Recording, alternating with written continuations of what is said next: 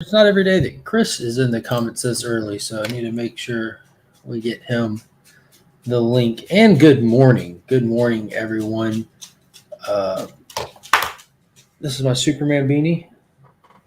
Does it say Superman on it, or is just No? I had it made. My stepmom can crochet anything, or either cross it, whatever it's called. She can whatever it's called anything. And a few years ago, she made me a Hulk one that was primarily green, purple, and had a small patch of black. And she makes a scarf to go with it, which is great for my job because I have to throw a hoodie on every now and then at my job and some gloves and go out in the really cold weather for about the 2 weeks we have it, and like open a lot of metal gates and latches and stuff. And I'm like, dude, I'd like a Superman one. So she made a Superman one. nice. My head's freezing. I'm gonna wear this to dry it. Look at this. Who in the Sam Helm? How? Oh, the loading bar. What is up, brother? What's up? Morning, boys. How are you today? Good. Just driving into work. It's a beautiful morning. Yeah, it's Snow sunny everywhere. there. Snow. Is there really snow? I'm already defeated, and it's the weekend. I'm already defeated because there's snow. Oh, you're being serious. It did snow. Yeah. Boo, Jim. Boo. Yeah. Just quit your job, Jim. You'd be Yeah, fired. come on. It's Friday. What's up, Dale? Do you have to do like a lot of prepping or anything before the snow hits, or y'all kind of stay prepped? I know a lot of people like wrap their tires and stuff like that. I have the investment. I get snow tires put on.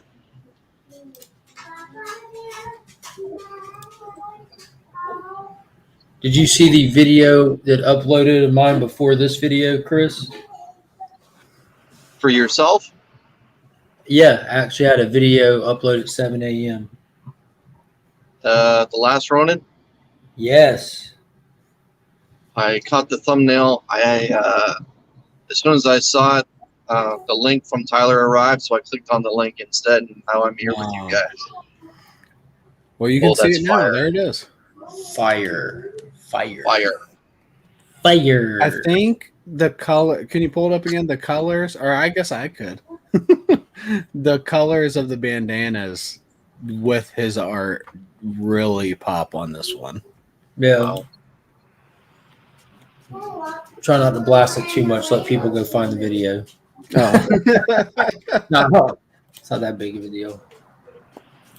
So the official image drop will come out today all over social media, but Nelson at Big Time Collectibles gave me the okay to go ahead and drop the video today. So this is basically a leak. This is a leaked.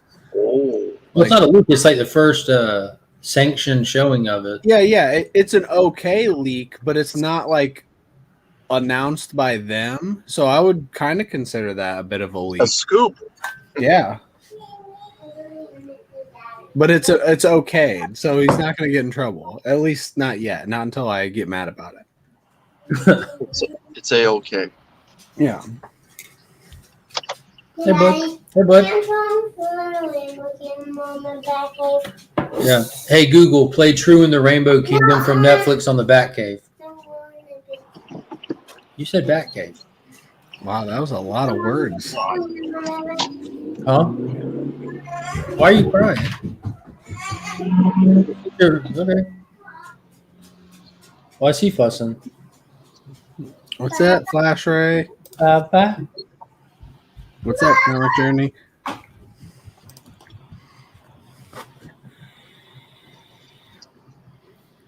And gentle gender neutrals.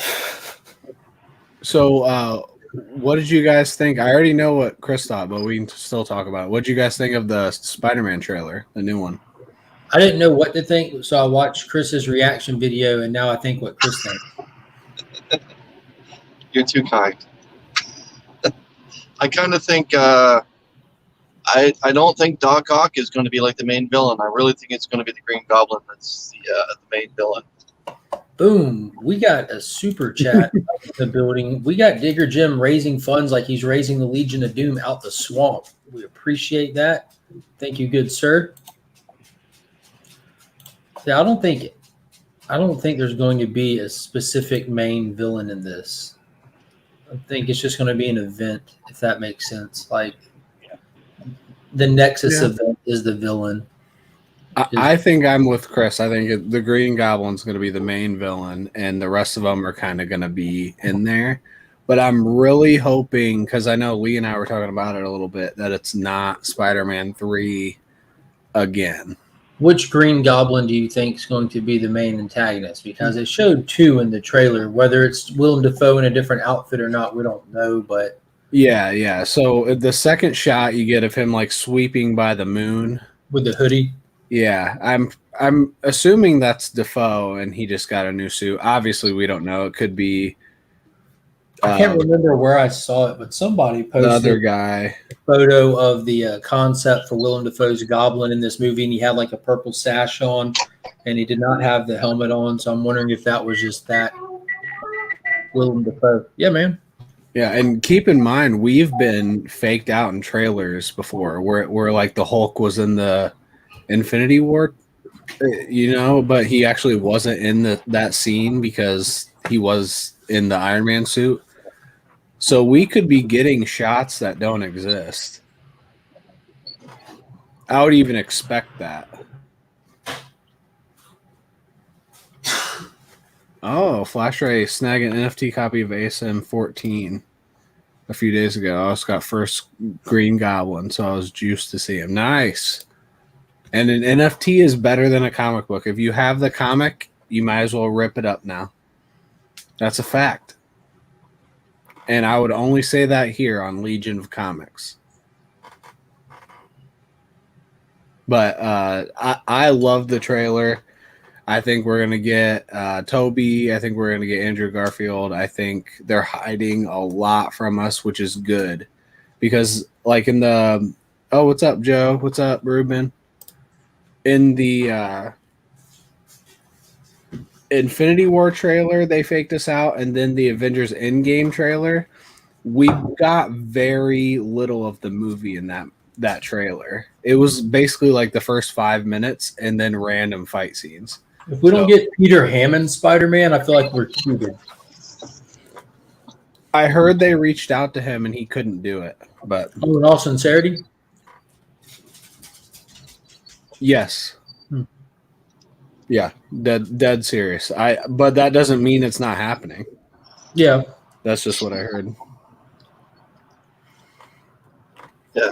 From the Spider-Man stuff that I follow on Twitter, the latest, like the last 24 hours has been booming is because Tom Holland dropped the, I'd like to see Miles Morales join kind of thing, and now everyone's speculating, well, maybe Miles has some sort of cameo in this or whatever, but again, if they did that, to me, that would be the sprinkle that would be just too much at this point. If we're obviously, it kind of looks like because of that whole Phantom Punch done to the Lizard, it basically, in my opinion, it kind of does basically confirm we're going to get Andrew Garfield and Tobey Maguire in this. Yes, sir. And who knows what kind of screen time they're all going to have to share, but the good thing about this is that we have, the force behind Endgame and Infinity War that can try and control it and turn it into an event, as opposed to what Sam Raimi lost control in Spider-Man 3. Oh well. Yeah. At this point now, guys, I'm going to be avoiding everything I can about this movie because I know, man, it's going to be impossible. Yeah, when tickets go on sale, I know they deemed it Spider-Man Monday or Spider Monday. I heard him say that at the end of the trailer. What a weird thing to say. Yeah, they're trying to make it. But I mean, I'm gonna try to go. Like, it did its job. It caught my attention enough to remind me, this might be a quick sellout. I would like to see it ahead of the masses as good as possible. Try to get a Friday daytime show. Right. I'm going to shoot to get tickets on Spider Monday. When is Spider Monday? Oh man, it's when things get sticky, my guy. I don't know. I don't even Is know it when this this movie Monday? comes out. I don't even know when this movie comes out, and if I'll even be able to get off from work. It's holiday season. I Like, don't either. I was just after I won't even be on next Friday morning. Unless Tyler wants to hop on here and run it for a little bit, but it'll be Thanksgiving run for me. I have today off, then I have next Tuesday off, then I have like a 14-day run or something. Okay, so next Friday you won't be able to do it. No, I'd be able to hop in and out. Well, yeah, I'd be able to hop in and out and hang out, but I wouldn't be able to be there to start it and everything. But Okay, are you going well- to be coming live from the gates of Target or something? Like, No, I'd be at work.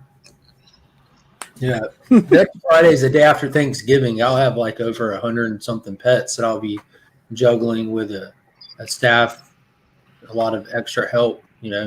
Very hands-on kind of time of year.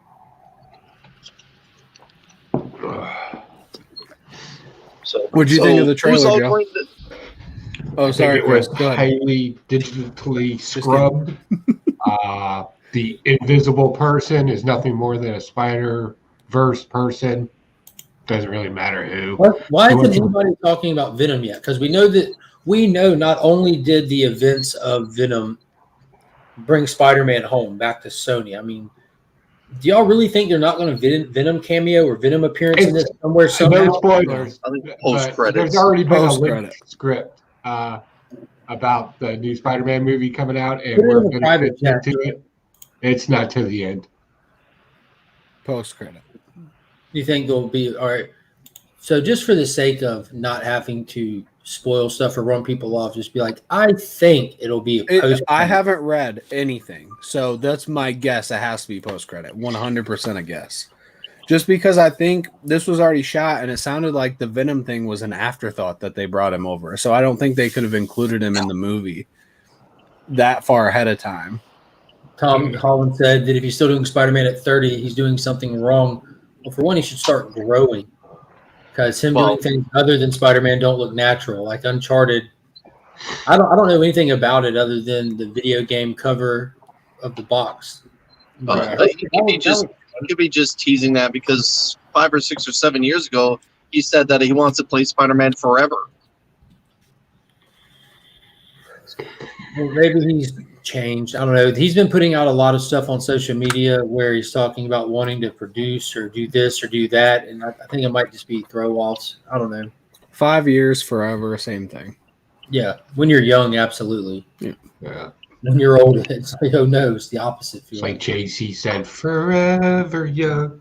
I like how he referenced Jay-Z when there's like 5 different artists you could have gone with, and that's the only hip-hop artist. I'm gangster, son. I know. That's my He's a point. rapper. He's a rapper He's the now. only one that matters, right? Yeah. How's everybody doing this morning? I'm sorry. Go ahead, Bet. My question was, who's all going to C2E2? Daddy. Well, I don't know how much time I'm going to spend at C2E2, but I'm going to Chicago to make some bad decisions. Yeah. So if there's bars and whorehouses, that's where you'll find Joe. What? No, I don't know. Not a whorehouse. Bars, crack houses. Yes. Bars in whorehouses. Yeah. He likes Probably the people. outside throwing eggs at them. Whores. So you're officially going, Chris? Because I know you said you were unsure about the border and stuff. Yeah, apparently the Prime Minister is going to make some news today that Canadians returning from the United States via a vehicle, if they're gone for less than 72 hours and they're fully vaccinated, they don't have to take any kind of test. So if that's the case, I could definitely do Chicago, I'm thinking, in 72 hours. It's basically a 9-hour drive, but it's safe to assume probably about a 7-hour drive within the United States. Like if I cross at Detroit, yeah. Where are you But staying? no, You need a place to stay? I pre-booked on Expedia. I think maybe the hotel that Rob and Jimmy are in. Okay. I think there's two hotels that are connected to the center. where I did you're that at just in and where case. everybody else is at. I'm like smack dab in the middle. It's like But we'll see. We'll see. It is a little bit of a game changer for me, as opposed to having to drop $200 just to get back into my own country. that's some bullshit. I would be protesting that. Fuck. So, but yeah, I think a lot of I don't pay to be here. yeah. I think there's been a lot of pushback too from a lot of the border towns, along the 49th parallel, not just Buffalo, but I think, people in Washington and Minnesota, the Dakotas too, they push back against the Canadian government saying, how are they doing that with tourism. an area like the Thousand Islands area right outside of just north of Buffalo, up near Fort Drum and all that, the Thousand Island area? Because that's got to be a main nightmare. Because they rely on that going back and forth. Yeah, but I've seen there's been a lot of people, especially in the New York, what's the word? Everyone that's based out of Albany, New York, has really, really been petitioning the Canadian federal government because, like, there's a lot of money that a lot of those communities rely on from tourism, especially the sports scene in Buffalo too. Like, for example, the Buffalo Bills, 30% of their season ticket holders are Canadian based, and that's a lot of people not being able to cross the border. Yeah, I don't blame Canadians for coming here to watch sports. I've seen sports in Canada. Oh, savage.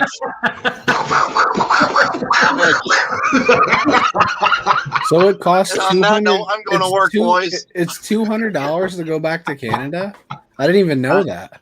Yeah, if you go, Tyler, via car right now, you have to have a PCR test to return into Canada on top of being fully vaccinated, and that's the troublesome part for me, right?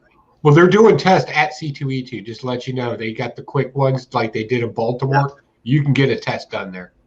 Yeah. So, but 72 hours, I think I can make that work, even if I end up just flying in, kind of thing. If I can get a cheap deal. But yeah, I'm thinking that's it now. If Trudeau, the Prime Minister, drops this news that I don't have to have any kind of test to get back into Canada before, was it the second week in December, I'm pretty much going to be there. Awesome. Cool, man. At least if it's just a Saturday kind of thing. Drive in Friday, spend the day with everyone Saturday, and then get up Sunday morning and start making my way back. Yeah. Don't you have a P.O. box you need to stop and pick up too? Oh, that's my life right now. The struggle's real, son. I did a quick count. I have $4,500 worth of merch sitting at my mailbox right now. Comics and cigars mostly. But yeah. All right, guys, I'm going to go to work. Have a great day, boys. Hopefully I'll see you on Chip's channel later tonight, is it? Or tomorrow night? But yeah. Tomorrow, I think. All right, guys. Take care. I won't be on Chip. I don't like Chip. 45. You don't like potato chips? What? No, Chip Gettler. You don't like Chip Gettler? No. He's like the sweetest dude ever. He's like the No, you got to get to know him. No, you tried that shit with Gary B. I'll believe it was Gary B. and that only pick 3 channels and fuck the rest of your feed. Yeah, Gary B. Oh, man. He's bad news. Worst guy ever. Him and Chip, that's where I draw the line with the community. What's up, Kyle? Traveler. Good morning. Whoa, shit. Oh, my God. It's early, man. Yeah, I woke up at 4, but I just kind of hung out in bed for a little bit and listened to you guys in the background. And then I kept listening to the Subliminal music video. That thing bumps. Man, how is everybody? Y'all doing all right? All right. I'm still wearing the same stuff that I wore 2 days ago. Yeah. Wow. Can you tell us how we could join fun? Oh yeah, so this is it's from a local radio show. It's just called, like, it's based. It looks like Star Wars, but it says the Woody Show at the bottom. Just join fun. You wake up early in the morning and listen to the radio.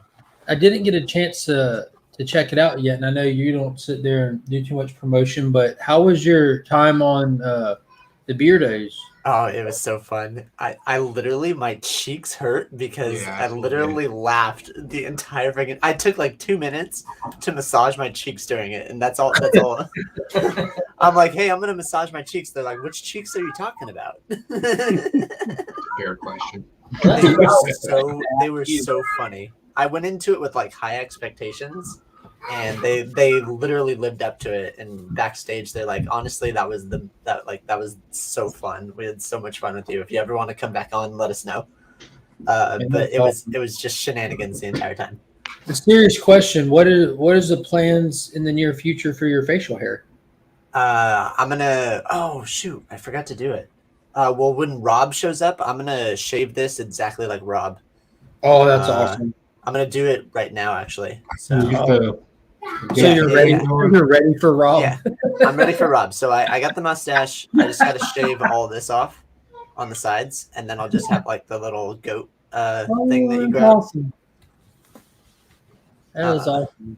But yeah, I'll wait for him to show up, and then I'll just like come back in the stream with the shaved. Come back with the Romanian facial hair. It depends on how long you guys go, because I have to in a couple hours. I got to go pick up a rental car. Well, no, honestly, I don't know how long I'm going to be going today because I was telling Tyler a little bit ago. My official like holiday season run started this week.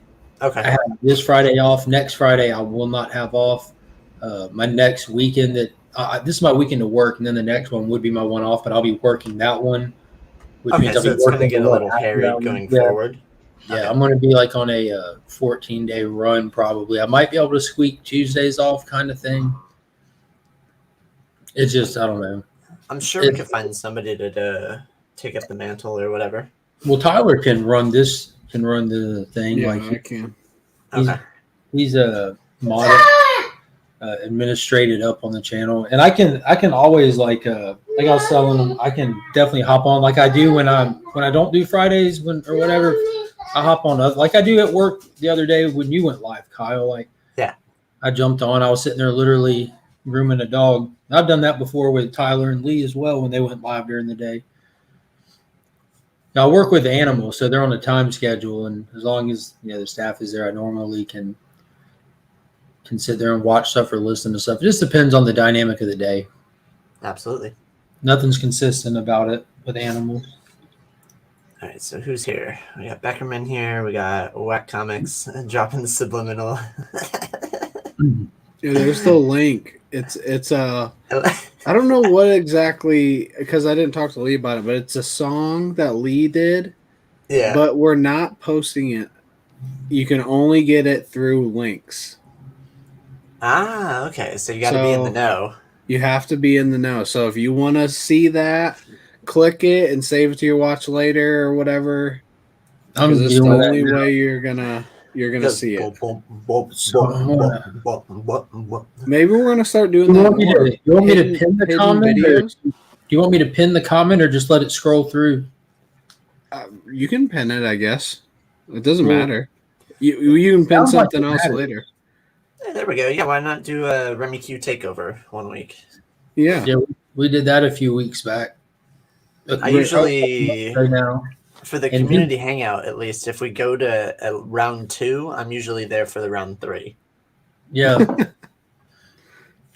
I think more often than not, I've like it goes from like here to Nick's to yours.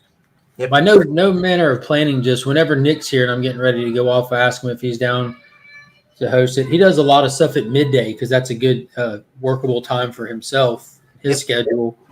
That's when he did the whatnot auction not too long ago. Did y'all see his unboxing video yesterday? Good morning. Yeah. No, I was waiting for him to go live yesterday on whatnot. Dude, but that made my day. Like, just I wish I would have caught it live, but watching his face, the little double take, and this fucking guy. Yeah, it was fucking great. What is up, Paul, over at Sector 2815? So I was just on Paul's channel. There was a slight technical difficulties, but Paul, myself, this guy named Jake from Omega Red, who has a podcast called Grail Tales, and his podcast partner Jesus, we were on there and pretty much did a dry run for a show Paul's doing, and it was a blast. It's called Guess That Key, and it's a 10-question style thing where the someone has a key and you have 10 questions to try to guess it. But it was actually, dude, it was a blast. We had a good time. I'm looking forward to a chance to do that again, to either bring a key or just to ask again. It was fun. Good morning, Pops. But yeah, like I said, I don't know how long I'm going to go today since I don't have a lot of free time in my future. I'm going to have to sit here and assess the next week or two while we're hanging out and see what needs to get taken care of. Good morning, Corey. Stop by to say good morning. Got to get ready for work later. Definitely appreciate it. I do not have beans. What do you have? Is that rice? No, it's mac and cheese. I left it out last night, so I'm trying to finish it real fast. Ooh, I don't like cold mac and cheese. It's like kind of hard too. Ooh, no. So it's almost like a whole new thing. Yeah. It's definitely not what I was eating last night. It has changed into something else. Morning, chat.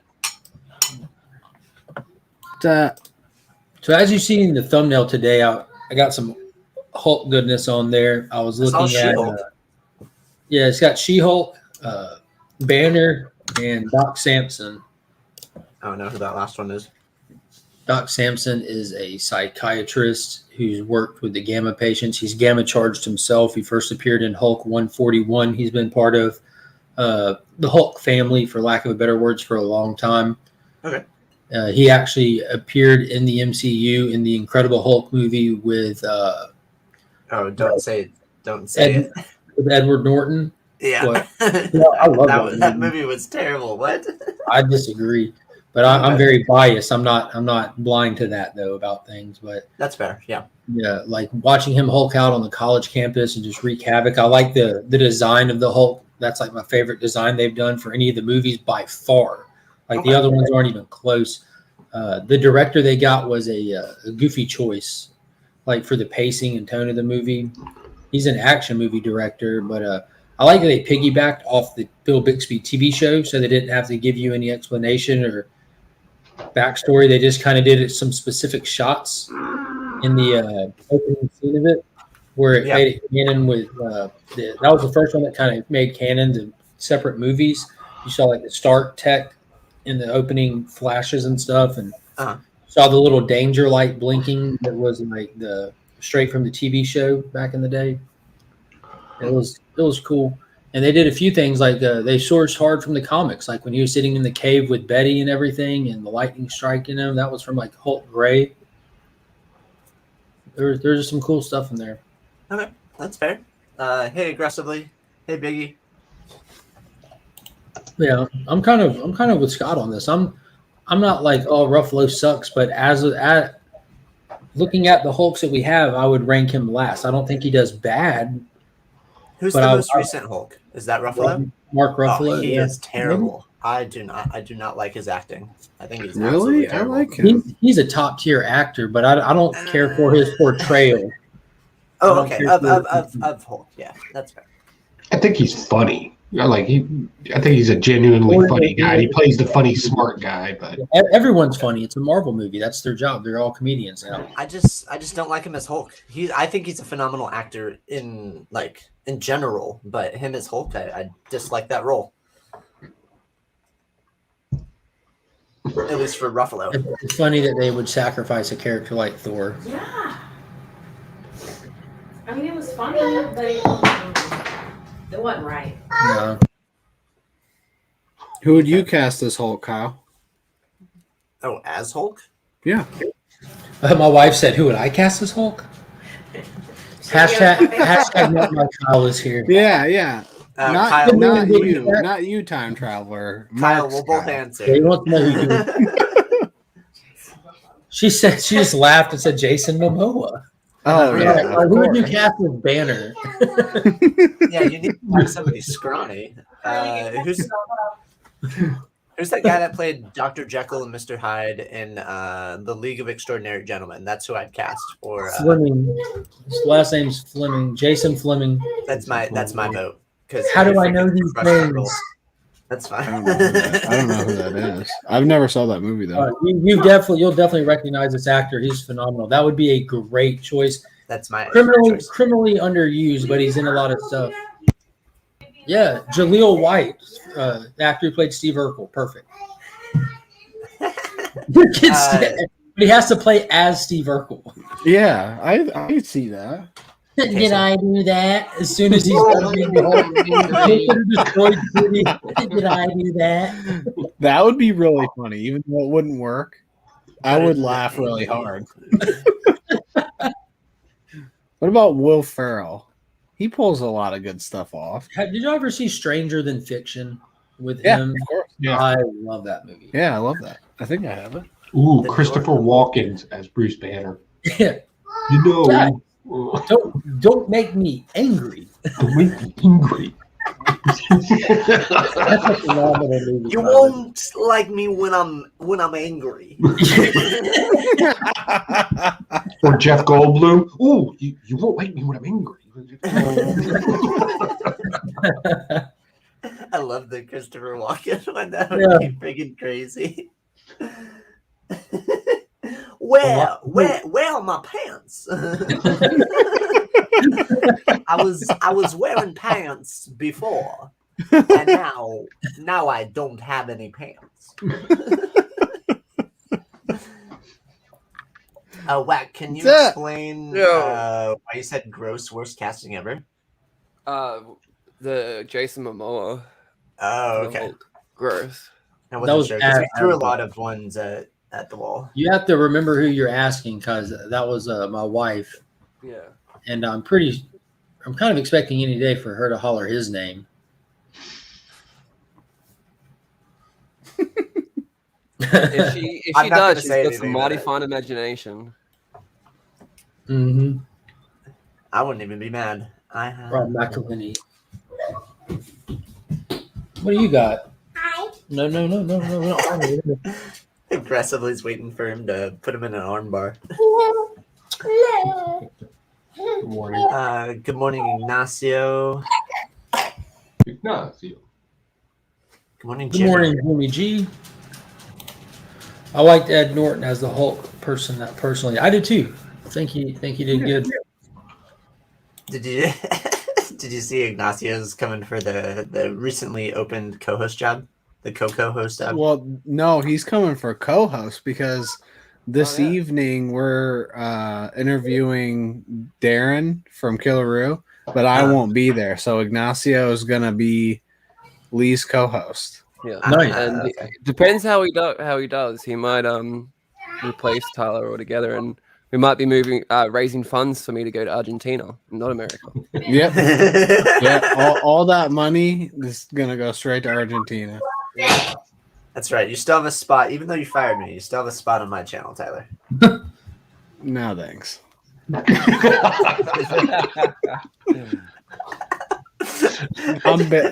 I'm washing my hair that day. He just did drop that. He's like, nah.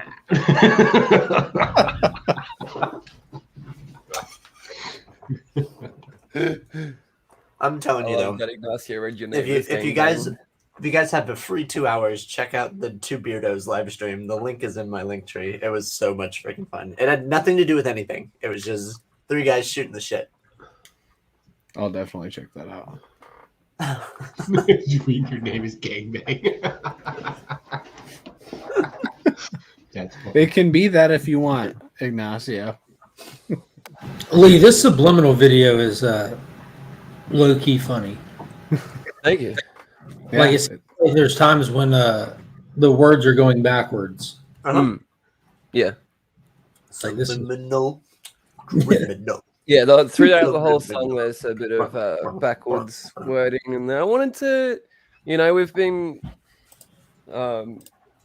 classed as subliminal criminals, so I thought I'd better put out a subliminal criminal song at least, And, having it out as unlisted is even more subliminal. It's out there to find, but not easy to find, like a real subliminal message. Yeah, it makes sense. I'm not familiar, Biggie and Aggressively. I'm not familiar with Always Sunny in Philadelphia. Oh my God, that's one of the funniest really? ever. I'm just not. I know what the show is. I'm you not have familiar to with watch any it, of the Carl. characters. Carl, Yeah. you would love it, Carl. Okay. And Dennis would definitely have to be like one of those evil genius guys, no doubt. Yeah. He plays that psychopath role pretty well. He could play Talbot. Ignacio, it did. It started off as like a plumbing conversation, and then it just like went down this weird rabbit hole. But like literally, they were supposed to like learn some stuff about me, and they only asked 2 questions, and then we just started dicking around. Oh, that was so much fun. Hey, Burke. I guess no, you're not the only fan. No, it's literally just me that hasn't watched the show. Don't trip out. I'll check it out based off the recommendations. Yeah, I enjoy the hell out of that. It's so surreal. I know you and I, Kyle, have a lot of the same. We have a lot of the same stuff like inspirations. Absolutely. Yeah, Sunny is right up there for me. Hey. Okay. No problem. Charlie is like one of the best characters on that show ever. I love Charlie. Yeah, stop being a weirdo and just go watch it, man. What are you doing? That's fine. It's like 13 seasons, isn't there? 13, 14 seasons. It's absolutely insane how many seasons there are. Remy's with me. There's not a bad season. Like the first season is good still, but it's not as great because Danny DeVito doesn't join till the second season.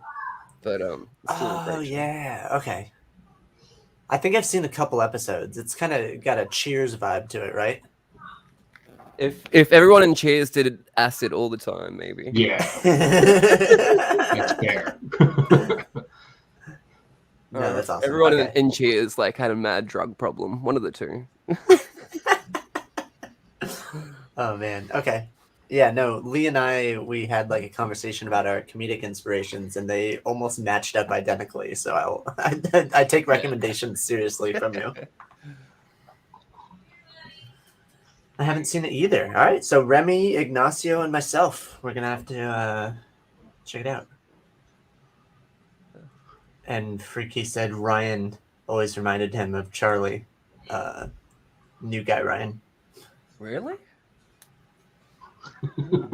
Charlie, I don't know about that. Yeah, that's really.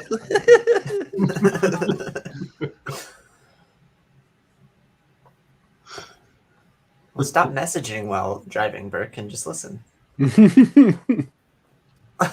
Also, Burke followed me into a stream. It reminded everybody that my name's Jennifer. What? Burke and I had this thing where I was like, he would shout out everybody, and then he'd just skip over me. And I would call he did the same thing to the comic vet for a long time. Okay, yeah. And I go, dude, you like literally left me out. I'd just message in the comments, and he'd be like, oh, what's your name again? Jennifer?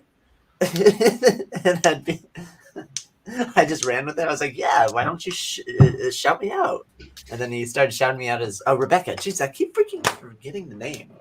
Rebecca is what he called me. I don't even remember. This is a horrible story. I know. I guess I really want to be named Jennifer, and Burke chose Rebecca for me. So Burke just skips over Comic Vet and Jennifer. / Rebecca. Hey, Ronnie boy. I'm gonna chuck a link in the chat real quick. This is a channel I just found tonight. It's called Comics AU or something like that. ComicNet AU. So it's an Australian channel, and they get a bunch of Australian comic book creators on there. And tomorrow all day tomorrow, they're doing a giant stream, like all day, just like celebrating Aussie creators and stuff like that. So go and subscribe to that for some Aussie comic times. Oh, man. Not to like completely change the mood, but we've been losing some really cool people in the comic community recently.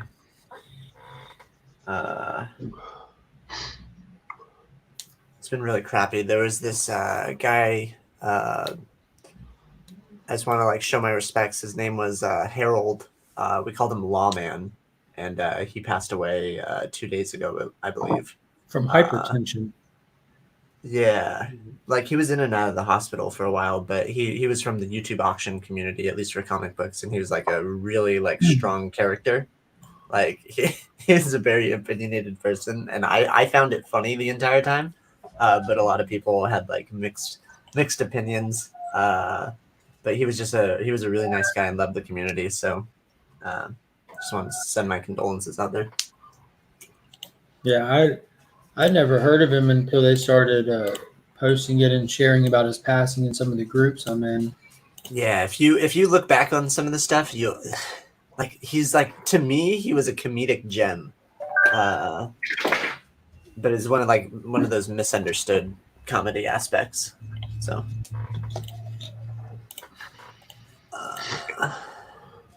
totally shocked.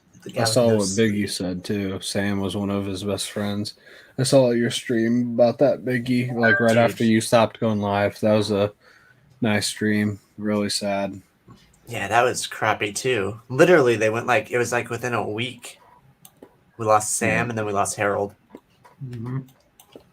I remember Sam's Tangle Web's been doing YouTube videos since, I want to say 2012, 2008 on comic books. Like, oh wow. Yeah, he's been up there a while, and like he hasn't had the best of lives either. Like when I met him once, and then we were on 2 streams together. But he was homeless for a while. Like he'd been put through the ringer, and he's such a nice guy.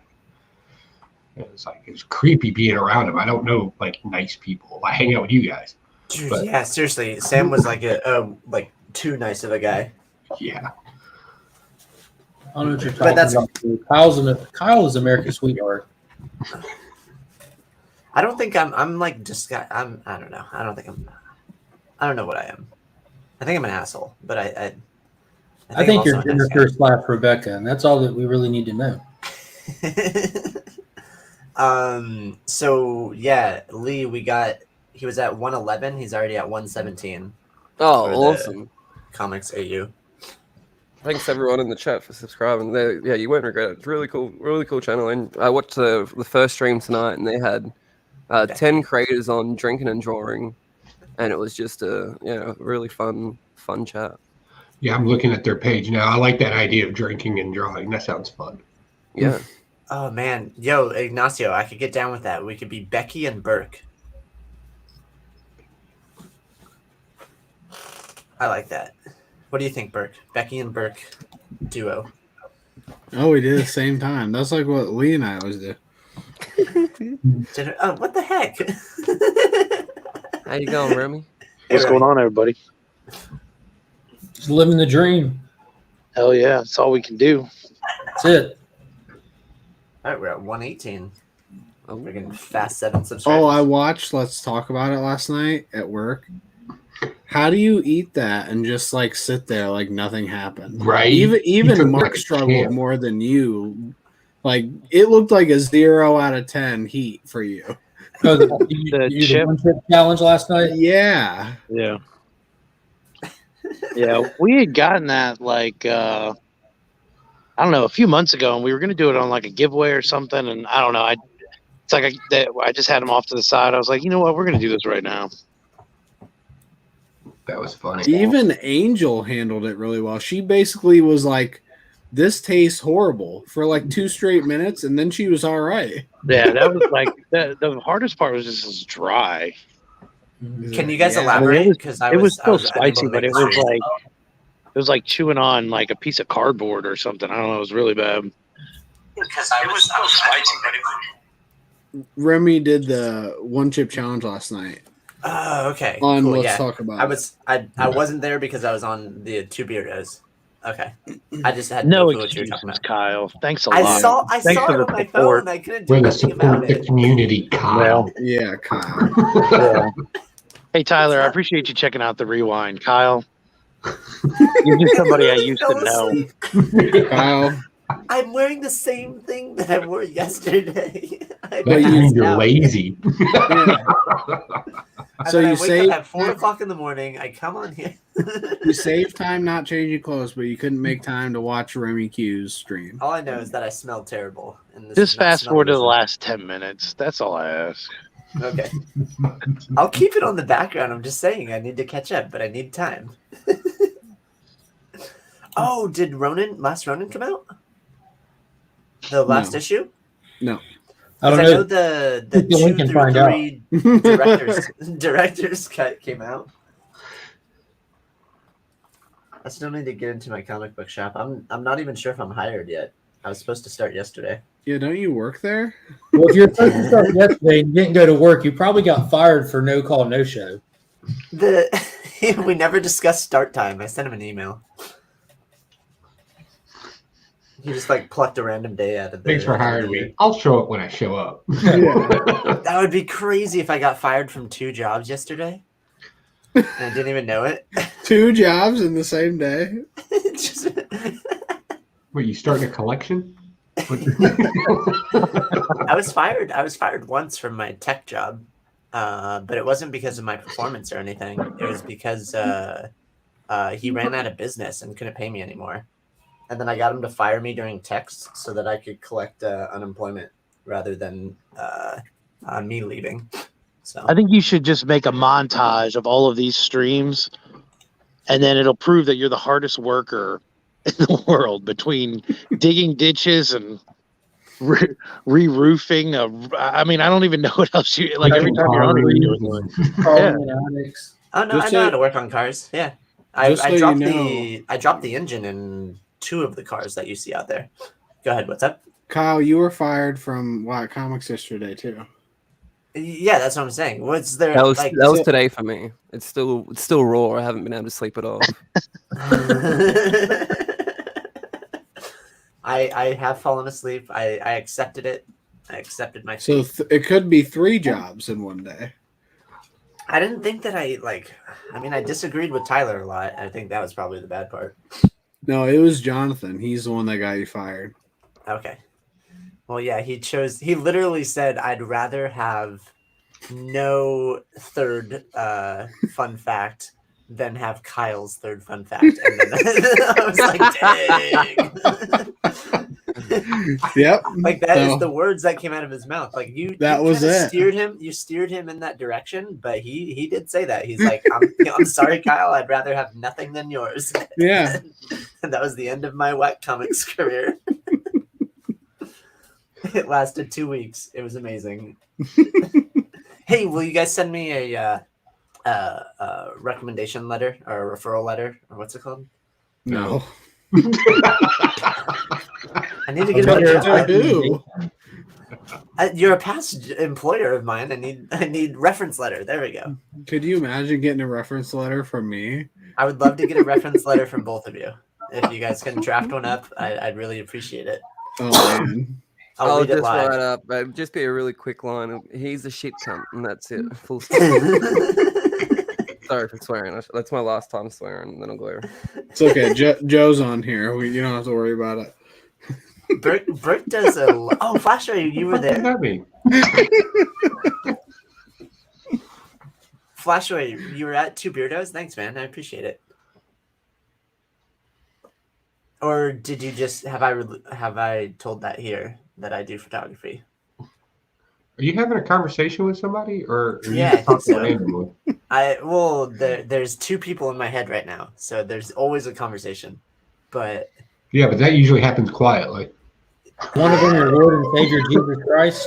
Unless no, it's definitely my other personality. But when I do my live streams, they definitely both show up. His name's Brian, by the way. Beckerman, thank you.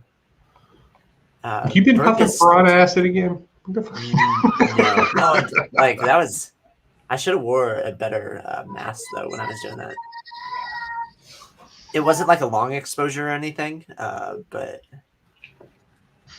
hindsight. Did your neighbors make it through? What's that? Did your neighbors make it through? Oh, absolutely, and the plants are fine.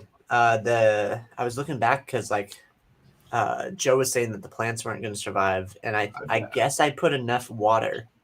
I just kept the hose running in that planter, and it diluted it enough not to kill anything. Disposing of it took me so freaking long. I had to take it to a waste facility. You just dump baking soda in it. Put it in a jug. Yeah, that's what I did, and then I took it to a disposal place. Yeah, it's called trash can.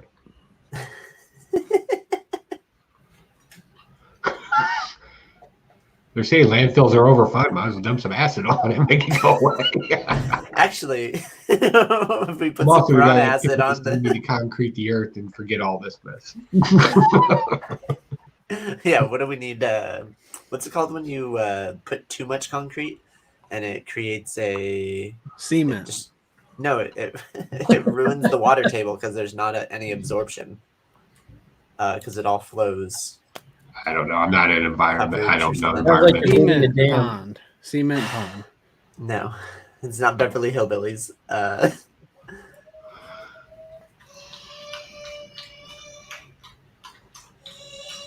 I've told that here in the past.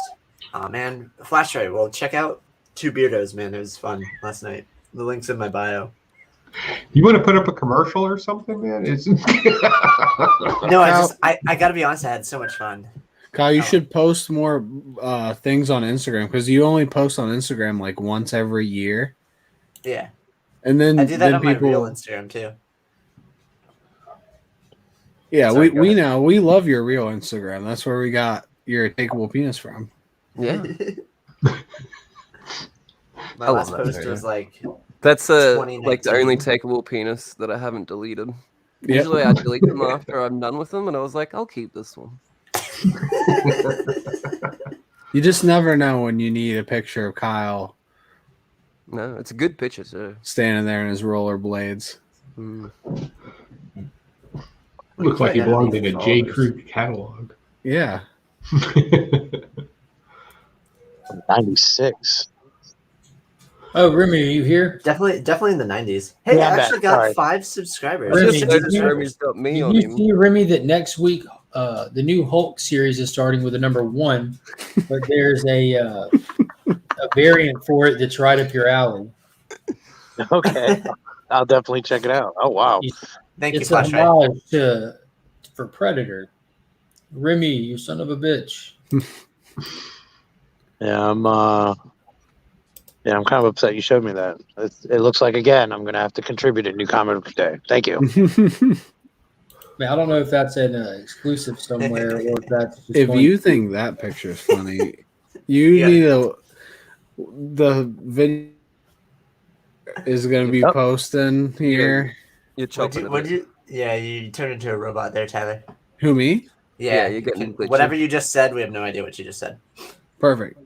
Scott is posting videos from now until Thanksgiving of us. Perfect. And it is going to be, I don't know. I'm glad they're not on our channel. I'm glad they're not on our channel too. Definitely. Yeah, he said 6 5-minute clips, I believe is what he said. It's terrible. I can't believe he's posting it. I can't believe people might actually watch it. Well, he paid $100 to not have to make 6 videos. That's a good deal. Actually, I don't know if these are good or worth. I don't know. I'm excited for him. The first, I mean, once you watch one, you've watched them all. So if you want to die after the first 5 minutes, you're not gonna want to watch the rest. So you're saying we can get away with just watching the first, and then you could definitely. I'll make sure I watch all of them. From Remy. If I watch Lee sing the freaking Pokemon song for as long as he did, I'll be damned if I'm going to skip out on the other 5 videos. Don't forget that was song too. Through the morning, through the night, me like watching it while I'm laying down sleeping, just over and over. As Lee drifted into madness, it was fantastic. That was a good time. That video was way better than this one. I was like, it's got to be a loop somewhere. And then, sure enough, no, that was real. Yeah, that drove me pretty mad. That one. Good time. Is it just the original Pokemon that you're singing? Yeah. Okay, like the I 151. want to be the very best. Yeah. I thought you were naming the Pokemon song like Venusaur, Charizard, Bulbasaur. Oh no. What the hell are you doing? You named the Pokemon. It's 151. That's not a song. Yeah, it is. I look up Pokemon name song. It's 151 Pokemon. I didn't do that. No, you made that up. No. Stop lying. Aggressively has a drinking boot where you have to turn it sideways to finish it, like in Beer Fest. We haven't reached the future yet. Okay, that song hasn't been created. You obviously seen something that we haven't yet. Everybody invest now in the Pokemon song. It sounds like the Greek alphabet song. You know that song? Alpha, beta, gamma, delta, epsilon, zeta, eta. You didn't have to sing it. I didn't ever want to hear it again, actually. But hey, Lefty. Yeah, hey, Brian. I hate. It's probably just like that. See how I can change the subject? I'm trying to think of the Pokemon song. I don't know if I know the Pokemon song. Is that the one that goes Pokemon bouncing here and there? No, that's not it. That's something else. No. What did you make up? What's the Pokemon? The Gummy Bears. That's it. Gummy Bears bouncing. Please I'm glad come there's into somebody. my sketchy van. There's Pokemons in there. Pokemon. Is that the song? We already sang part of the Pokemon song like 2 minutes ago. I wanna be the very best. You don't know it, Joe? Versus Thing. You're too Got old, me on that Joe. one. Thing has 2 wins in a row right now. He's probably going down hard. Oh man, so you like Thing aggressively? Oh, since you two are here, I have a bone to pick. So I was on Whack Comics, right? I ended up losing 2 subscribers whilst on Whack Comics. And then I ended up gaining 6 subscribers when I went on the 2 Beardos. Just remember, when people unsubscribe you, they were never really subscribers to begin with. That's true. And I know. So one of them was talking pop culture. He went into my video. Voted on my comic rant that he hates my content, downvoted the video, and then unsubscribed. I thought it was so freaking funny. I baited him out. He was a subscriber, and I know because I was laughing when we both subbed up each other when we were arguing back and forth. But yeah, I finally baited him out of my channel. Oh, that guy. Power Rangers theme song or X-Men animated theme song? I don't know those songs either. Why am I drawing a blank? Yeah. I think all these came out while I was still in the Army, and I wasn't watching a whole lot of cartoons then. I think DJ's on the X-Men side. X-Men animated versus the X-Men one. That's where it had like the guitar riff going on, and yeah, I vaguely remember that. I'll look up one real fast. That's it. Yeah, I'm sitting here.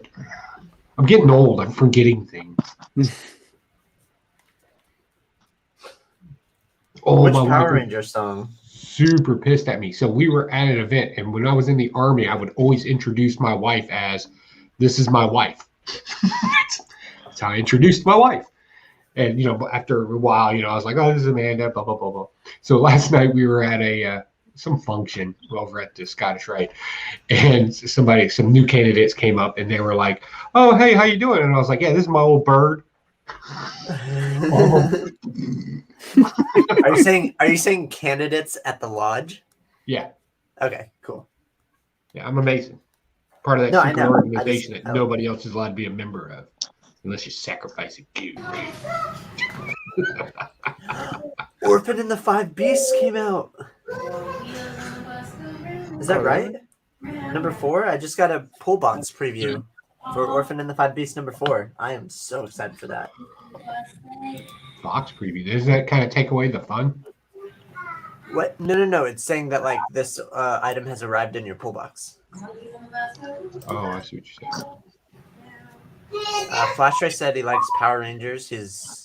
But the X-Men show is better. Joe, do you know the Power Rangers theme song?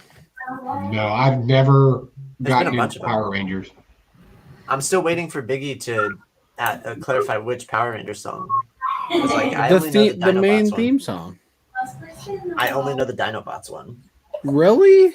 Yep. Yeah, I don't recall what the Power Rangers. Go Power Rangers. Oh yeah, I know. Go Power Rangers, Mighty Morphin Power Rangers. Thing's fire, dude. It's pretty easy to know it too, because it's the X-Men just over and over again. Yeah. No words needed. Just one riff over Yeah, and Wolverine going. The Ford words. give me hype, Banger. man. I'd hear that song come on. I'm like, yes, this is it. Did Well, you know my they're favorite- making the new one, X-Men '97? No. No, so it's going to be a continuation of that show, starting called X-Men '97 on Disney Plus next year, right? Okay. The X-Men metal theme is metal as AF. Holy so look up Power Rangers Dino Charge. That's my favorite Power Rangers song. Not doing it. Isn't that just a ripoff of Dinobots from Transformers? Not a chance. Not doing it. Kyle, you have no friends here. Sing Oh, it, That's what it sounds sing like, it man. for us, or Really? I'm never going to hear it. We just Literally, took your you know how- childhood and we said, fuck you. You know how you surround yourself with people that like give you like good like praises and stuff like that. That's not what's going on here. Oh, that's your favorite Power Rangers theme song? Not anymore. Way to go. How does it Kyle. go, Kyle? And you'll like it. Yeah. Oh, that's your opinion? Let us tell you why you're wrong. Yeah. Oh, like, you like that other Pokemon song? Great. Here we go again. Kyle with his wacky theme songs. It's a late '80s ballad song. Like it's I don't know. You'd have to look it up. It's pretty cool. Ballad song. You know that's like every song. Yeah. Every song in the late 80s is a ballad. For some reason, I imagine you like jamming out to these songs, and I'm live streaming, hoping that you'll show up. Yep. And I'm just dancing alone I in was my room. I mean, I was there 1 a.m. waiting for you to live stream. Ah, I'm actually really sorry about that. dude, I'm messing with you. I- You can listen to all the weird Pokemon songs you want. No, I mean leaving you stranded. Oh, there was like 6 people that showed up to the live stream that I was supposed to have, and I fell asleep. I even messaged you. I messaged you at like 1:10 in the morning, like, "Hey, you going live, man?" I got like 3 or 4 messages. Most of them were like, "Hey, are you okay? Like, are you alive?" No, I wasn't wondering that. Hey, Remy, I got an idea for your lovely wife for her rant and rave. I think you start downloading people's videos and let her of the community and let her rant or rave over everybody's videos. Oh, I don't know if she'd do that. Oh, that would be awesome. I would love it. Just straight up burn them. She's got this thing about like anything negative, kind of like spreading negativity. Like she always gets mad at me at rap battles. Like she was like, that's just such a negative way to, and I'm like, no, we're all friends. Like it's cool. Yeah. Like we just joke on each other and stuff. But yeah, it's awesome. still, she's real weird about She that. has to hate me. You need to tell her to get over that. I don't think she's honestly. I don't know if she's ever like watched it. Like she just, you know what I mean. She like, I guess the whole premise she feels is negative. But SWAT Cat theme awesome, song. Flash, Now there's a cartoon I vaguely remember. SWAT Cats. They used to come on with the Centurions and all that garbage. SWAT cats. No, I've never heard of that. I've never heard of that. Yeah, they were a bunch of Flash, right? cats, but they were in a SWAT team. SWAT cats. Sounds like a canceled issue 3 of a comic book. Probably. Flash Ray, that's pretty cool that the police would show up and play the Pokemon theme song in downtown. No, I won't be there, DJ. I never confirmed because I can't be there Friday. I'll be out of town, unfortunately. I'm still doing my hey, DJ said SWAT Cats was the shit. DJ, I'm still doing my submission video for you for my audition for In the Mix.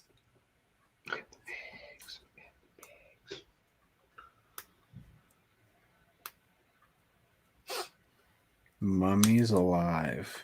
I think Ignacio is gonna get a kick out of my submission video too.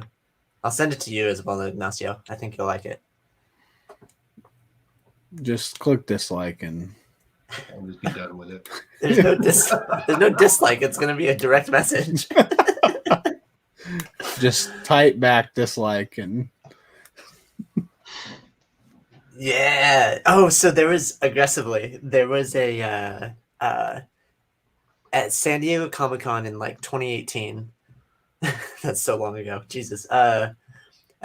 They had a Marvel panel where they wanted you to go up and name as many Marvel characters as you want. And I was this close to going up and just rapping all the different Pokemons. But I couldn't. I was like I said, I suffer from like social anxiety. I could not pull the trigger on it, and I also couldn't remember that many Pokemon at the time because I was really nervous. Yeah, that kind of defeats the whole purpose. Yeah, that if you could nail it, that would have been great. But Like, if you, I want to build a house, but I don't know how to pour concrete for a fucking foundation. What's this tape? but man, it would be a great idea. Man, I'm on it. House is sweet. There's this thing that everybody says I need to use. It has numbers and it measures things. I I'm don't know running what that Finley is. around the corner to school. I'll be back in about 20. All right. You good, Tyler? At what?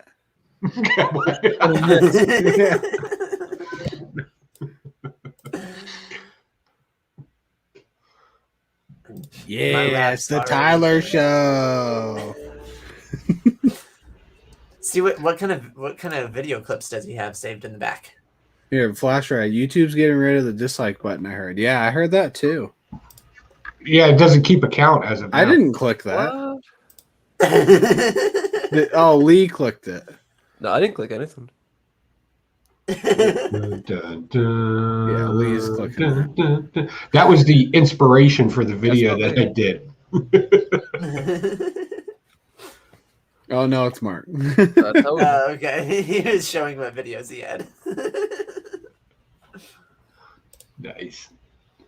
So yeah, Biggie's rap video is done. Good deal. Yeah, exactly. Ignacio, I need to script when I breathe between bars. It's hard. It's freaking hard. Rapping is very, very challenging.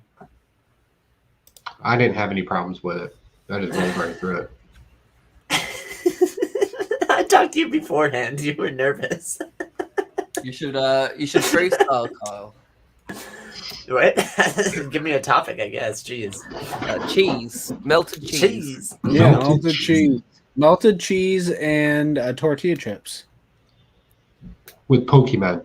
Go. This turned into improv real quick. What? What's taking so long? I never claimed to be a freestyle rapper. I script out everything I do. Oh no. I can just name all the different cheeses that I know. See, I hate being put on the spot. Like, I understand, like, I'm trying to like actually be an actor, but the dance monkey dance, that kind of thing, it doesn't facilitate anything that's going to be worth anything. That's what we do on Live Comics. I understand. Yeah. Oh, you put me on the spot with that too. You guys are. It's literally my weakness. Like I can do a lot of things, but if like you go, all right, do that now, I'd be like, why can't I have some time to plan? Like I'm not Johnny on the spot. But you have to be. Yeah, exactly. I'm gonna jump off and I'll jump back on my phone. Ignacio said, "Go Becky, go." Go Becky, go. Go Becky, go. You can do it. If you give me like 30 minutes, I'll come back with an awesome cheese rap about Pokemon. Okay. All right. Is that cool? Was it the rap battle? Are we having the rap battle now? No, it's fine. I'm gonna I'm gonna go shave as well. I'm gonna say somehow we have 3 rap battle contestants here versus 2 non-rap battle contestants. Yeah, that's true. I didn't think about that. I was only never one a champion contestant. though. I was just. Oh, it's like a coaching thing. It's like The Voice. Let's coach Kyle in this. Name a Pokemon that rhymes with Gouda. I don't know any Pokemon. Charizard. Okay, Charizard.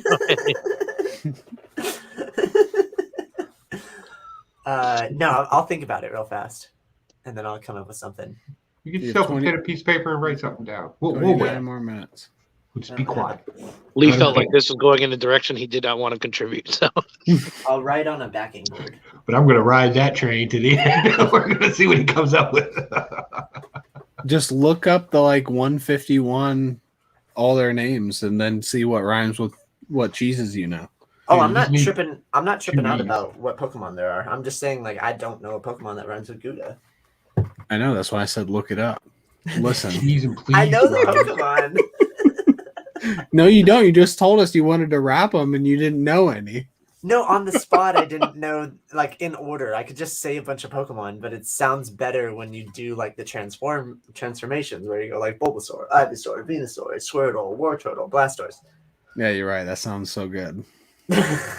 Oh, that's all you do is that you're not adding anything else to it. You're just naming them. Oh, that's hard. That's literally That's the song. That's literally the song is just naming the Pokemon. The hard part is remembering the You order. don't add anything? No, that's if you I'm just listen to the laughing because that's song- what Ruby said. He's like, I just thought you'd talk about their powers or something, like you could elaborate on each one Nope. and then rhyme with that. But no, if you're just going off of names. Oh, I could. I guess I could. Like, Solar Beam for, I guess, Ivysaur. Actually, Bulbasaur does Solar Beam too, I think, right? In the show. I don't. Sure. I'm with you, buddy. Let's do this. He only did it that one time. Ivysaur has Vine Whip. It depends on which one. Are we talking Did you Japanese say bandwidth? Pokemon? Vine Whip. Vine Whip. Oh. His bandwidth. All right, so I'm gonna list a bunch of This cheeses. shit's gonna be fire. Gouda, Parmesan. Parmesan. You doing this out loud, like not muted? Yeah, we're with the he's taking us on a trip down the process. Good. I could mute myself if you want me to, but this is how I work. No, this is great. This is the content we needed today. Yeah, I like to see this unfold. And then see this brilliance at the end. Ooh, Colby Jack. That's a fun one. I could also do all the Jack cheeses: Monterey, Colby, Pepper. And then add evolutions of milk between Pokemon: milk, cream, butter, cheese. I like that. What's the last one? Mold. Butter, cheese. What? Well, all of them are mold. Oh, that's a good one. There's a couple. I could do Vileplume, who is like a they're spore igniting Pokemon. The thought bubble there. Yeah, that's a good. Like literally, like there's a spore. There's like we a still- bunch of spore Pokemon. Are we still chasing this bit? Are we still doing this? Biggie said, "Catch 'em all with my dick and balls." That rhymes. There you go. Yeah. That doesn't rhyme. Catch 'em all with my dick and balls. Oh, all and balls. Okay, yeah, that's fine. And with balls, I'm sure we can throw something about under cheese in there. Like that could be a thing. Yeah. Do you guys know about cheese caves where they store cheese? What? And then there's cheese caves, and they have like they facilitate microbiomes. Like a fridge? And the, Are they no, on the it's like no, they're in a cave. Because the moon's made out of cheese too. God damn it! Ignacio said, "Hey, Rumi, weren't you on a diet?" I am. This is like fried pork fat. Yeah, that actually is good for. Those pork rinds? Yeah, pork rinds are rinds. awesome. Pork rinds are good. Especially if you're diabetic. Like I have friends that are diabetic. That's all they snack on because apparently that's okay. Yeah. It's mostly air. I like air. I mean, does it matter what kind of cheddars I use? Like Well, medium cheddar. No, Chuck we're gonna let cheddar. you. Why suppress creativity? You roll with it. Whack Comic says he's having trouble getting in the StreamYard on his phone. Okay. That's by design. Australia. Yeah, Australia. So I put together another one of those little rap things that I did on my channel with the Legion of Doom and the other one. Only That's awesome. I used the Muppets this time. Dude, how hard is I know that's hard to do. That's Dude, it is telling so much editing and clipping because you figure it's about for every 14 frames you got to clip it, right? Because then their mouses don't move right. Oh my god, that's what happens when you got too much. When I did that X-Men trailer, yeah, like trying to cut where like a different actor was, so you didn't see their face. Like you have to get it right on, and then do it. Yeah. clip another one into it and everything, and it's like, oh my god, I was like, man, this took forever. So when I saw you did that, I was like, dude, I know this was difficult. Like, you think it'd be easy, like you could just find a part where the guy's talking, but no, it's not. Yeah, no. The coolest part was the one where the Riddler is doing the I'm turning dreams into. That happened on accident. That was the lucky, because I accidentally moved the frame in, and then it was like I'm turning dreams into reality, and I was like, oh, I'm keeping. So now I had to build completely around that. It was like, oh my god. But I could not delete that. That was awesome. Oh, Starmie. That's a good Pokemon. Yeah, Ignacio, that Muppets are easier to sink in because your brain kind of takes over. But wait till you see this, because I still, every 14 frames, you have to clip it out and put something else in there. So you're constantly changing scenes. And then the chorus, I got Miss Piggy singing. It's that's what I was doing while I was sitting in a conference, a virtual conference that I did not care about. Oh, I like that Pokemon. Biggie. Gonorrhea, I choose you. Yeah. I should rap about Biggie in this. Yeah, of course. It's the only kind of rapping I do.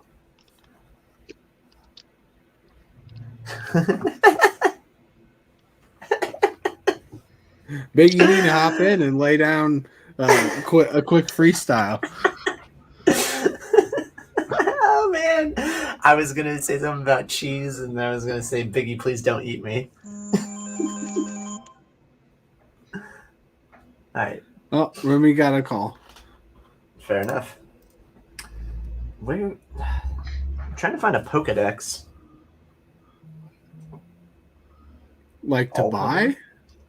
Well, I have like an actual Pokedex, but like a Rolodex. Like, yeah. Have you seen Cell Games?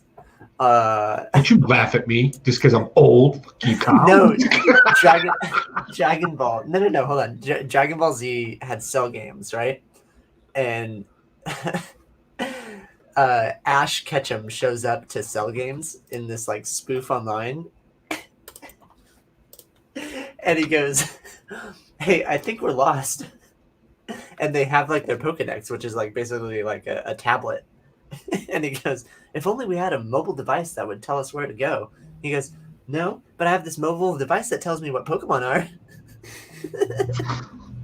And that's all it's good for. Like, good deal. It's just freaking pointless. Underground Pokemon, what?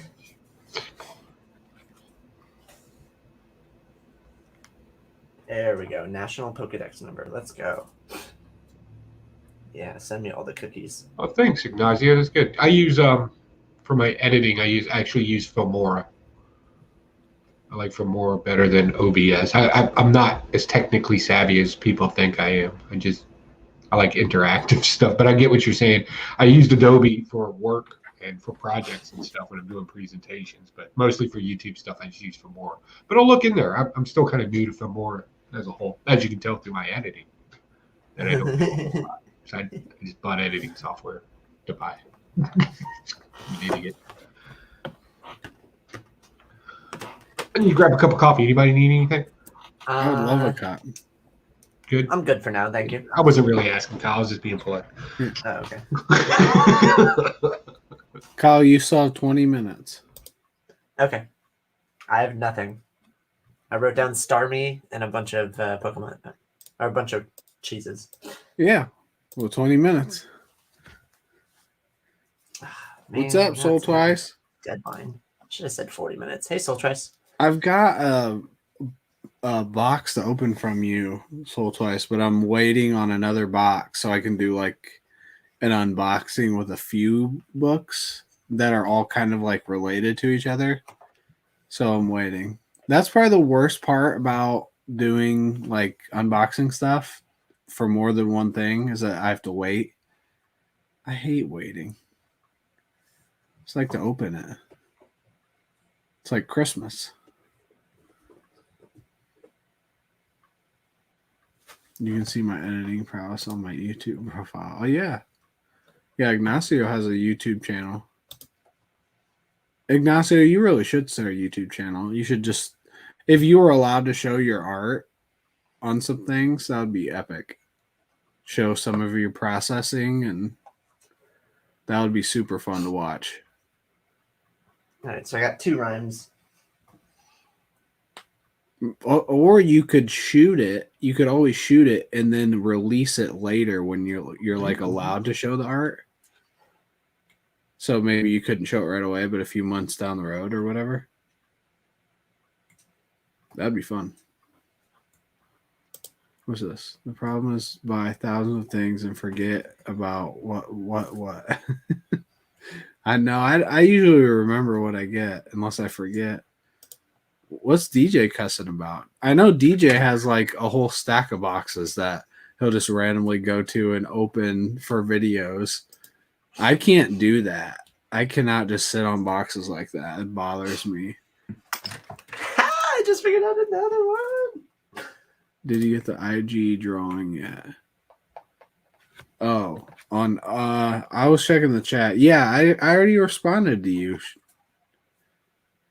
You haven't even seen my response. If Ignacio's channel isn't called My Name is Ignacio, we riot. Yeah, honestly, you should just change your name right now, Ignacio, on here to My Name is Ignacio.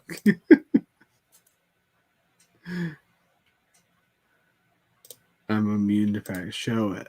Show the picture you sent on here. I mean, I can. Here, let me pull it up. Share my screen.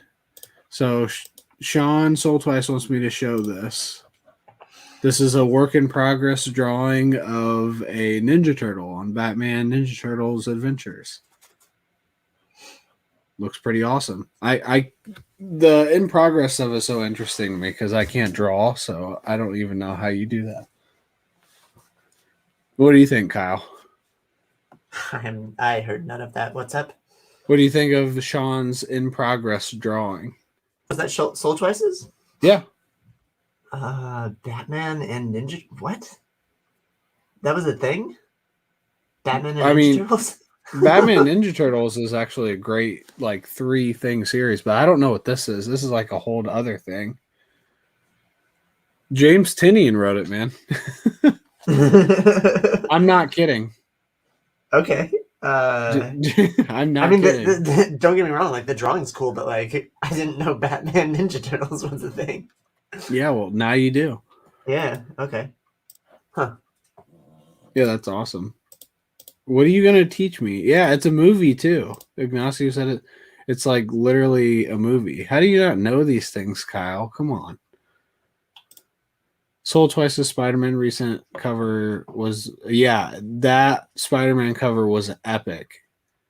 And I loved how you posted the pictures, how you, like, stacked them. That's a horrible description. So you, like, showed each process and, like, showed you adding color and then adding color on top of that. And then the line work on top of that. It's awesome. What's up, Flo? What are you going to teach me, though? What are you going to teach me how to draw? Oh, War Machine. What's that? Hey, Nick. What's that? Hey, Nick. What's going on, guys? Hey, Kyle. Not much. I'm doing a Pokemon and cheese wrap. I'm not getting very far. Oh, okay. I need to impress DJ Lynx so that he will let me on the show. Teach me how to draw. You can't really teach someone how to draw, right? I mean, you just have to, like, go do it, and then you can improve. No, I guess maybe you can, but I don't know how good it's going to be. You can teach somebody the principles or something.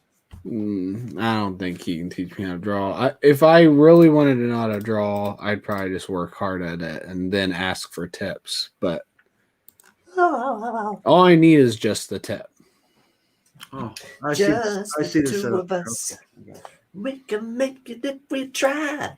I'm not laughing at Tinny, and he really did write it. Kyle's laughing at Tinny. Stupid Kyle. You and I. Just the two of us. So, Joe, I have a story to tell you. I'm going to save it for C2E2, I think, when we're all breaking bread together, if that happens. But the gist of it is that Joe Pocan is a saint in my household. Don't be telling people that stuff, man. It ruins the whole persona of being a villain. I don't know if I want to know what this story is. Nope. We'll just say we watched that banter when you unveiled the finger, and there was somebody ugly crying in my house. Because the gesture was so beautiful. I just realized Mark is missing. Yeah. Yeah, why would we need Mark here? It's just his stream. He starts it up. We keep it going. This is how he gets people to join his channel, and this is how he gets watch hours. You're welcome, Mark. He'll be back in like a minute. Makes sense. Yeah, he's here. He's still watching.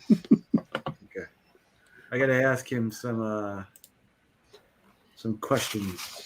Okay, I've figured out the end of the rap. So far. Yeah, Ignacio, this is the direction that I thought it was going. But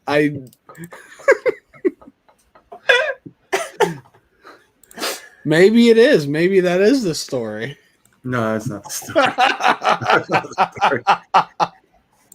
I'll let you know, Ignacio. C2E2. Well, hey, I might be firsthand to try it out myself. All right, you're supposed to curve your finger up and try to find the spot, right? That's the way it goes. However you want to try, Nick. Let me check a prostate. Then I'll just be screaming, "Thank you, Joe." All right. Prostate milking. Take that with your breakfast. Good morning, everyone. That'll wake you up more than the coffee. But yeah, as far as fitting it and all that, I'll have some jeweler's tools with me, and I think White Shadow said that he was going to make another base, something that we can make a little adjustable. That was just a prototype. Am I going to have problems bringing that thing on the plane? The fingers, I would probably leave the razor blade. Once you know how one fits, the other ones will be pretty much the same. You can do it with a pair of fingernail clippers. Oh my God. Sold twice. I'm not pulling none of that up. You can't say that, man. He's up early, Sean. Yeah, he was just saying how us East Coasters like wake up the West Coasters when we message them. And I think I might have woke him up.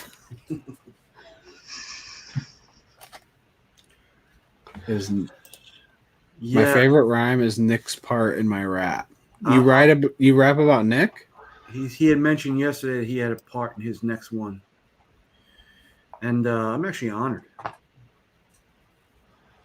Don't say that yet. No, I mean, even if he comes at me, that's cool. That's fine. I mean, I'm honored to be thought of, and to have somebody like Biggie put me in his rap. Yeah, sure. Go get him. It might spur. Yes. It might spur me to put a wig on and tear pieces of paper up too. So. Hey. What's up? Hey, how's it going, Kyle? Hey. You got the two Kyles together. Living life. I have a question for Nick. Mm-hmm. How was your box of dicks? I enjoyed it. And it's pleasurable that Mrs. Legion is getting in on the joke. And I can't wait until Little Monkey is old enough to start taking her part in. Hey, can you say hey? Can you wave? They're all waving at you. Hi. Oh, come on. Don't wave at that. That still counts. I'm not ashamed to say also I have a little special package just planned just for your husband also. So You have a little package. yep, I do. Just for you, babe. It's just for you. Just for you. All right, guys. I gotta go. I'm being paid. Bye. All right, so let me guess. You teach the dog how to talk, and now he's got something to say smart too, right? Yeah. No, he's just real pretty. He's dumb as hell, though.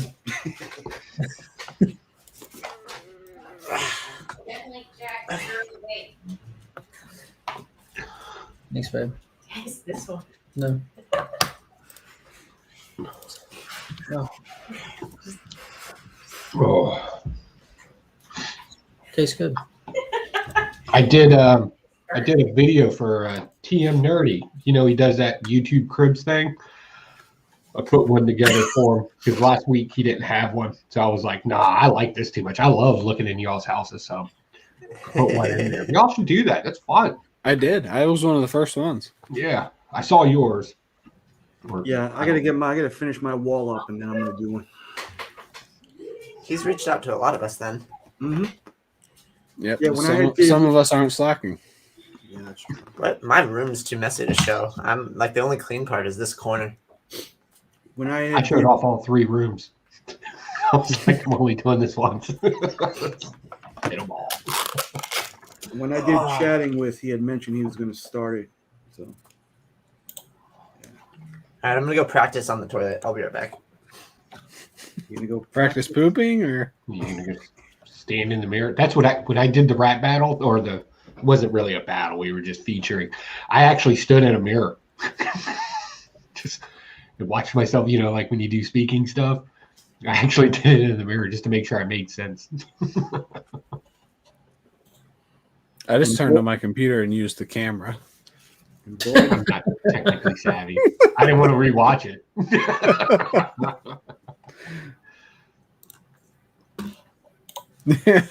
Me, man. Yeah.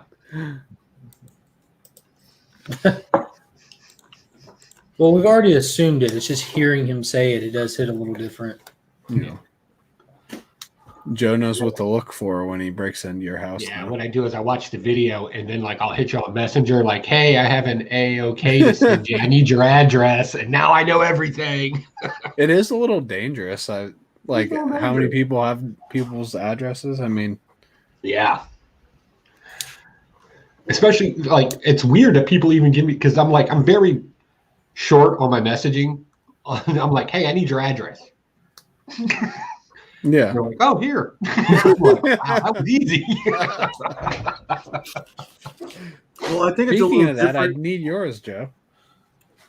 Yeah, it's a little different if we haven't had many hours of interaction. If you just message out of the blue and say, "Hey, I need your address," Yeah.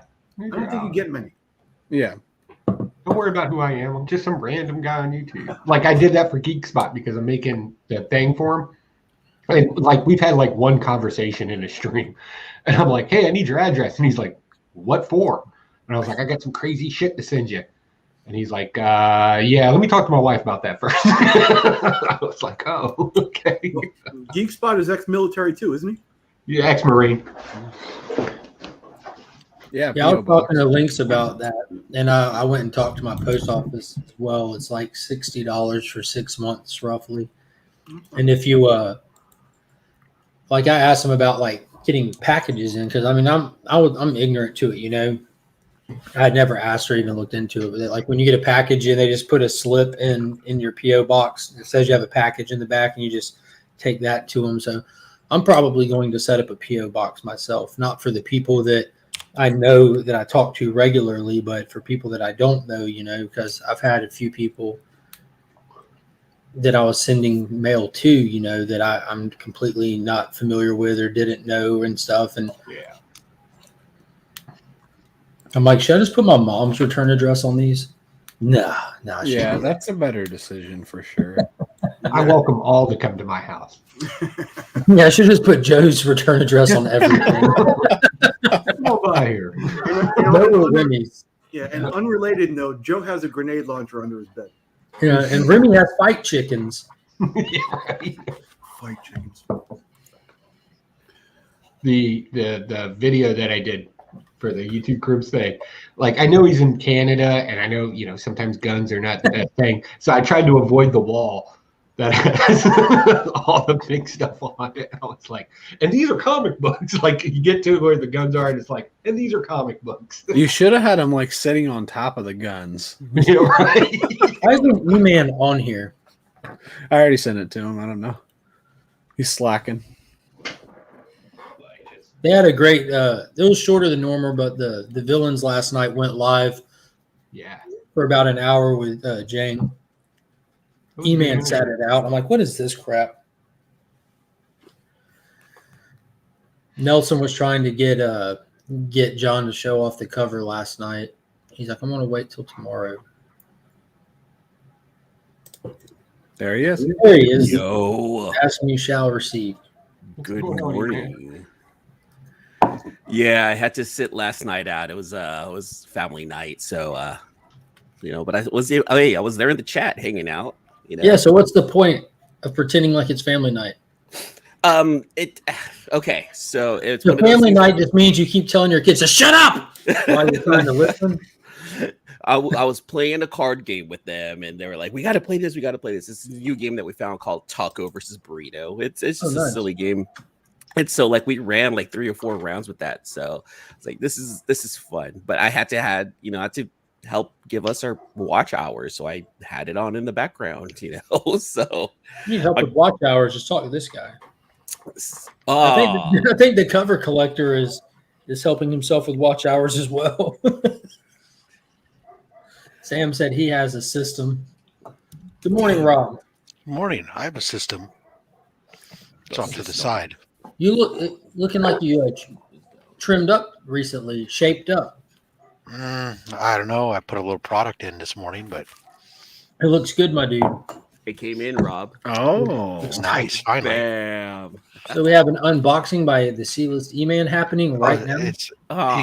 He could. It's not going to be exciting, but this one's not going to be that exciting. This is just it's punchline. It's punchline. It's all it is. It's not even punchline, is it? No. I think it's Harley, isn't it? No. Is there a difference? No. No, it's Miracle Molly. Oh, Molly. That's right. It was a secret files book that his LCS didn't have, and mine had some left. So this little Miss, my nemesis is Trauma. God, I hate that character so bad. Dropping the bomb for your mama. I'm sorry. Who touched you as a child? Nobody. That's why I think it's kind of stupid because okay. So somebody touched you inappropriately. Who touched her? It would have been okay. All right. Show me on the Batman doll where your childhood trauma rests. Like all over. Yeah, just get over yourself. I watched your unboxing, Rob, last night. That was a fun one to watch, even though some things you were excited about and some you were not. Very little was I excited about, actually, but well, you pretended at least for some of them. Yes, the magic of television. Yeah. Faked it till he made it. Yeah, but I could tell you weren't. You were like, Yeah, no. You know what? So the IRF Authentic box, I like the idea of it, and if I was a more generalist in my collecting, I would probably dig it more than I actually have in reality. Now, having said that, I have gotten some really cool sketch covers out of the last several boxes, and those have made up for everything else, in my opinion, because the sketch cover could be worth a couple $100 easily, as far as going out to go buy one yourself or something. But I don't care about The Walking Dead and Conan. But it was Luke, right? Duke, Duke, like the mayonnaise. If it's like Luke Duke or Bo Duke, I'm all down with that. But I don't know. Luke. I don't know who that is. Wait, Duke like the mayonnaise? What are you talking about? Yeah, I never heard of Duke mayonnaise either. There's only one Duke's that I know of, other than put up mayonnaise. I thought there's only one kind of mayonnaise in there. I don't eat mayonnaise. Best It's the devil's jizz. I don't mess with it. But There's Best Foods, and then there's It's also the what? Hellman's on the East Coast. Yeah, for us on the Yeah. West Coast, it's Best Foods and like everything else. Kroger But it's brand. but it's Hellman's over there. The devil's jizz? Is that what you called it? Wow. yeah, that's what it is, isn't it? Oh, come on, dude. Or if you get it from a drive-through, it's just heart attack in a pack. Wow. Yeah, that makes sense. Heart attack in the pack. Yes. That can work for a lot of things though, can't it? Go get one of those wooden spoons and bounce it up and down in a jar of mayonnaise, then eat it. Oh, I'm not quite sure what you do, but A lot, Rob. A lot. I don't even understand. Bounce, like smack Yeah. it. Give it a spanking. I think he's trying to make sound effects like fucking the dead. Oh. Huh. is this a real time thing? Oh yeah, Mark? most definitely. This is what you guys do in real time while everyone This else is just sleeps? the start of what we do in real time. Out here, we just like do it, like make a little mayonnaise in our tuna fish or our chicken salad, or Yeah. Or deviled eggs. Mayo Yeah. is the talking pop. put it on the culture. outside of the bread. Put it on the outside of the bread before you make the grilled cheese sandwich. Oh my god, DJ. Oh, I use butter for that. I I've used butter. both butter Yeah. or mayo. Either way. Mayo's good for it. You just whip them together and get that heart attack over with. I'm all about that heart attack that's about to hit me.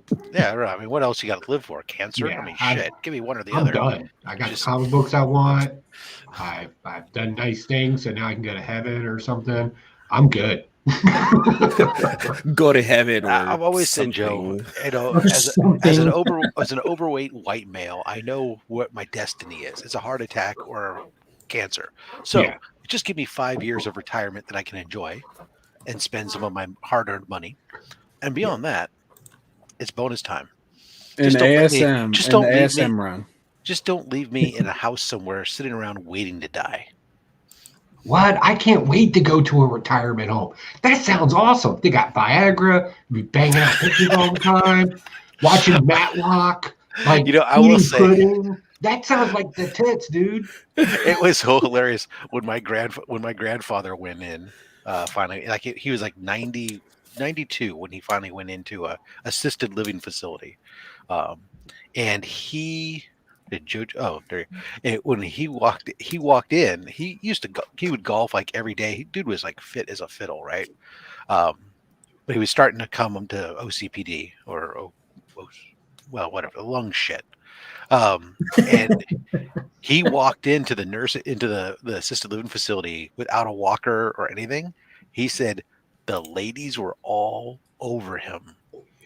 It was like that was all it took. Ooh, look at that! He's walking in on his own. Walking on his My own. God! Oh, yeah. Them hips Yeah. still got the miles on them. Yeah, there's a high count of STDs in retirement Oh, yeah. homes. It's crazy. Go down to the villages in Florida. That retirement community, it is infested with STDs, and they don't care. They're like, I'm gonna die. Bang it out. We got happy hour at noon and at 5. Well, what does that tell you? Drunk Happy old people hours. screwing. That sound. I'm sorry. Does that sound bad? Grandma, how did you break your hips? Well, there was a You're train. at that Kama age where you just tell the Sutra. truth all the time. Well, there was a- Joe. Yeah, well, son, there was a You're that train. nice old man that gave you some candy. He reamed the grandma out. Like, it's, oh my God. This conversation is so bad. Just subject. Listen, there was a train, and it wasn't a commuter train. If you know what I mean. Oh my god. I like how it went from mayonnaise to sex and STDs at a retirement home. Man, this is That's going Mark's places. fault. He's the one that mentioned devil jizz. And that's I wasn't the first person to say mayonnaise. listening to all that, and that was what Remy Q said. You know what? I got to get in on this conversation. I missed it actually. I'm sorry. All right, let's start rewind. it over. Mayonnaise. How do you eat your mayonnaise, Remy? Eating spoonfuls of mayonnaise over With a there. spoon. Just a big You know, mayonnaise is an ingredient, not a meal. Just throw that out there. Queso that sounds like corn talk. Yogurt. Nice. Now, if you're hungry enough. That's right. That's true. There you go. Way to make it practical there. Yeah. Yeah, the practical logic. If you're starving and there's nothing within miles, so just then eat a you eat vat of that. oil and With egg. warm mayonnaise. Oh, Just thinking I got about that. stuck on that mountain and nothing. I didn't have anything but this giant jar of mayonnaise to eat. my arm was pinned under that boulder, and I couldn't get free. Stick your whole arm all in that it. was in like, arm's just reach was lift a your Luckily, I arm was jar of able to mayonnaise. unscrew it by moving the jar in between my pinched arm and my armpit, and then unscrewed it and was shoveling in mayonnaise with my bare hands. Disgusting. That's why he cut his arm off. Why didn't you lather up your arm and then slip it out? I didn't think about that. I was too hungry.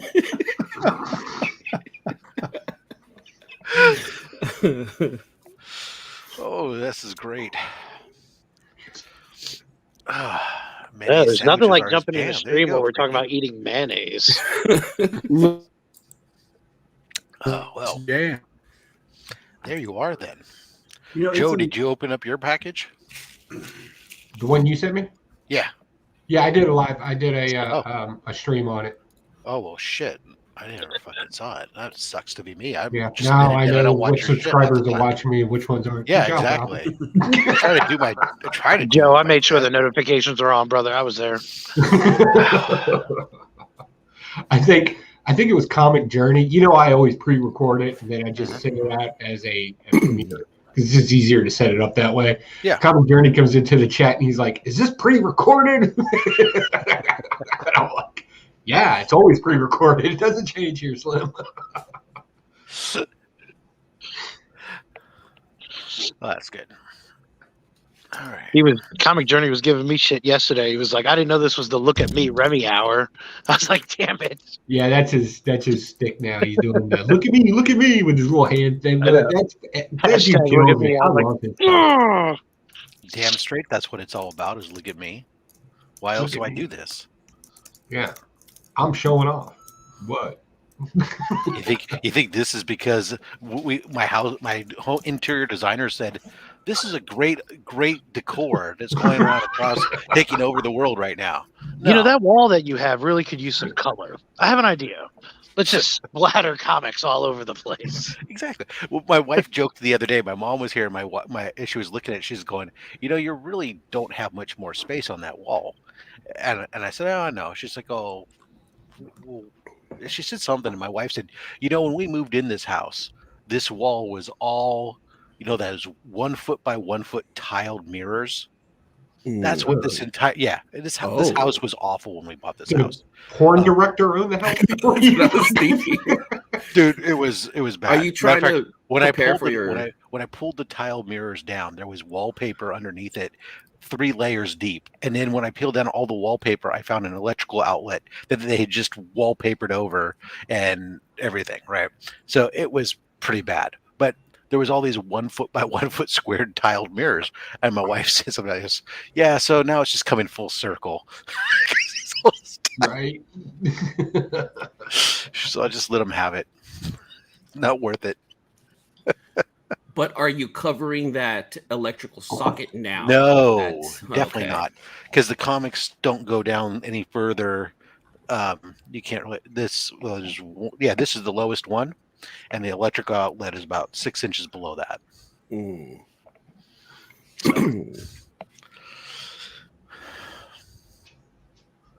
Yeah. Otherwise, I'd have no computer.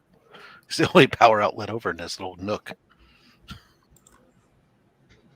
That's crazy. Yeah, these older homes, they just don't have they don't have outlets every 6 feet like like new code is. And of course, that meant that into the modern power draw, you easily overload circuits unless you redo all the electrical panel and add new breakers. If you got ceramic connectors in there, all those have to go too. Yep, found that out with the house ones. Then you had to upgrade the box, and then you had to upgrade the line from the street. And of course, then that was aluminum wires, so you had to replace those with copper wires now. Yeah, it's all been good. We had electric fire in one of the walls not long ago, where it was like, well, not a full-blown fire, just a smoldering that cut out the cables because the wires overheated. Because when I didn't realize it, the back master bathroom, one of the bedrooms, part of the master bedroom, and part of one of the third bedroom were all on one circuit. Which is, in case you guys don't know, is not a good idea. No. Usually a bathroom is its own circuit. Anyways.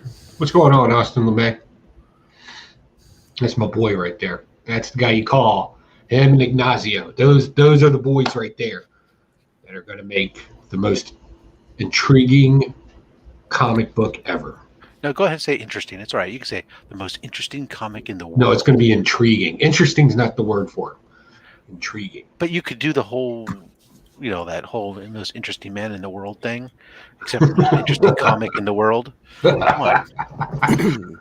Yeah. Right now we're working on. I don't always read comics, but when I do, I read.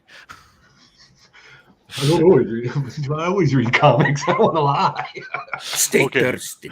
I don't always read comics. Okay, yes, I do. But when I want a good story and amazing art, I read the Pocanjo story.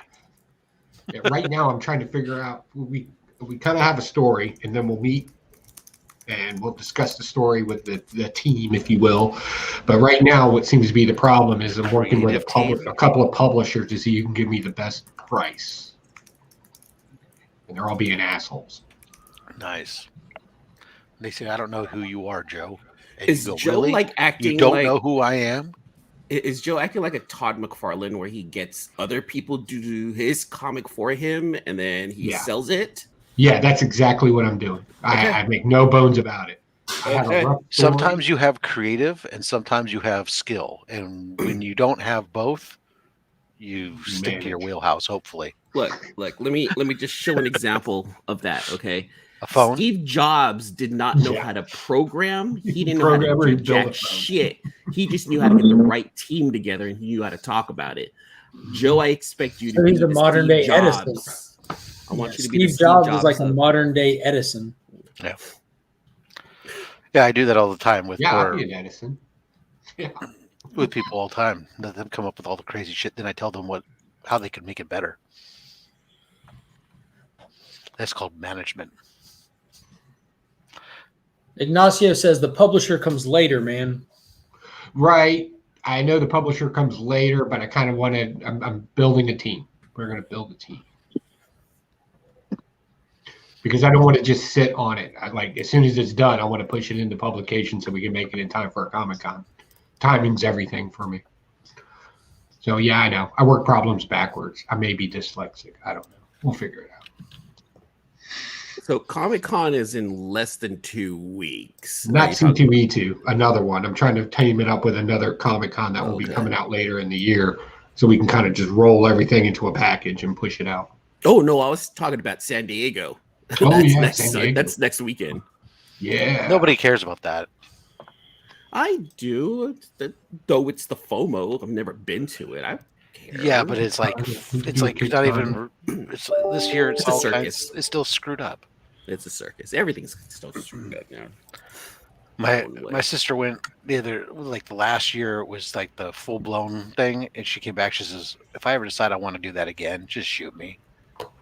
It's just too much time standing in lines waiting for frickin' a panel or something, right? Yeah. Just try to get into Hall H. There's people waiting in line like 2 nights. Yeah, it's cool to get all the information first, but how much of that information are you going to retain? I almost spit out my coffee on that. Sleep? I almost spit out my coffee, Louis. Stan Lee was something of an Edison himself, Mark. True story. Yeah, very true story.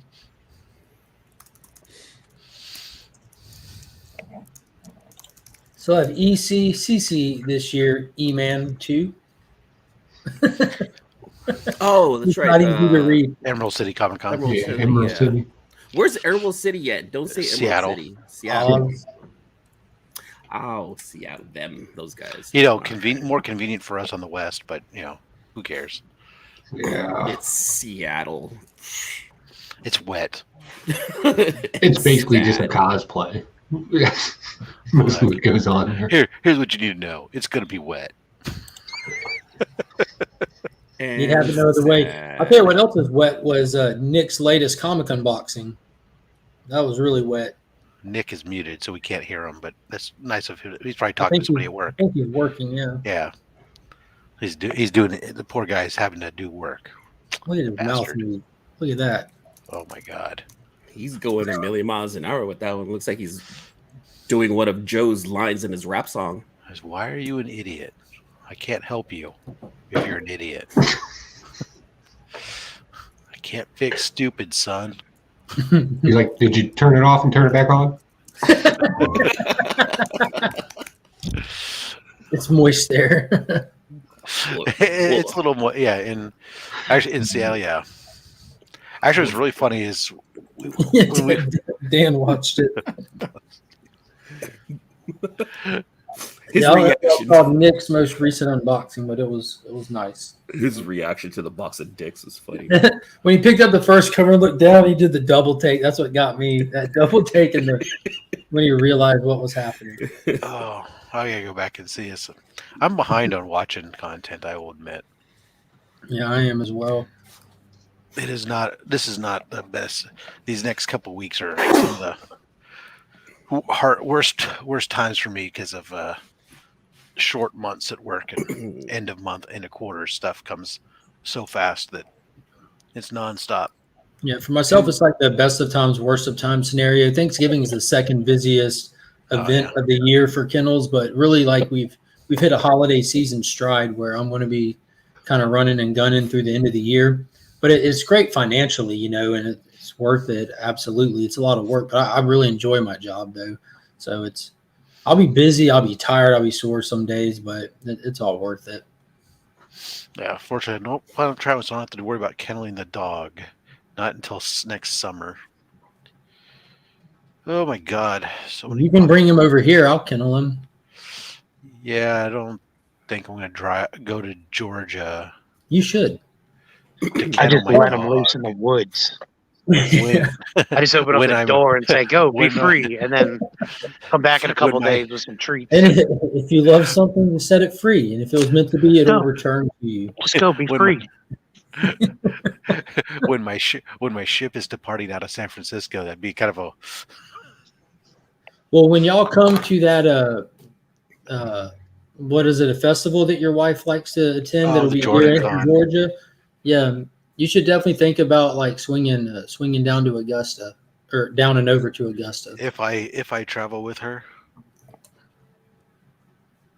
Oh wait, Georgia! You guys have that big old rave over there. What, Tomorrow World? Have you heard about that? No. They have peaches. I don't take ecstasy anymore, man. They have peaches. Thousands of peaches. Peaches for me. I've been thinking that since 1999. Wait, no one since when? Wait. Anymore?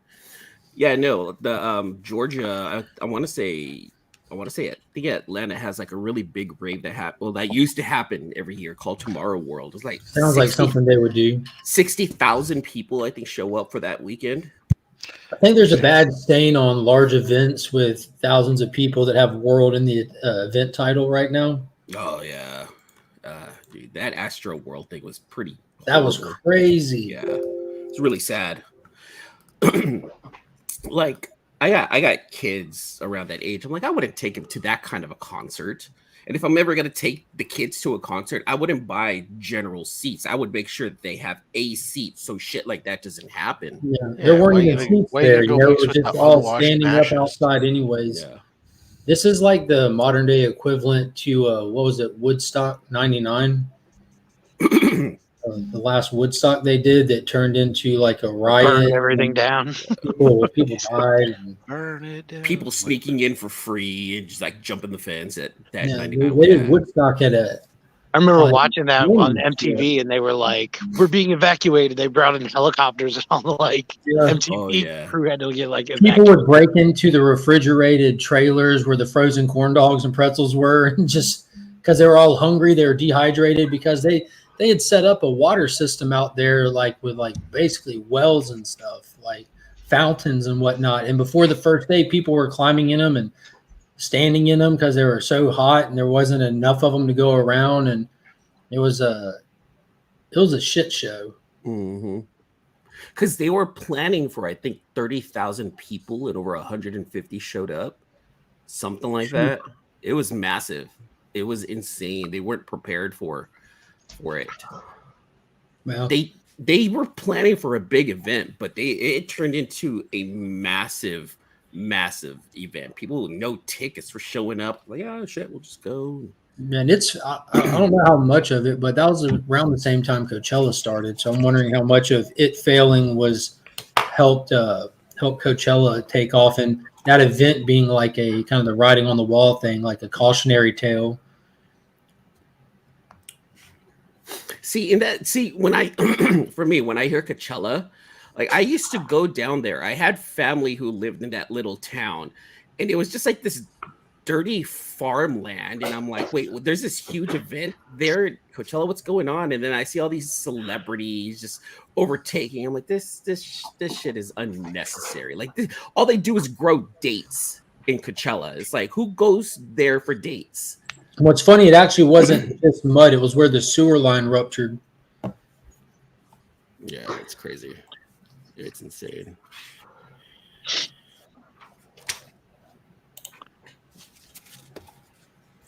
All right. Nick, are you back? Yeah, Nick's back. Nick's back. Hey, Nick, you look like you were working hard there for a minute.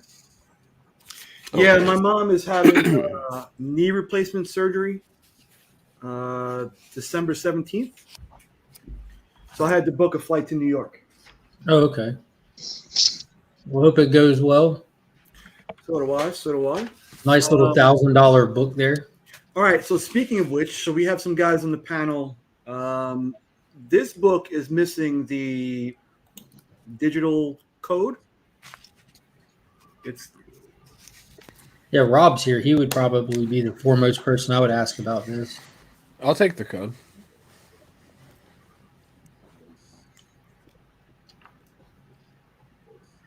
Oh.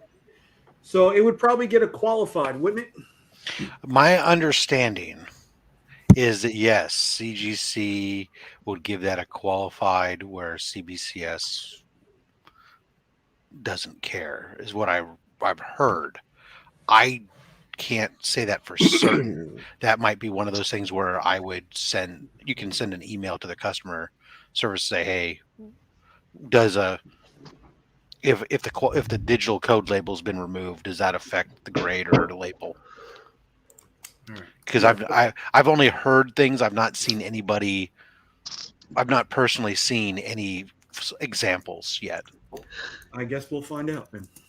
This is going to CBCS today, so you could probably, if you're dropping it off in person, you could probably even ask them while you're there. Say, hey, will this affect it? But yeah. I'd be curious to please let us know what it happens, because I don't have the answer. Yeah, the thing is you got to pay up front. You can't ask a question. Well, I'm heading down there in like an hour, so yeah, I don't think I'm going to be. They know who you are, Nick. They do. They do. Some people do. That's what I mean. So you live right next door. Just say, hey, cut it to me straight. Don't you know I'm Remy Q? I don't know if they'll get back to me in that time, so I'm just going to head down there and ask. So we'll find out. I thought maybe we can finagle and I can find another one and just kind of glue it on top. And I don't know if they're going to call shenanigans and like, hey, what are you doing? But double-sided sticky tape. All of a sudden, it's restored. Yeah. So Nick's restorations, qualified or restored. So. Yeah, so I bet you could get away with that. I see Links is still in the chat. I see you a couple of weeks before, but New York, December 14th, New Comic Book Day. Let's have some bagels and go shopping. So, Mark, did you hear what Rob said? Qualified. But CBCS may not. So I'll take it with me, and I guess we'll find out. Yeah. So the CGC forums. It's really not that big of a deal either way. You know what I'm saying? Well, I mean, like, I'm not green saying label. Green label's a big deal when you're Nick trying to sell it. I'm just saying, like it's just I don't know how to describe it, man. It's just not like it's that big of a deal because it doesn't affect. Well, so according to a quick search, basically they consider it a defect, but they don't count it against the grade, but they'll label the digital code removed. Yeah, I mean, like, I don't think, like, if it just still comes back like graded the same and just has on the label digital code removed, I don't think that it would matter. It's essentially the same as removing the tattoos or coupons. I guess we'll find out. I don't know, but you got my thoughts on it yesterday. I kicked it up to kick the question upstairs and send the answer over to you. So, all right. Hey, is the stream going to go long today? Or are you going to cut it short? Do you think? To be honest with you, I'm not sure. Probably going to cut it short because this is my last day off for a while. This and Tuesday, so it depends on what the day's looking like. My wife has a friend coming over with her kid or something at 10, and I want to get the hell out the house. So it looks like that CBCS will put a note on the label that the digital code is removed, but because they don't have a green label, it would just be on the blue label, right? So that's what they do. When like any of those inserts missing, they'll label it on the label, but because they only have the blue and yellow, they don't have green. Same thing as they do with like conservation. You can get a blue label, but it'll be labeled that it has color touch or something, so it won't have a purple. All right, so there we go. So it'll be labeled as such unless they miss it during their flip through. Yeah, there you go. So roll with it, man. What do you think? I say for at least for CBCS, I mean, at least it's a blue label, right? That's so it's labeled. It'll have that notation on there, but who cares, right? The problem with it, when you go to CGC, it's like, okay, if you gave me a blue label and still put that label on there, it's like they put a dunk. Exactly. It's just like they put that green. It's like, oh God, you go fuck, man. You just like killed the resale value because people just turn away. Yeah. Okay. So we'll find out. I'll head off in about 45 minutes down, and I'll get it. How are the other books looking? I'll be honest with you, I didn't look at the other two. No, and I realized you sent me all white covers. I was like, damn. The other ones look good. So yeah, I'm really excited for that Superman book. I'm really excited for it. I absolutely love that cover, man. That was donated by Sector 2815. He sent over an original art page from Green Lantern Annual number 5, I believe, to include in the 1,000 subscriber giveaway with the actual comic it's not from the first volume, obviously, but he also sent over a few books along with it, and the foil. God, I forget. Like it's some con that you can like buy books from or something. It's somebody that hosts cons or something. I forget the name of it, but they always have books for sale online or something like their exclusives, and it was a foil version of 2 of the Son of Kal-El covers, and then he sent that Alan Qua version of Son of Kal-El number 1 with Soups and Jonathan flying off into nothing in the little speech bubble that says "Someday you will be Superman" over it. I'm like, man, that's fire. I'll see if I can grab it for a second and get everything over here. And Biggie says, "Don't snitch on yourself; they won't notice." Yeah, that's what I was kind of, if we did the okie doke and just put another one on there, then it comes down to my skill and trying to hide it and not. Let's just risk it to get the biscuit, man. Let's don't even worry about it. Just send it in. And normally, I mean, it's just the price point of the book too, because we're talking good chunk of change right here. Yeah, that book at a last sold CBCS 9.8 was $1,200. So.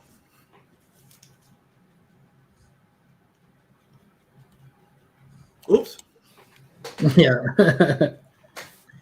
I might do that to you. I wouldn't do that to the people, the fair people of the Augusta Book Exchange.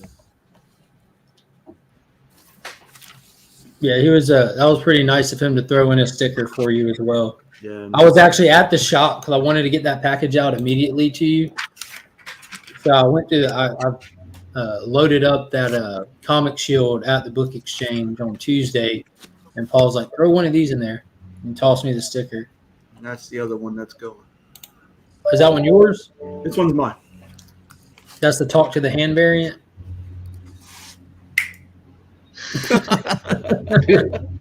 Hey, girl. Yeah, I did that. I did that a little too well. Austin asked, "Won't CBCS grade the art I draw on comic boards too? And if so, how much?" And the cover collector says, "Yes, they will." They do have an art label, right? Instead of a grade, Yes. it says art. Yeah. So there's no grading involved. They just encapsulate it as is, and potentially certify it if authenticate the artist or whatever, and then put the art label on it.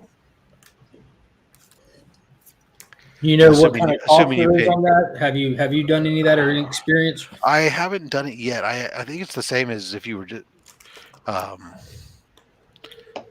you're not going through. You're obviously not having it pressing, but it's I'll take a look at it's whether or not you pay for the authentication or not, or whether you just have it straight encapsulated.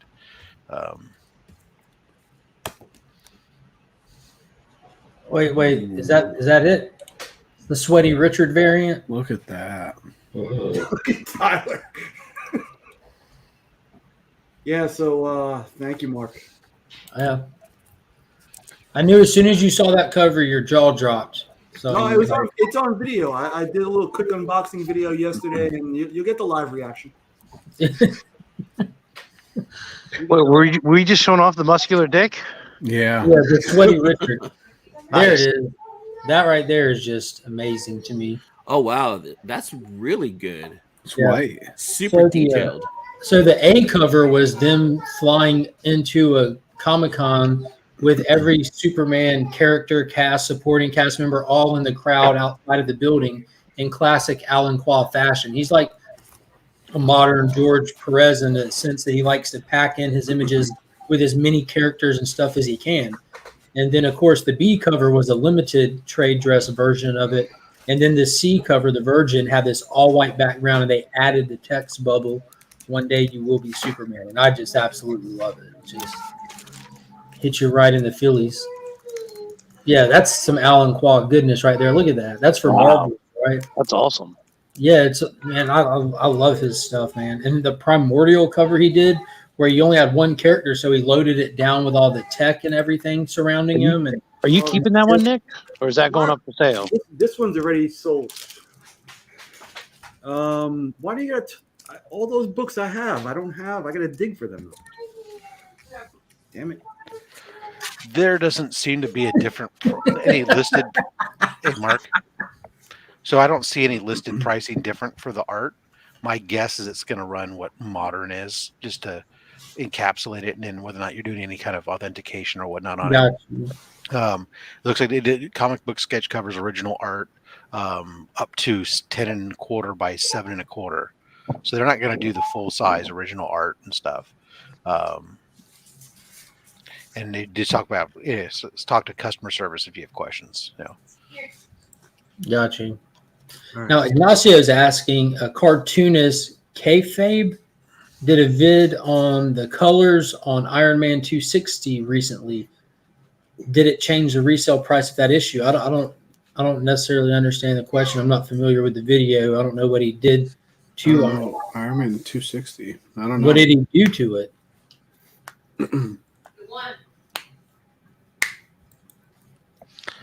Yeah, I mean, if somebody went in and altered it, then it tried to make took a cover and wouldn't to add more color or something to it, or. I know that Corey He goes by Do You Have Beans? I don't know if he knows a grader, but he knows an employee at CBCS that he communicates with regularly. One of his buddies works there. I actually have a line with a grader, but it's a grader at PGX. So, all right. So we can get the reaction to one that it tends to be a little something. See, with Mark, it tends to be a little something sweet, a little something sour. So,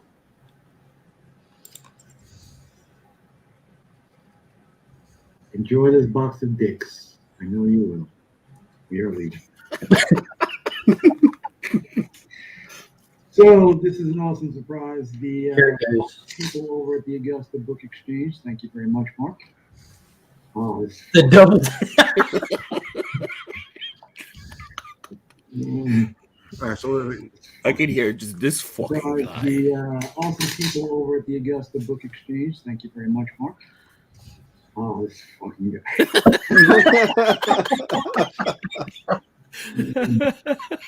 And what's funny about it is this groan right here. All right. I had called Mark up to find out about this book. I had thought about purchasing it. He said, "No, I don't think I'm going to." And then a couple of days later, he bought it and said it was amazing. So he sent this to me. Wonderful. Thank you very much.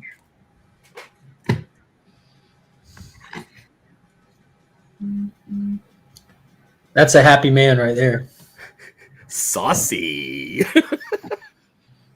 That Jang Gang, Captain Harlock with the clear backing board. Those are awesome. Almost redeems himself from the last cover. The dicks? This cover for the PC? What's wrong with that one right there, Nick? That's well put together art. Okay. Yeah, pretty awesome. John Jang, who, if you guys didn't know or didn't see the BTC box battle, we really enjoyed this box of dicks. Who said it? Apparently, my wife. At least he didn't label the outside of the box that way. The only book that I. Yeah, I mean, as soon as I saw it, I was like, oh, I'm still a little, but I got something for you. I can't wait. It came to me in a dream. Was it all a dream? Did you read it in Word Up magazine? Oh, there you go. Nick is dreaming of dicks. Was Salt and Pepper on the So what I was trying to do, I was fishing for a response package from Nick and hoping that he sent a virgin copy of Venom 200 with the dick on his head. Yeah.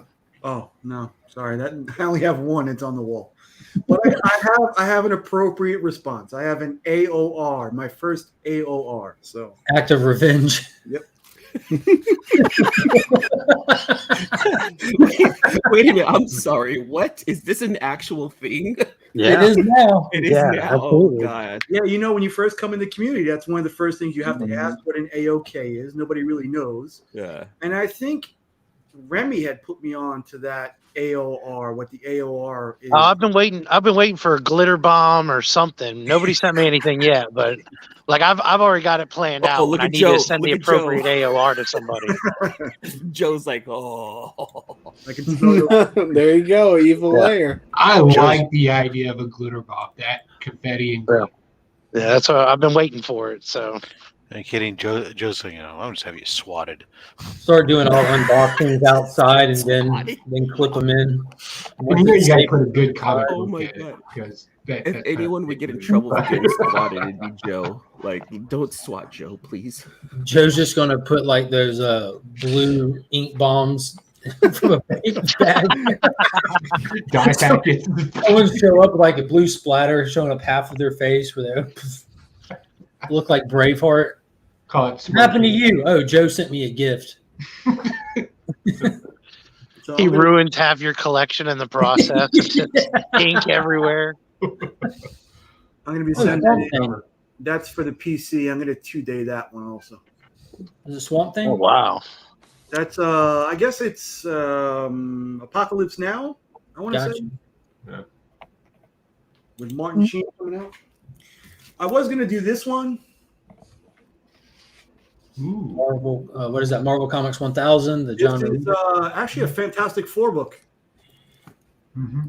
But I figured this one would look better. I don't know why it would look better in a CGC case. Is that the 1 in 50? It's a thank you, one per store, I think. Gotcha. That's a really cool cover. It's a wraparound, isn't it? Yeah, it came in a color and a gray, black and white.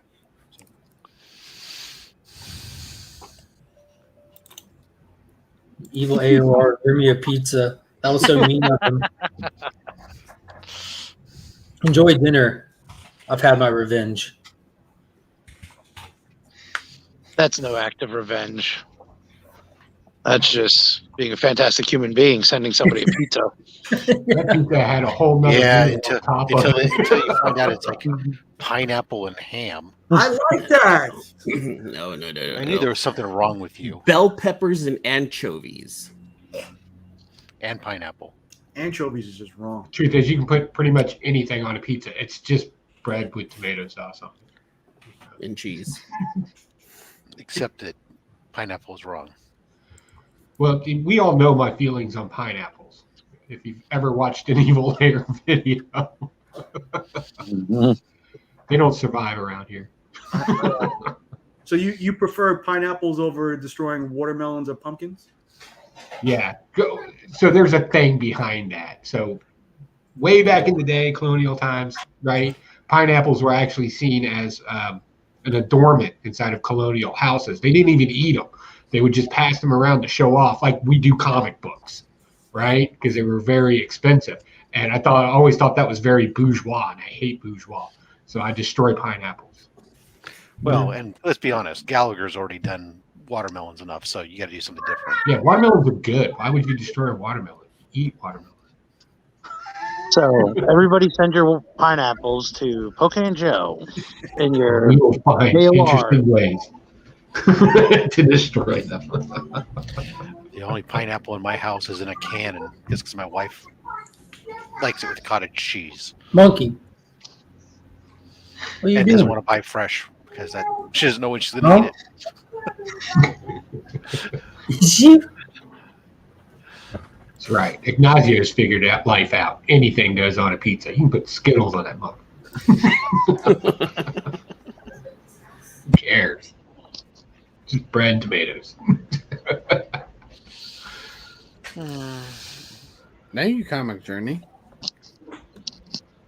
Keep sending those special AOKs to Nick. I'm going to send that guy probably a dozen McRibs and see how he fits.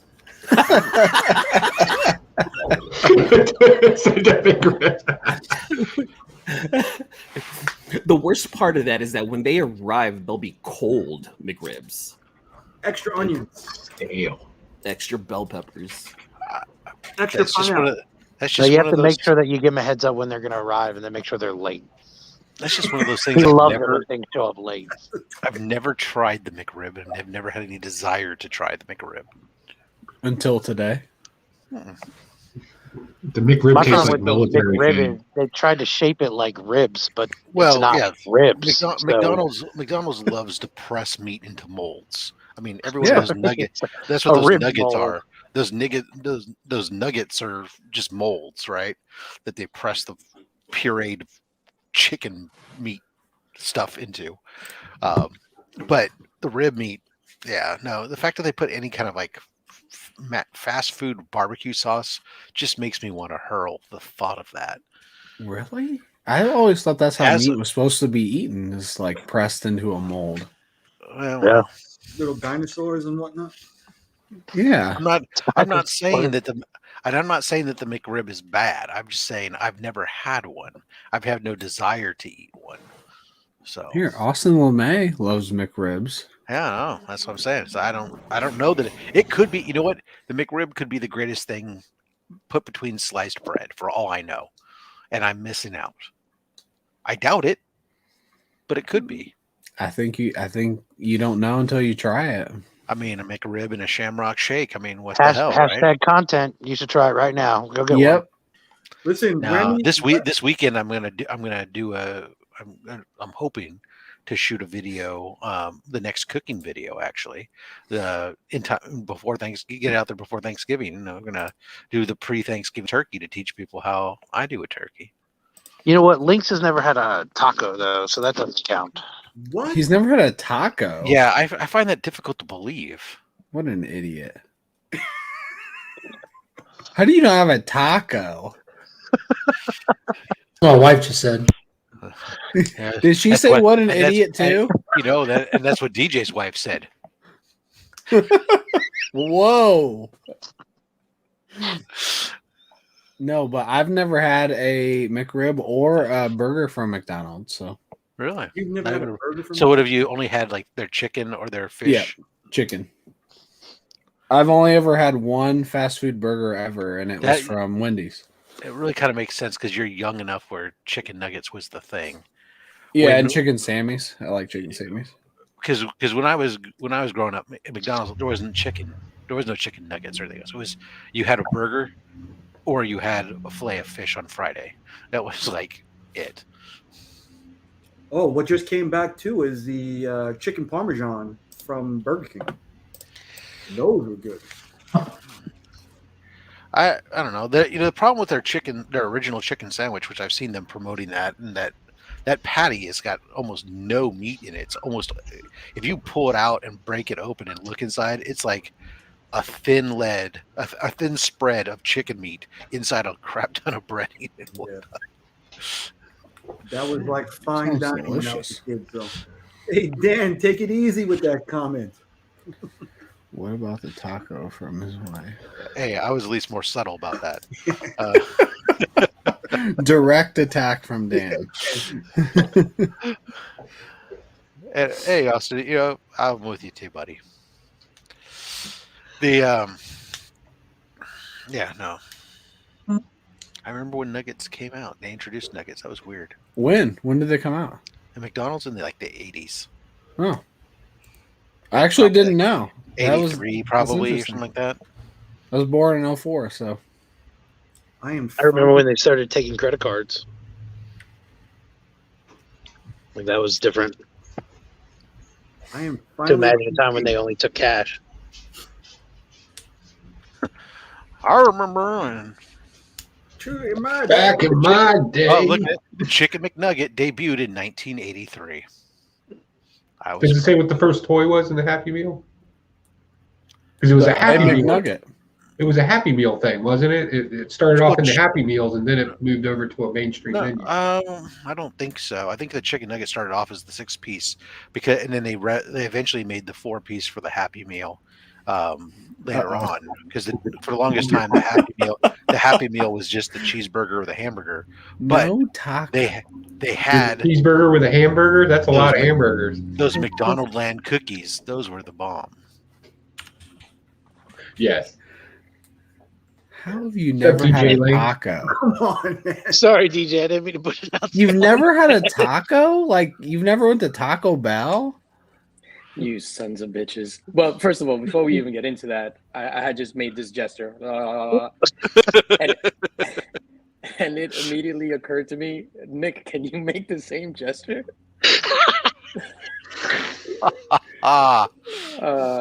I love you guys. No, I have. Hey, look, this is my finger right here. See? No, so you know what's funny? I was thinking that hand is special for the ladies because you got the little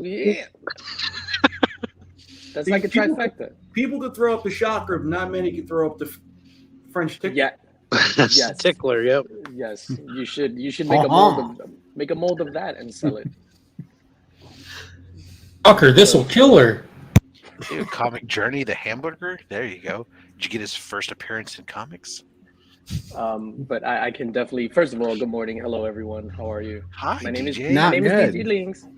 Why aren't you good? Because you've never had a taco, and that makes me sad. Are you still upset you lost to Talking Pop Culture in the war? Are you still upset? Oh man. Oh, wow. I've never had a taco. I've never stepped foot into Taco Bell ever. Not even like with somebody to wait.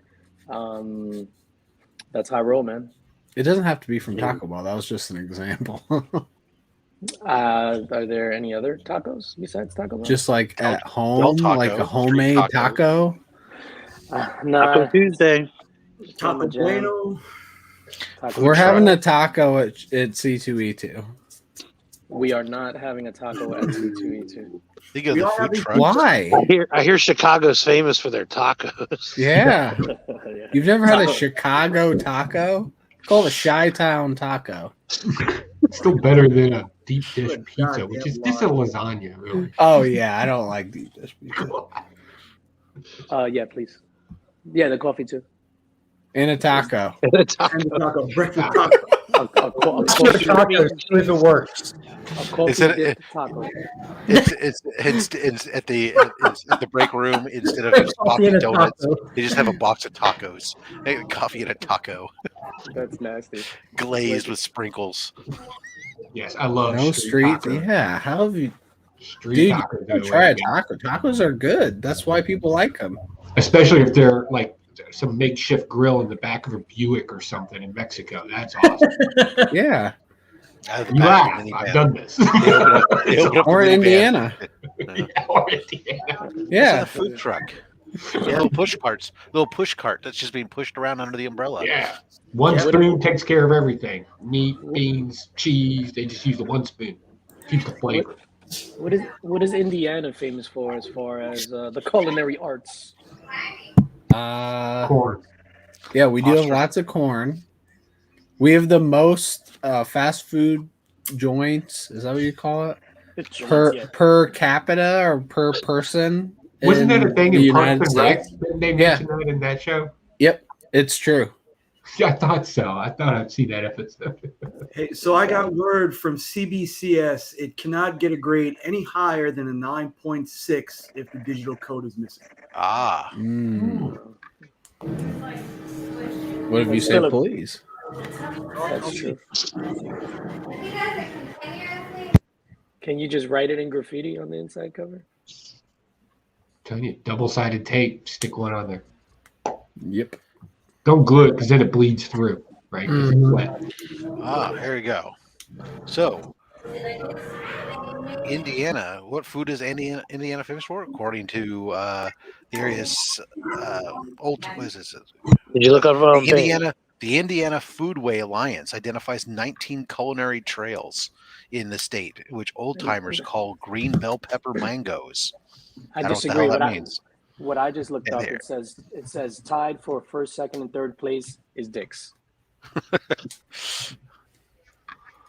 Yeah. And their signature sandwich features pork cutlets that is 3 times the size of its bun. I don't know what the fuck that means. Oh yeah, that's true. I didn't think about that. The sugar cream pie and pork tenderloin sandwiches. Yeah, pork tenderloin. So it's like a regular hamburger bun, and the tenderloin's like this big. The sugar cream pie is the official Indiana state food. Yeah, it is. It really is. I never thought about that. Sugar cream. It's not good either. Just like sugar pie. The Amish have also introduced chicken and noodles. Really? The Amish to introduce chicken and noodles? Yeah, no one had ever thought of it before. Yeah, the Amish. Apparently, you don't have a lot of Jewish people there in Indiana. They're It's known been a for staple of the Jewish diet forever. They're known for Van Camp's beans. That's why they make the. They have their pork festival. They make the pork cutlet 3 times bigger than the bun, so that it could look like the yarmulke. More beans.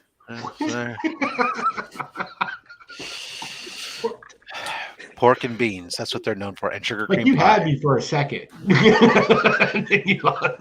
Pork and beans. I gotta go to my meeting. I'll be back. Yeah, Indiana really is known for food. So Rob just summed it up. Yeah, I really want to go to Indiana and eat all the meats. Yeah. All of the meats. I go to Indianapolis every year for a convention, and I don't know. Some of the foods, like and I'm not one to talk about this because we do this in Virginia too, but all the portions are just way oversized. Every restaurant you go to, it's just ridiculous portions, and I'm like, called American, right? Yeah, I get it. Again, from the South, we'll give you a turkey dinner on Sunday at lunchtime, but we don't put that much food on your plate. We just spread the table, right? It's, oh my God. It's the way to go. I love it. I sit around and act with a fork and a knife and just act like I'm a king. Peasants, bring me more food. Yeah. This is no good. You have someone sing for you, like Pippin from Lord of the Rings. You're right. Oh my God. I don't know why I found that hilarious.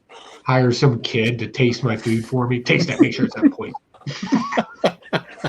What if I die? It's okay, you're from Indiana. Sir, it is poison, sir. I wonder if Chip Getler could get us like a fancy taco for a DJ to try. Is it this not fancy enough? I'm just super particular when it comes to food. Like you don't like ground beef? I don't. Yeah, no, I will not eat ground beef. What about ground turkey? I will not eat any. I will not eat anything ground. I will. It can be shredded. This is how I eat my steak. It can be shredded. It can be cut steak, a steak taco that's sliced for you. You like fajita meat? I like. Yeah. I don't know who's fajita, and I think it's fajita here in Indiana. Never met a vertical sandwich. Is all it really is. Fajita. Sounds fajita? Like my wife's cousin. Fajita. Never met her.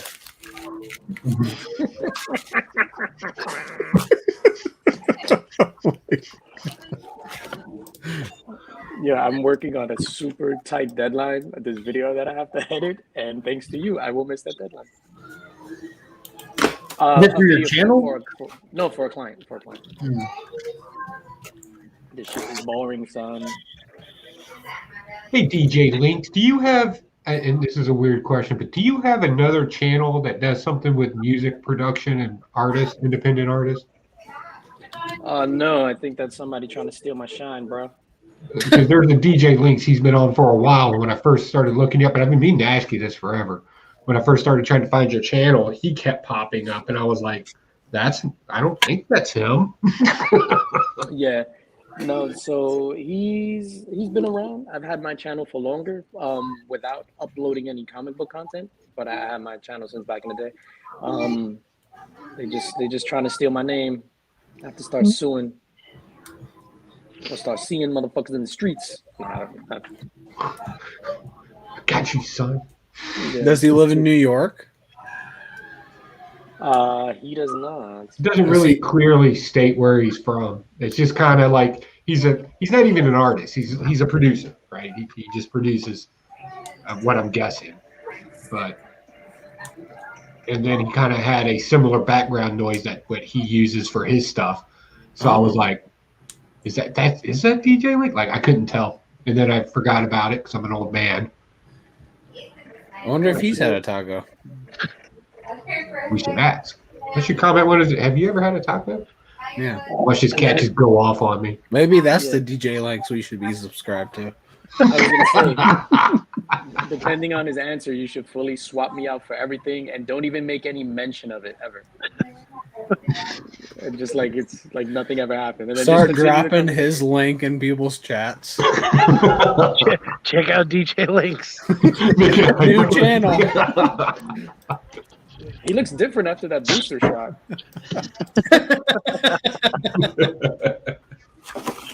Damn booster got him. Oh yeah, here he is. He has over 1,000 subscribers too. Yeah. Hey, so just a heads up also, guys, make sure you got your little cards with you. Make sure you pack them. Yeah, I always have it with me. I even bought some of those plastic sleeves to keep them in for a lanyard. I bought blank ones if anyone needs any too. Good idea. Didn't some football players just get busted for that, right? Antonio Brown. Yeah, they said they didn't know for sure.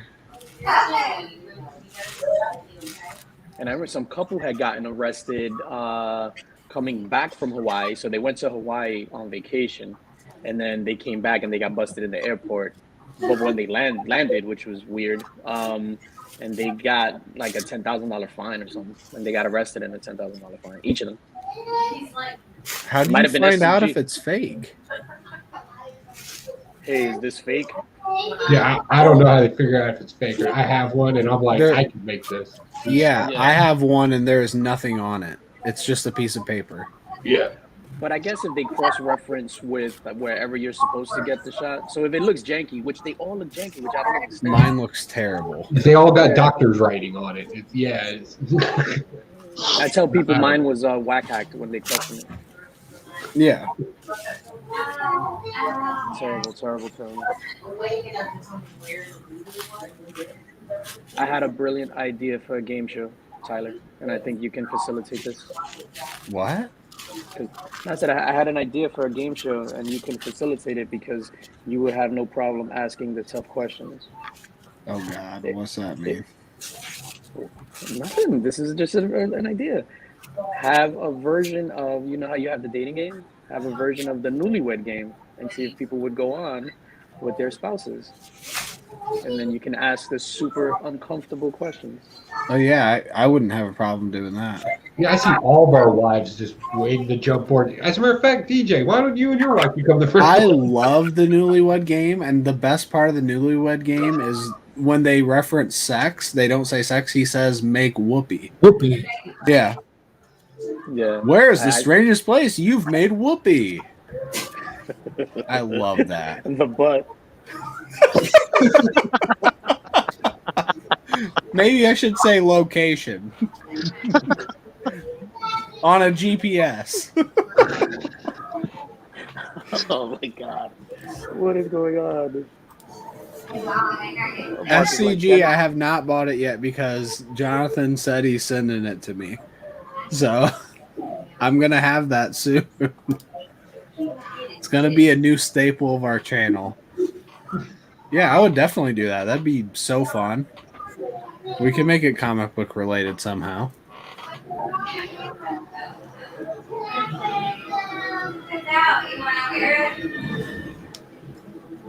The worst part about the newlywed game, though, is the last question was the decider. So no matter how many points you had, the last question was worth 25 points. So it took you over the top. You didn't need to get anything right to the last question. Yeah. So I'll have to make sure it's that way. That's the same thing like with Family Feud, where Family Feud, you can lose the first 2 rounds. As long as you win the third, you win. Yep, just the last round. Family Feud is the shit. I'm working on this stupid video for this company. So they're like a presentation skills company. I don't know. I just bored myself talking about it. I'm sorry. I apologize. Are you a Richard Dawson Family Feud guy or Steve Harvey? What's his name? Combs, the guy that hung himself in the closet? I thought he was cool. The short guy. I met that guy. Yeah. That's why he killed himself. I knew where he was going with the Oh my God. I refuse to meet up with Nick at C2E2 whatsoever. I'm afraid if I see him and a closet is within eyesight. It's like when you watch the movie from The Ring. Like all of a sudden you get a phone call and you're hanging yourself in the closet. Like once he points at you with his finger, like, he's got to touch you with his finger, yeah. Touches your cheek like in thinner, and all of a sudden you start to die. So if I ask any of you to borrow a belt at C2E2, please don't give it to me. Nick said we're gonna play for real life takeable penis. In the last one comic show. And hide the sausage. There's nothing like coming on a stream and saying hello, and then one of the guest hosts says, "Speaking of dicks."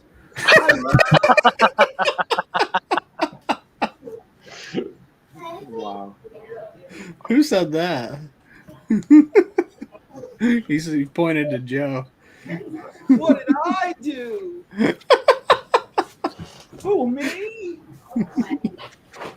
That doesn't sound like something I would Doesn't say. sound like me. Yeah, no. Your wife's a saint, Tyler. Your wife is a saint. You can tell her that I will. when you see her. She is. Is she coming to C2E2? Oh yeah, she'll be there. Nice. It's on her birthday. We're coming on her birthday. There's a joke in there somewhere. There is. There's I don't think there is there? When the wife was concerned, I left it alone. We're all coming on her birthday. Nice. There it is. Is Angel coming still? Yeah, Angel will be coming on her birthday as well. We all will. Awesome. Yeah. We already planned it out. We're going to come together, in fact. Hey, On her birthday? On her birthday, yeah. What? At the same time you're coming? At the same time, yeah. Angel and I will be coming at the same time on your wife's birthday. I'm probably going to come before you. It depends on what time, but I'm still going to be coming. I think we could plan this out so we could all come together. You should Really? wait. Yeah, hold it. Just hold it, and then we'll come together. For those who just joined, it's welcome to Double Entendre Friday. There's just going to be mayonnaise all over Chi-Town. Oh, I love mayonnaise. Just keep those tacos away. Oh, My wife is like, she grew up in like a Mexican household. She's, I don't know, 4% Mexican, so she talks about Mexico all the time. And so she's going to be personally offended that you've never had a taco. My wife is 50% Mexican. I mean, so technically, yeah, I've had a taco. So it's the same thing. It's exactly the same thing. 4%. If she was 4% Native American, she would get a check, right? I don't know. She's not, so I don't know. DJ, did you watch Nick's unboxing video yesterday? I did not. I do watch the stuff. I'm not a big commenter like that, but I watch the stuff. I didn't get a chance to watch that one. I've been super busy with work, man. Like, I didn't even get to put a video out on Tuesday. I didn't get my comics, so my shop had the comics yesterday. I still haven't gone to the shop. I've just been like inundated with these deadlines. Hey, DJ, what are you working on right now? A very boring video. Hey, Hold on, wait a minute. Let me show you. Which if it's no good, do they pay you for it? Of course. You need a wider monitor. That one's too narrow. Oh yeah, this is my monitor. Let me see. No, I just want to show you because I put my little spin on it. Can you see it? I can now. iStick? No, so it's like this guy is having a terrible time. It's like, oh no, we can't present. It's kind of like me watching this video. So then, wow. Hold on, let me press play. But you know, I put my little comic book spin on it. There's no audio or anything yet. Nice. Superhero. Oh shit. Does that mean This guy's going to go to the top of the building? He's having such a terrible day. Jump. His cape on, he just jumps. Oh my god! 53. Then there's Good Cobra call, soldiers DJ. everywhere.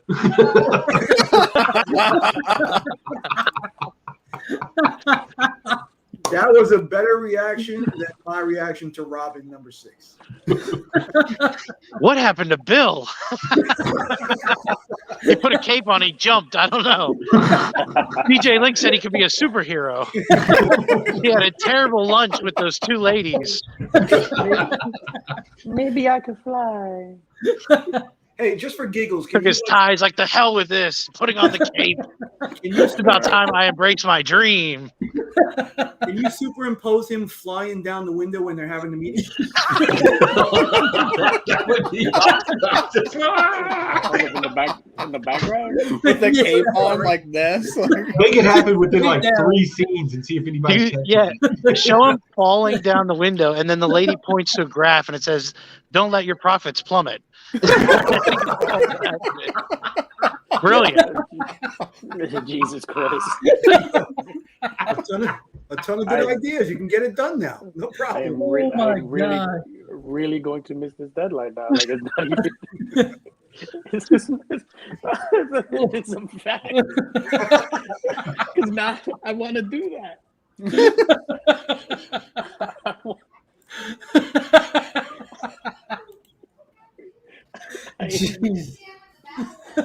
I am going to figure this out. Hold on.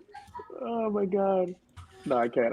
Yo, that shit is hilarious. I cannot see this video now without seeing somebody flying in the background. Jesus Christ. Oh my god.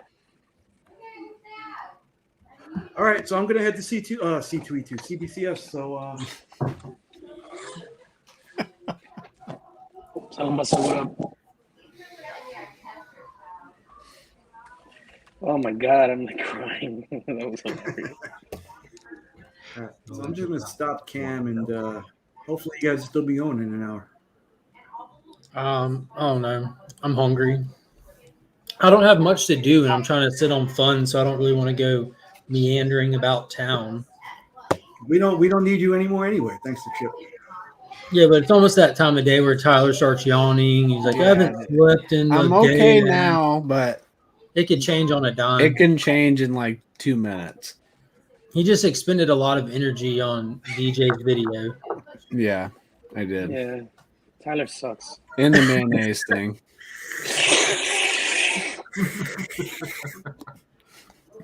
That noise is now 75% of any live stream from Whack Comics. Yeah.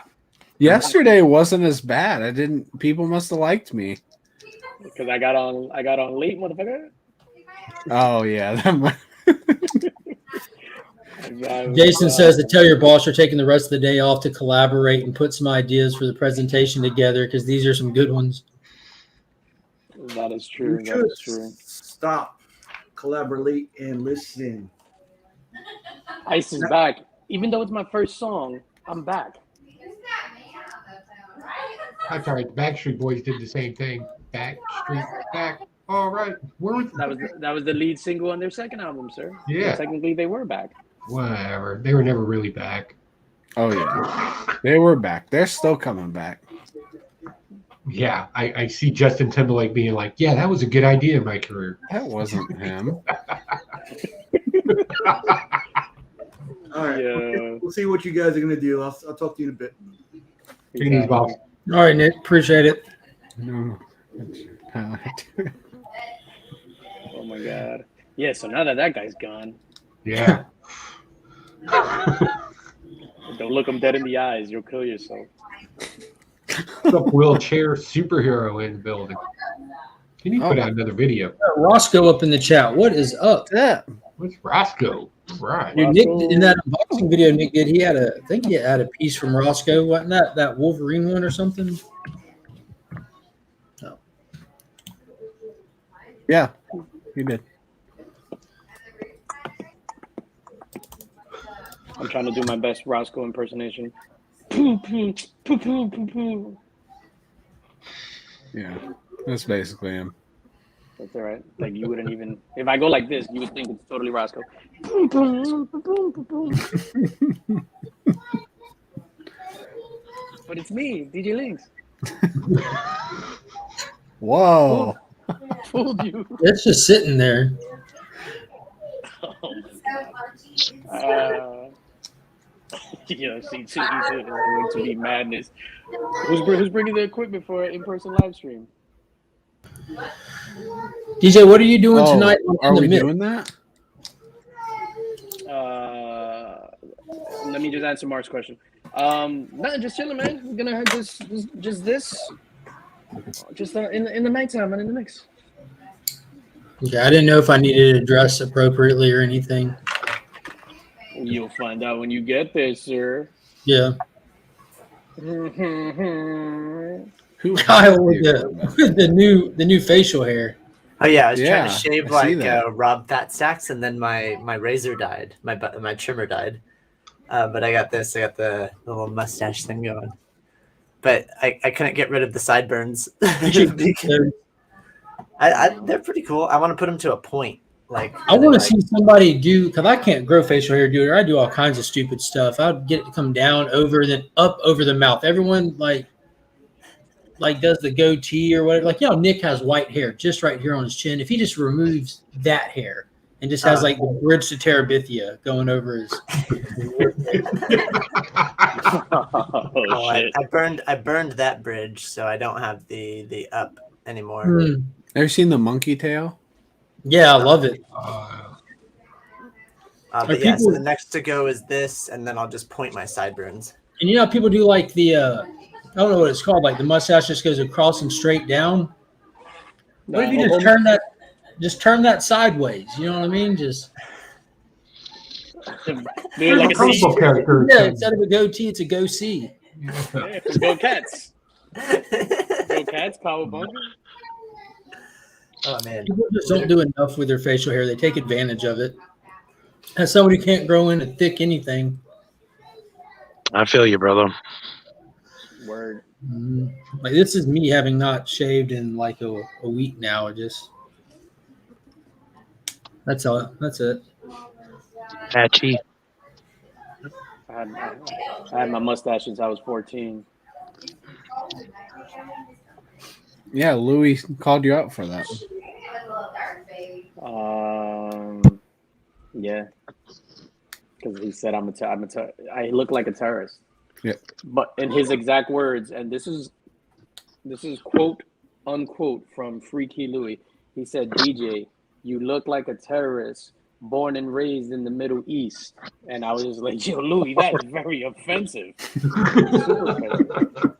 And I was just like appalled, number one, and he's never been invited back to it. He's never been back. Yeah, he never was invited back.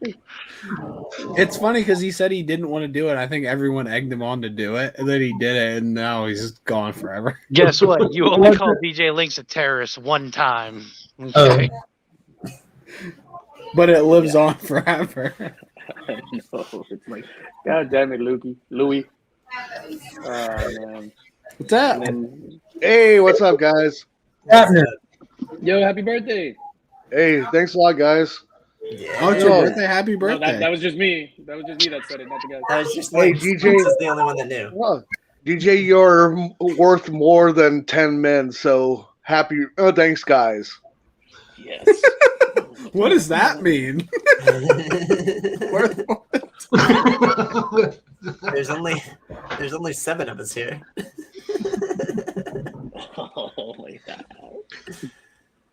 What is DJ doing with his hair? That's my Kenny Powers. You gotta let the birds fly. We gotta let them fly. I just want somebody to see that from behind and wonder what the hell's going on. Right? What's up, man? Now I'm starting to worry about DJ Links. I take everything back. Yeah, he started going crazy. Hey, Austin. How's that superhero video coming? Oh, look, he can fly like a bird. No, he can't. I wanted that on my desk by noon. Yeah, pretty much. Pretty much. He can't even make a deadline. That's what I feel your pain, man. I have absolutely no business being on this stream right now. I'm leaving in 2 minutes. Is DJ making it for Austin? Is that? That's true. Austin's here to monitor it.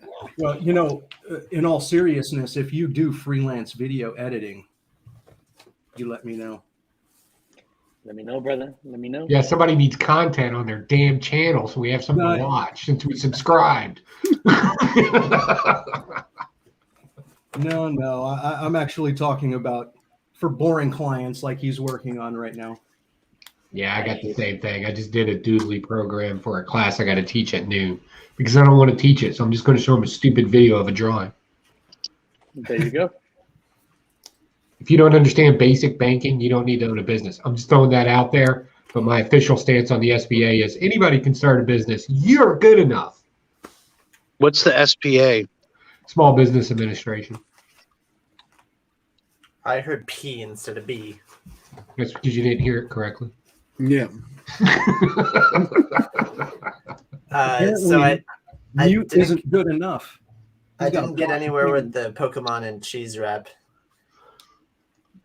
Really? You said it'd be 30 minutes. It's been like 2 hours. I kind of disappointing.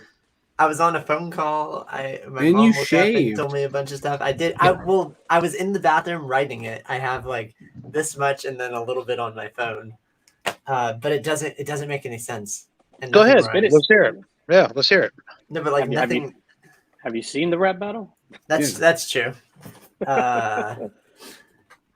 Shit, I don't know. You have to start with yo, please. Son. Yo, represent. Yeah.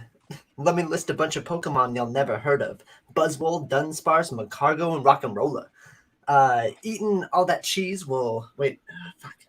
I see it's all over the place. Gotta catch 'em all like my name Chris Hansen. Pikachu with my cheddar with some quick romancing, wine and dining, cheesing and sleazing, but eating all that cheese will make me really gassy. Ghastly the Pokemon. Blowing up the toilet singing Rick Astley. Oh, I'll never give you up. Oh, I'll never let you down. Playing Pokemon Go all around downtown. Snorlax with the Pepper Jacks. Starmie with the Parmy. That's all I really got though. Like nothing really rhymes. Yeah, you're right. That. No, I'm gonna give you a ball, boy. But like I didn't have time for like literally I've been running around the house and getting ready and I have to go. But I didn't get to do flow or anything or syllable counts or any of that stuff. That was like 5 minutes of me throwing shit together. So yeah, that's pretty good for someone that's never rapped. Yeah. Somehow this boring ass video became interesting. You talking about the one you're editing? I gotta go, everyone. You leaving? Yeah, no, I had no time for this. Gotta go to court. Right, gotta defend myself. Man. See ya. Gotta go to court. He's going to court. He's got to get that bracelet taken off his ankle. They found out he illegally obtained a bunch of acid. Yeah. Burned something in his backyard. Oh, yeah, a lot of crime. I am now the proud owner of probably Roscoe's most famous piece. Nice. Oh, the Thor? That's amazing.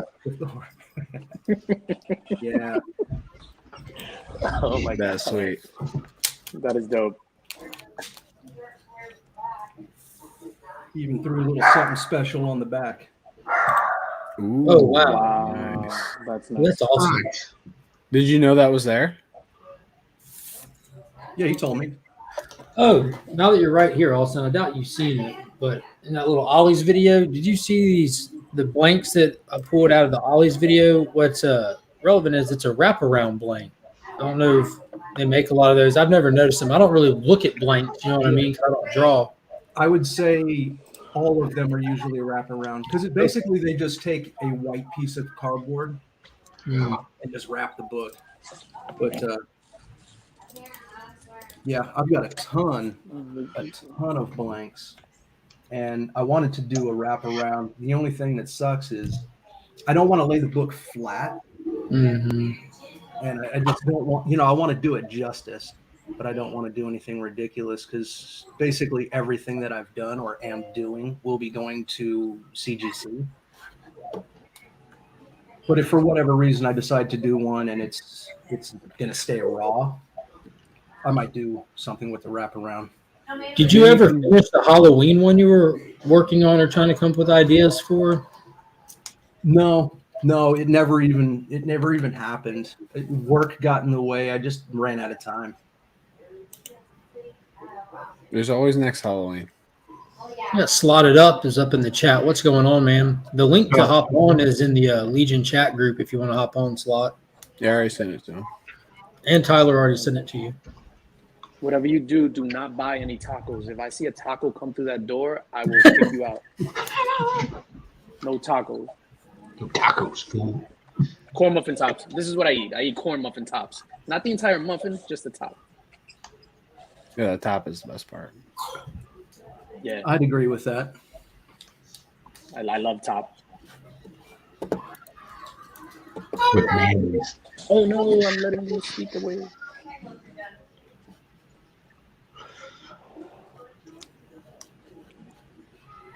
Yo, Kyle's rap was hilarious. So when is he going to be in the rap battle? You're going to have to put him in there eventually. Put what? Kyle in the rap battle. What's Kyle going to be in a rap battle? When is he slotted? Kids doing an audition tape. 2035. That soon, huh? That'll be my first video. We're back to 2035. Oh, yeah, your first video would be a bar breakdown of Kyle's bar. Oh snap! I like that. Roscoe asked, "What do you do with the bottoms, Lynx, of the muffins?" What I do with the bottom? No, so now they sell just straight up muffin tops. So you go and it's like they just sell the muffin tops, which I think they got the idea from Seinfeld. They keep the muffin bottoms with Steve sleeves. It's just a pile of muffin bottoms, Steve sleeves, and then the missing sock from when you do laundry. Yeah, happy birthday, Dan. Roscoe said happy birthday. Oh, thanks a lot. Oh, another year older, another year of broken dreams. I think it. Well, no, actually, I don't know. Where'd my phone go? You're on the hunt tonight, right, Dan? Oh, I'm at least making an appearance. I'm not sure if I'll have any like matches or anything like that. By the way, Austin, I remember you asking a few questions about this DIY slabs. Yeah. And let me just change. Let me just change my camera. And overall, at least from what I mainly notice, it's about the CGC slabs are about twice as thick, and but overall laying on it's flat like that, it's about the same size. So so the height, like if I put it up on a wall sitting next to a CGC or CBCS, it's about the same height and size. Yeah, it's the overall same like wall display size. Okay. And overall, my main complaint is those hinges. When it comes to display purposes. Yeah, you could shave those off and then just seal it. Oh, true. But that's that's the same slab EGC uses, correct? That's what I hear. That's what I hear, but I don't know for a fact. Yeah, it is. It's the same. When some Mark, you said that, right? Mm-hmm. It's definitely the same. I'm not sure if you were joking or not. No. I mean, serious. It's the same slabs. What they do different at EGS though is they do nothing at all different, but they do put a sticker on the side of it to show you that they're fans of stickers. And if that sticker's not there, been tampered with, which it's a sticker, so it's a nice shiny silver security sticker on the side of your presentable book. Which, God, I forget the name of the guy who runs EGS. Tony. It's just on the bottom now. Yeah. You know what? So Tony is working on trying to get a new case up, but that's the most expensive part of the whole thing is trying to get the funds to get one patented and mass produced at an efficient cost for people to actually want to continue to purchase them. Yeah, the only problem with that is where they're going to shave the cost is going to be in the quality of the plastic. So if they're trying to do anything efficient, it's just going to make the product garbage. Yeah. What do those go for? $17 a piece, right?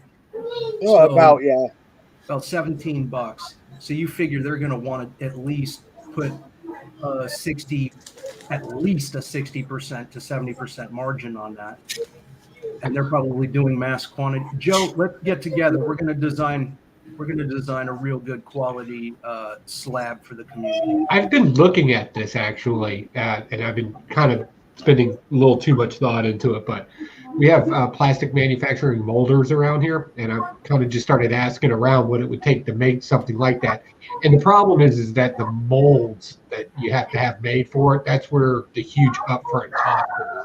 Like that guy legit quoted me a price of $17,000 for a mold. An aluminum cased mold, because remember it's plastic, right? So it's got to be able to dispense heat quickly and withdraw the heat. And I was like, dude, that's too much. That's ridiculous. I can make a mold. And he was like, sir, if you make the mold, I'll press it out for you at a premium rate. And I was like, Bet. So now I just got to get my hands on some aluminum. Couldn't you machine a mold? You can use a machine mold, but here's what you got to think, right? The higher quality plastic that you use, and I'm not going to get too technical with this. I'm just going to keep this broad level. Oh man. Right?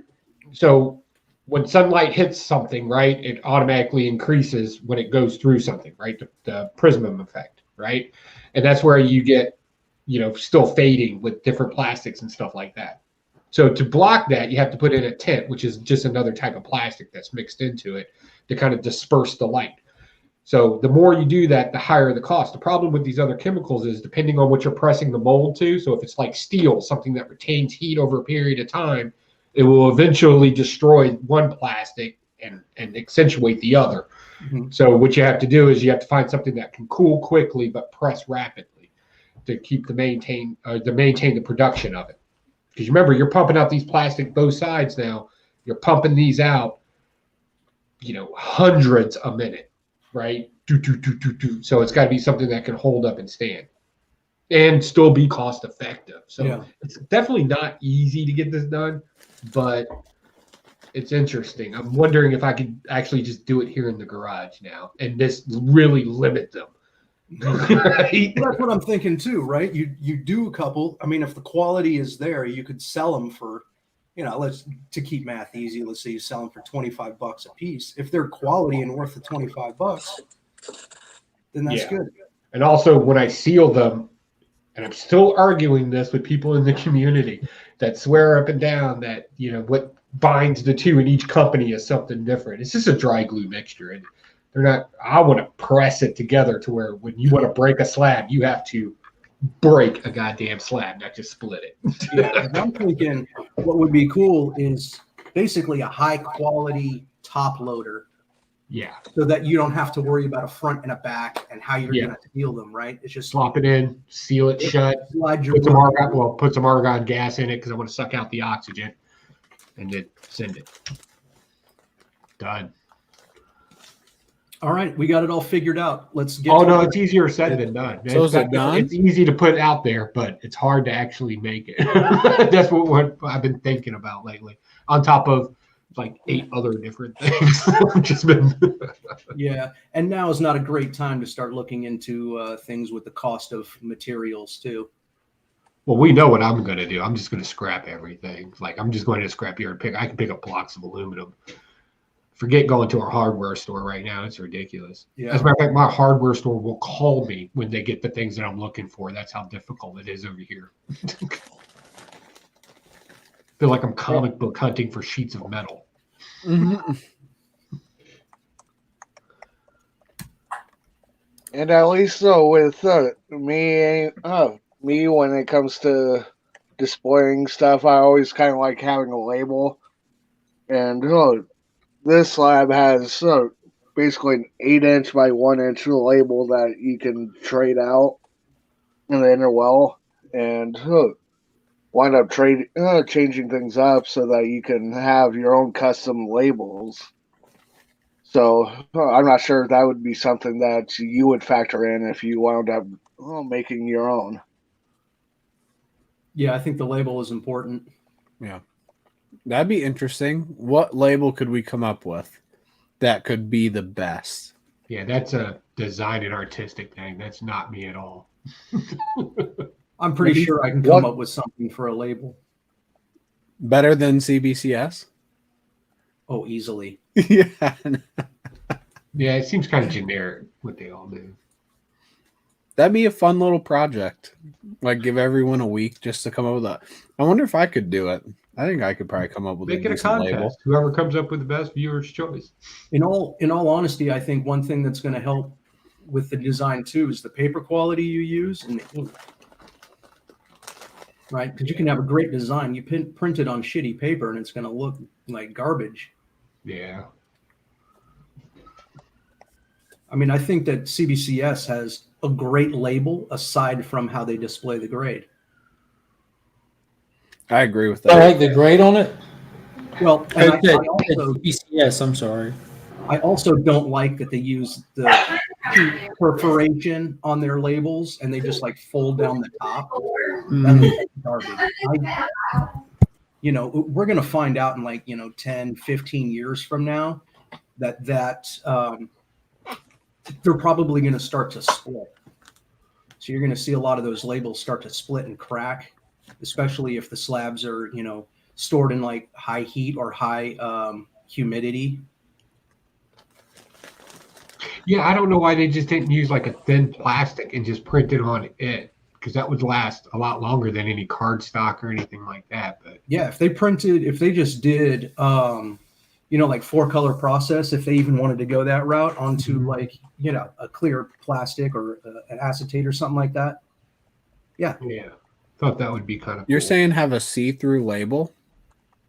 Yeah, absolutely. Yeah, and that might look really cool. I'd love to see that. The only thing that would really need to be if they wanted like a blue label, gold label, or whatever, could just be something slid in the back. Or they could add glow powder. Boom, makes everything shine. You got to get that. If you do a 10, if you get a 10, the 10 is in the glow powder. Yo, dudes, I'm going to hop off. Breakfast is here. I will talk to you later in the mix today at 9 p.m. Community Hangout. Our DJ. We're already doing that now. Hey, Tyler. No one show up tonight. We're doing it now. If you're here now, you don't need to go tonight. Boycott links. Yeah, guys, I'm gonna have to jump too. I got an actual something. I got to do stuff.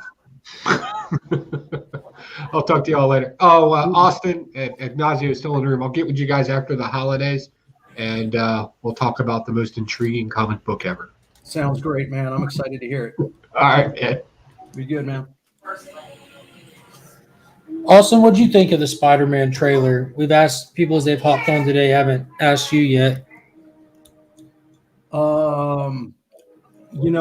I know that everybody was kind of tearing it apart and looking at all these different angles and Lizard getting punched and whatnot. I didn't do any of that. I enjoyed it because I'm excited about the movie, and the trailer did no wrong in my eyes. It got me hyped up. I wasn't too hyped up at the beginning, like the idea of just bringing in the old villains. It's still, in a way, to me, just seems like a freebie, like writing-wise, but just seeing it all in action, it looks fun. Yeah, just seeing Doctor Strange in there, which is essentially the real merge of bringing Spider-Man into the full MCU and those characters. Yeah, like I said, man, it did no wrong in my eyes. I was just so excited to finally see that, it's real, it's coming soon. The movie is going to tell the story, not the trailer. So we'll see. But yeah, I loved it. I'm thinking, talking about critiquing it and breaking it down. Obviously, they're being careful with what they show as to try to save some big surprises for us when we get to the theater. But that MJ falling scene and Holland reaching for her, I don't think Holland is in that scene at all. I think they're going to give Garfield a redemption moment. Yeah, I heard comment on that, and I don't disagree. I could certainly see that playing out that way. It would be cool if they did that. And I really enjoyed Garfield as Spider-Man a lot. Yeah, this is kind of like everybody's second chance, including the villains, right? Yeah, you fucked up, and now they have the opportunity to go back and fix it. That's Doc Ock coming back and doing what he can fix. Did you notice it almost looked like Stark tech on his octopus arms? No, I didn't dig too deep into that, but that would be an interesting. There was a shot of him where it's just kind of like him and his arms right here in front of the camera, and it's red on it. It looks like it's almost kind of moving like Stark armor does. Oh, he had the hot rod red. Yeah. It I looks. wonder if he gets a Spider-Man upgrade to him. I'm kind of thinking because he redeemed himself in his own movie already. Granted, he died in Spider-Man 2. At the end of that, the chip blew. He snapped out of it. Peter Parker, brilliant but lazy. And he saved the day. It wasn't Spider-Man. He created the mess, but so he's already a redeemed character. So I'm wondering if he might be helping Peter out, working working with him at some level. It seemed like that because they had, I don't know, they were like in a sewer line or something like that. They were having what seemed to be a playful conversation. So I wouldn't disagree with that. I think he's going to bring some of his science skills in to kind of solve the problem and get everybody back to where they belong. So I could see that happening. And I think I'm all for that too. I'd like to see Doc Ock kind of being that playing that middle ground a little bit versus just being a full-on villain. Yeah, and there was a little clip as well when you see Electro fire up, and I mean, of course, it's not necessarily by any means edited in chronological order, but you see Electro fire up and shoot. You actually see Doc Ock get slammed against a building by an electrical charge at one point in the trailer. So I'm hoping to see some good villains fighting villains, because these characters haven't crossed paths with each other. Mm-hmm. You know, even in their respectable movies that came before. So wondering, I'm glad that they twine. It's pretty cool. I'm glad that they upgraded, or I don't want to say an upgrade, but they redesigned the Electro look, which was a necessity. I'm glad they did that. Yeah, he didn't look very good at all in the second Amazing Spider-Man film. Yeah, I don't know. That was just they tried to save money and didn't spend the money with the special effects team. That's for sure. Mm-hmm. It was just weird, like I don't like the way they took him even before he became Electro. It was too campy for the movie. Like the first Amazing Spider-Man, I mean, I still swear by. I absolutely love that first Amazing Spider-Man. It was so good. I love the tone of it and the feel of it. The second one just took a weird turn for the unbalance. Like it was very serious between Gwen and Peter, and then like Electro was just quirky and goofy. He didn't even feel like he fit into the world at all. Yeah, they were just reaching for. Sony didn't have access to a whole lot of villains, maybe.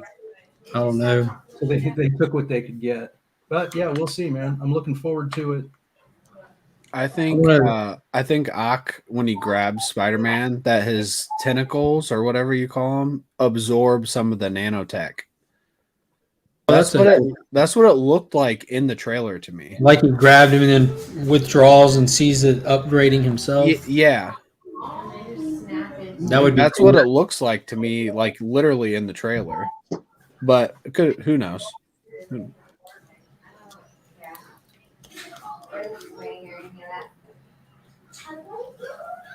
Because they're like smart arms, basically, right? They're made by Apple. Yeah. Yep. They're made by Apple.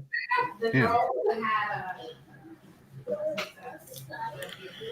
I'm going to try to get my tickets on what's been deemed is it Spider Monday or Spider-Man Monday? It's Spider Monday. So in the trailer that I saw at the end of it, it said that tickets go on sale Spider Monday. Mm-hmm. Was it just their play on Cyber Monday? I don't have a clue. Is that what Monday is? This coming Monday? Yeah, so the Monday after Thanksgiving is Cyber Monday. Well, I'm familiar with Cyber Monday. I just wasn't sure on the date when the tickets go on sale. Yeah, I don't know what day it is either. It should be Cyber Monday since it seems like an obvious connection. Yeah, I didn't put that together. I didn't either. I don't like jump on any of the Black Friday sales or Cyber Monday sales. I learned a long time ago that the stuff people are selling on those days are their overstocked junk, more or less. I mean, there's good deals out there to be made, but the mass majority of it is clearing out for the new stock rolling in at the front of the year that's already there, looking for spaces in their warehouses. Like if you're looking to buy electronics, specifically, the best time to do it is like the end of February, beginning of March. That's when all the TVs that are on the wall at stores, like those models, the ones that they're premiering, they all come out of the back of stores and onto sales floors for ridiculously discounted prices. $800 TVs. The very next week will be brand new in the box. Nothing wrong with them on sale for like $300. They just have to move them. Yeah, I think next year I'm going to have to upgrade my TV again. Just because. Technology just advances so quick, man. Mm-hmm.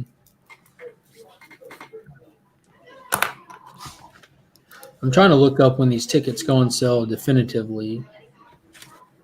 Or what day does the movie release? December 17th, if I'm right. Oh, dang, that's coming quick. Yeah.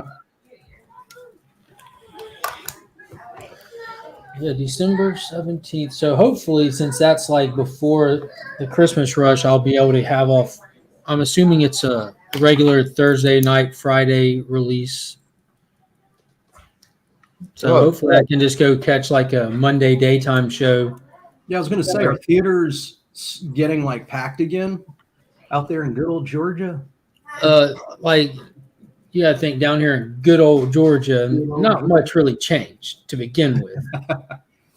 Like now, theaters that are like bigger entities than just local stuff, they were on some kind of blanketed like protection plan, and they did close down. But here in Georgia, that just meant that if you wanted to see a movie, here's a list of 50 movies you can pick your own, and for $100 bill, you can come rent out the theater up to 20 people.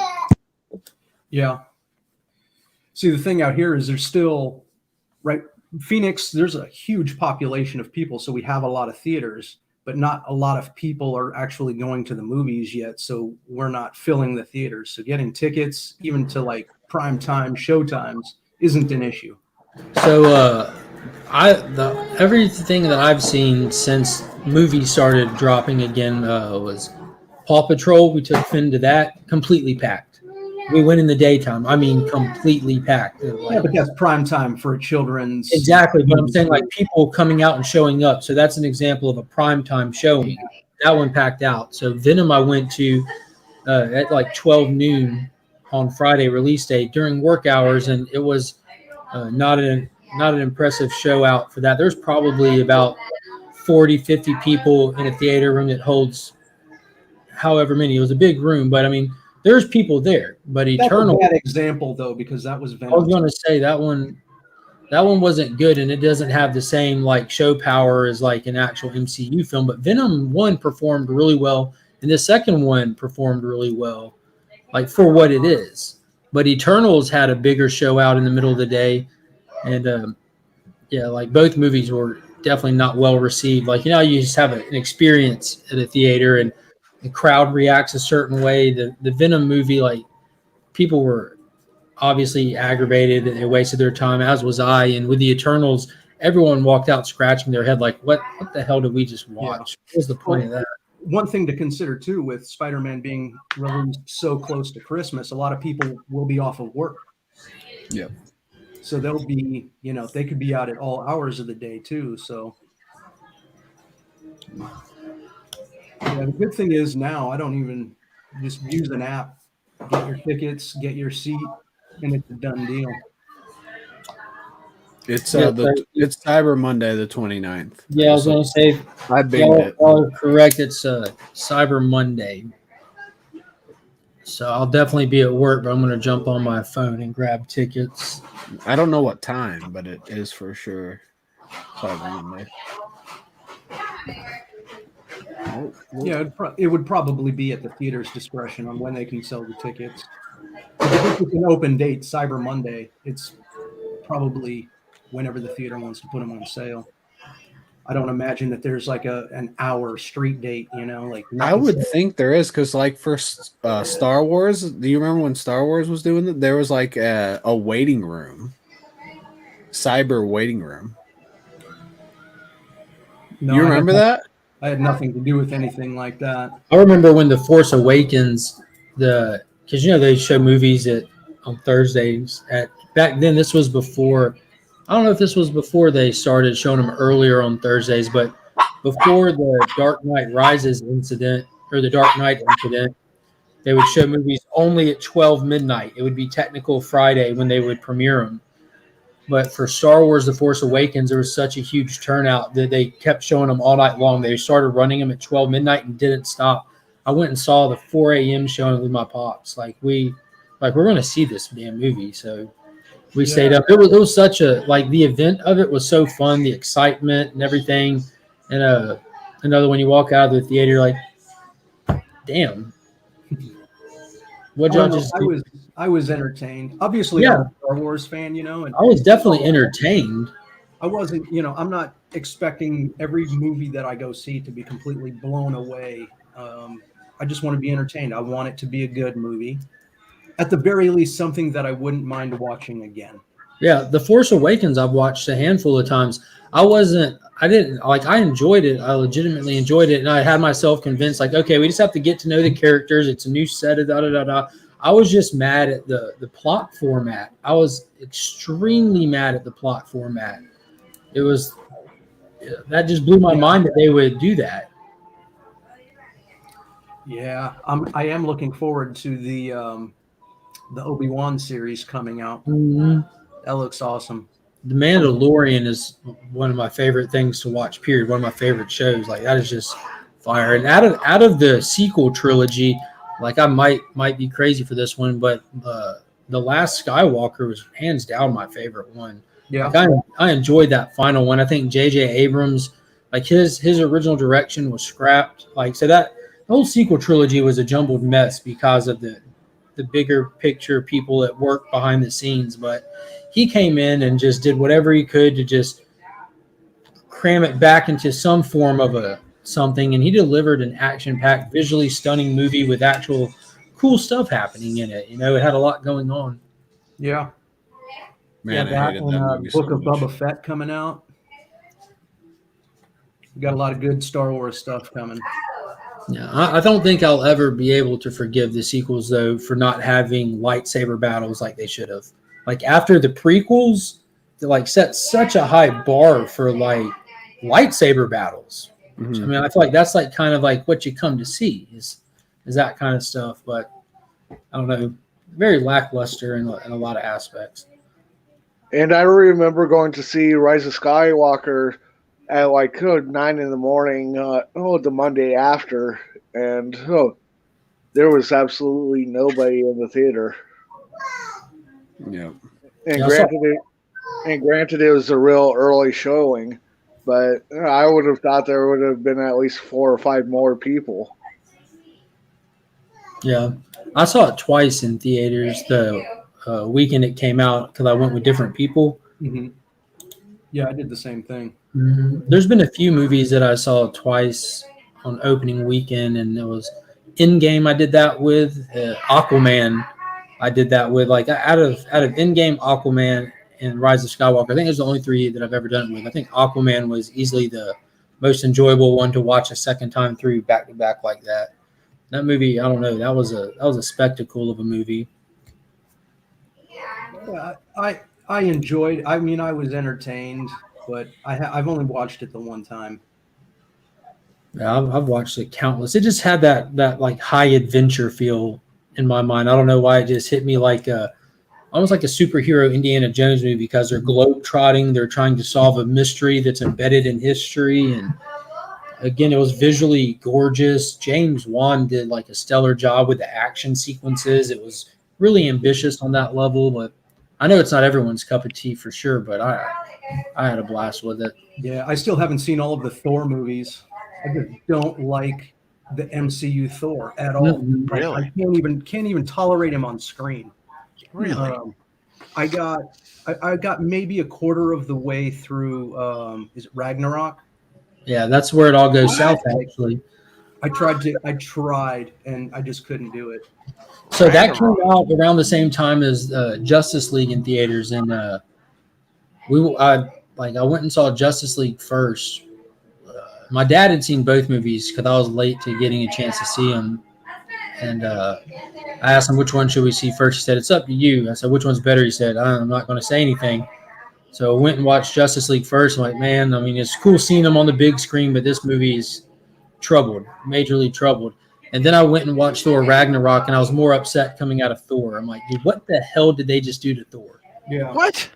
Yeah, because I didn't go into Thor Ragnarok looking for a cheese fest where they just butcher some character for no reason. I'm like, it wasn't for me. Like I'm a fan of Thor being a god, a worthy god, the king of Asgard, not the laughing stock of the MCU. Yep, I agree. It was like I haven't finished Ragnarok. No, you don't. I swear that movie is like highly rewatchable. I love it. I'm not saying really like it. I've rewatched it at this point. Like it's flat. Like it just doesn't sit with me though. Like I don't like my Thor to party. I see. I guess I look at it. I look at these comics and I sit there and I go, I want a comic book movie to blend the humor and the action, because comic books often do that. And I find that they did it very well with Thor. Thor still Ragnarok, he was still a badass and still did all that stuff when it came time, but there was elements of humor throughout it that allowed the movie to cater to different stuff, makes it much more watchable than say Dark World, which was a freaking, super serious, annoying movie. Yeah, that was so bad. Didn't watch that one either. I saw that in theater, so I had to sit through it.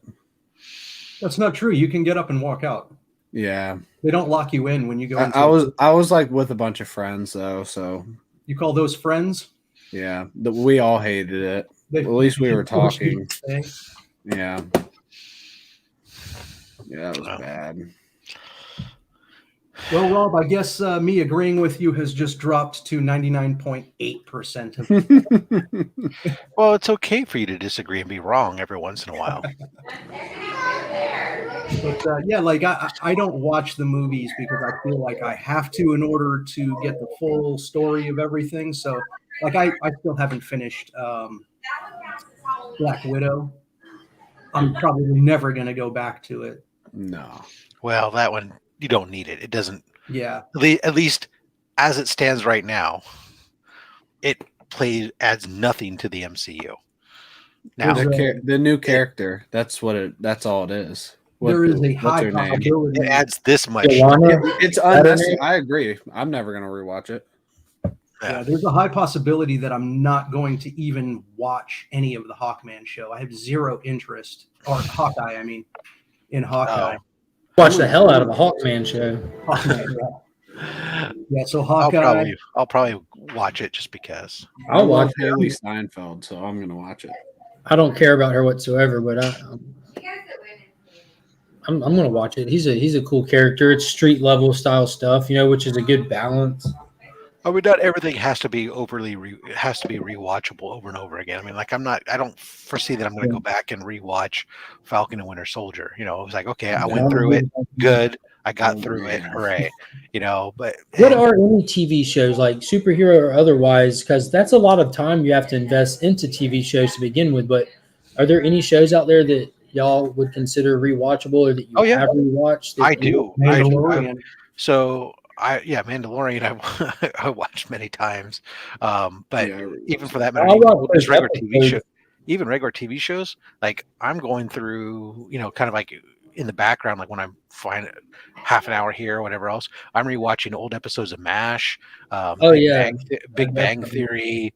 Those are like syndicated recently. As well. Recently, I went through all the, How I Met Your Mother again, all the way through it. I've watched It's Always Sunny about 4 or 5 times through, whenever another season comes out. But those are kind of like 20-minute, easily digestible, syndicated shows. But there's I was thinking more like those shows, like the Disney Plus shows or shows you see on television, like HBO, that aren't serialized or episodic. From episode 1 to 13 is one linear story. You can't miss an episode, kind of thing. Right. Well, like Game of Thrones or once you put any of those shows, even a syndicated show, into the stream format, you tend to watch them one after the other, anyways, in a sequence, even though they don't necessarily always have to be that way. But yeah, I mean, Deadwood and I've watched The Wire probably like 5 times at least. I mean, The Wire. Deadwood was fantastic. I watched it and then bought it when they came out with that nice Blu-ray box set. And watched it again. And now it just hangs out on the shelf, but it's not anything I'd be willing to let go of because it's always in the back of my mind. Like, I would love to watch it again sometime, but yeah, I just watched The Sopranos. That was another one. Yeah, I just watched that through for the first time, and I can definitely see how that's rewatchable. Like, I'm still on a high from that. Yeah. Have you ever watched The Wire? Me, no. I have The Wire and watch that. That's on my next list. I'm just going through HBO's backlog. Right. I'm hitting the shows like The Wire was just not one that was on my radar. Oz was before my time, and right. But The Wire is like one of the best TV shows. Not my personal opinion, but I mean, it's like critically acclaimed. And one thing I'm noticing from like having watched a lot of HBO shows already, because I've just always like leaned toward HBO even back in the day, well before streaming services and stuff, But I'm noticing a lot of repetitive actors that they use. Like directors do the same thing. They have certain actors that you'll see. sure. Often HBO has got which is pretty cool. It's kind of like how American Horror Story just recycles their actors for different parts.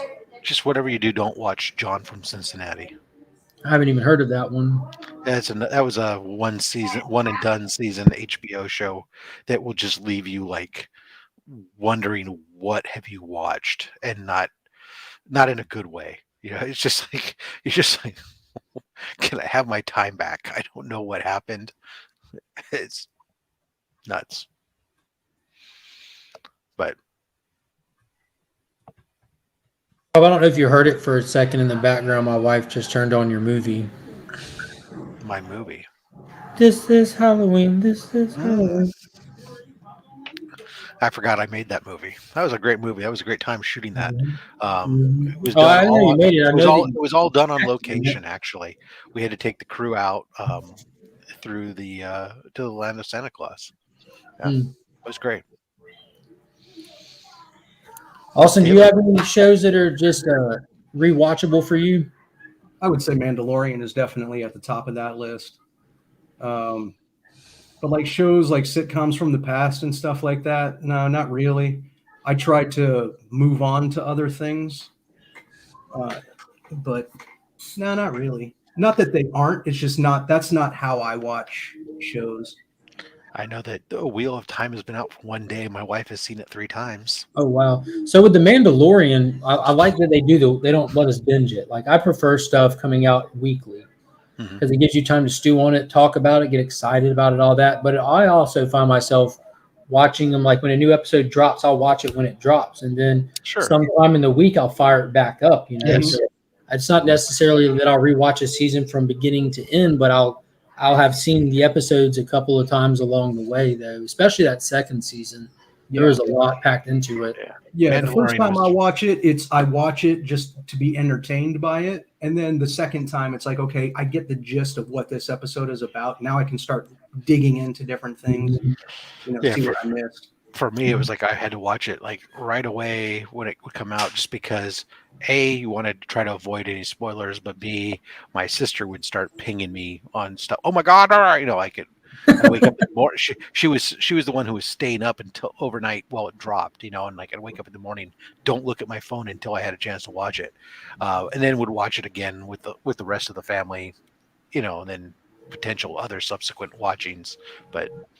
Yeah, so that's one of the few shows that my wife actually enjoys watching as well. So I gotta wait for her, and then of course, so I got to work throughout the day, and then so it was usually that evening when we would watch it.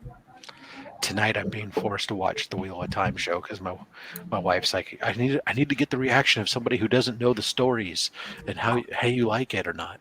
My wife saw the trailer for it ahead of Venom and Eternals in the theater. You know how they do like the interviews and all that kind of stuff beforehand, and she was excited for it. She likes that. She's a big Mercedes Lackey reader, so she likes that fantasy, sword and sorcery, porn stuff too. Is that one on Amazon? Yeah. The first 3 episodes dropped last night, I guess.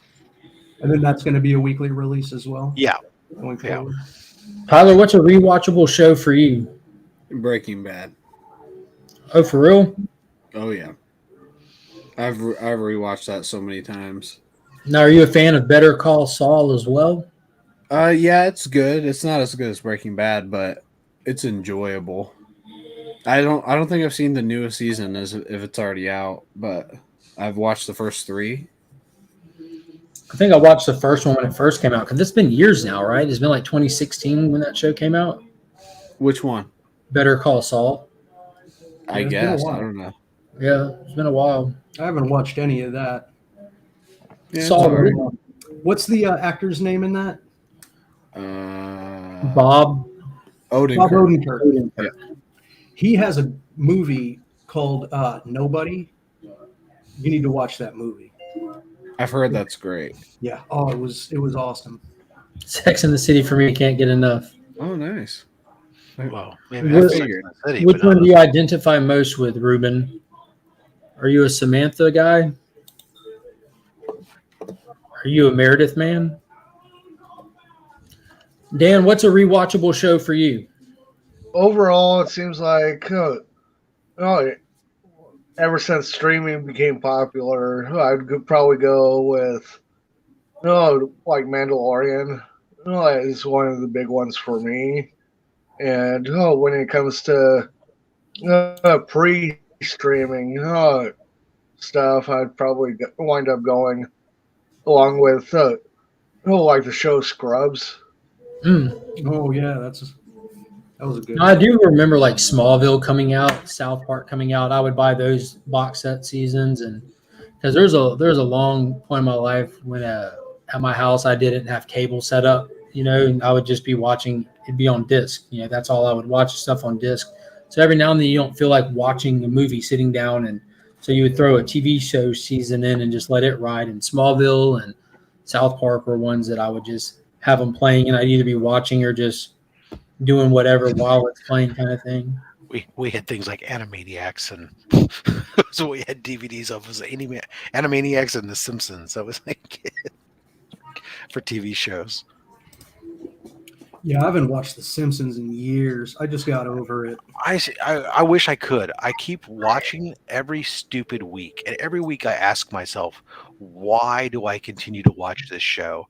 It hasn't been humorous for 12, 13 years. Yeah, but it's been part of your routine for 20 years. It really is. All 30. 30 I mean, years. that show's been on for 30-something years now. I remember watching the little Simpsons skits at the end of the Tracy Ullman show. Right. And so I'm just like... That came on after Married with Children. It's just been on for so damn long, and you just... It's part of your thing, but at the same... because that show was like I think that show was OG to Fox Network. But it was just like... aside from maybe having me crack a smile once or twice, I mean, I haven't found the show all that funny. Yeah. In at least 15 years. Yeah, but I think that their writers have always targeted a certain demographic, which was great. And at one time, we were all part of that demographic, but we've outgrown it. Yeah, I don't know. But I continue to watch it, like you say, right? So, whereas Family Guy, I still find Family Guy funny. Family Guy, I've probably seen countless times. Yeah. Maybe if nothing else, just because it's one of the last things on TV that does things on TV that you probably shouldn't be allowed to do on TV anymore. Yeah. I haven't watched any Family Guy recently, but I used to watch it all the time. Like the first 5 seasons, 6 seasons. Yeah, the good thing about Family Guy, though, is it's such, chopped up. I mean, there is a story in the episode, but it's so chopped up with just jokes and stuff like that. Yeah. Mm-hmm. You really don't have to pay attention to it. And it's just entertaining. Yeah.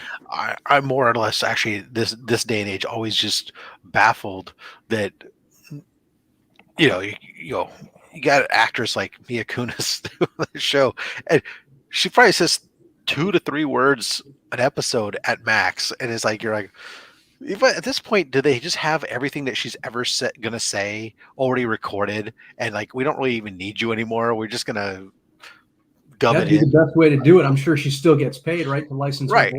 Exactly, but. I mean, they must have. I'm sure heard. Hey, we're gonna have you come in and read all your parts for the season.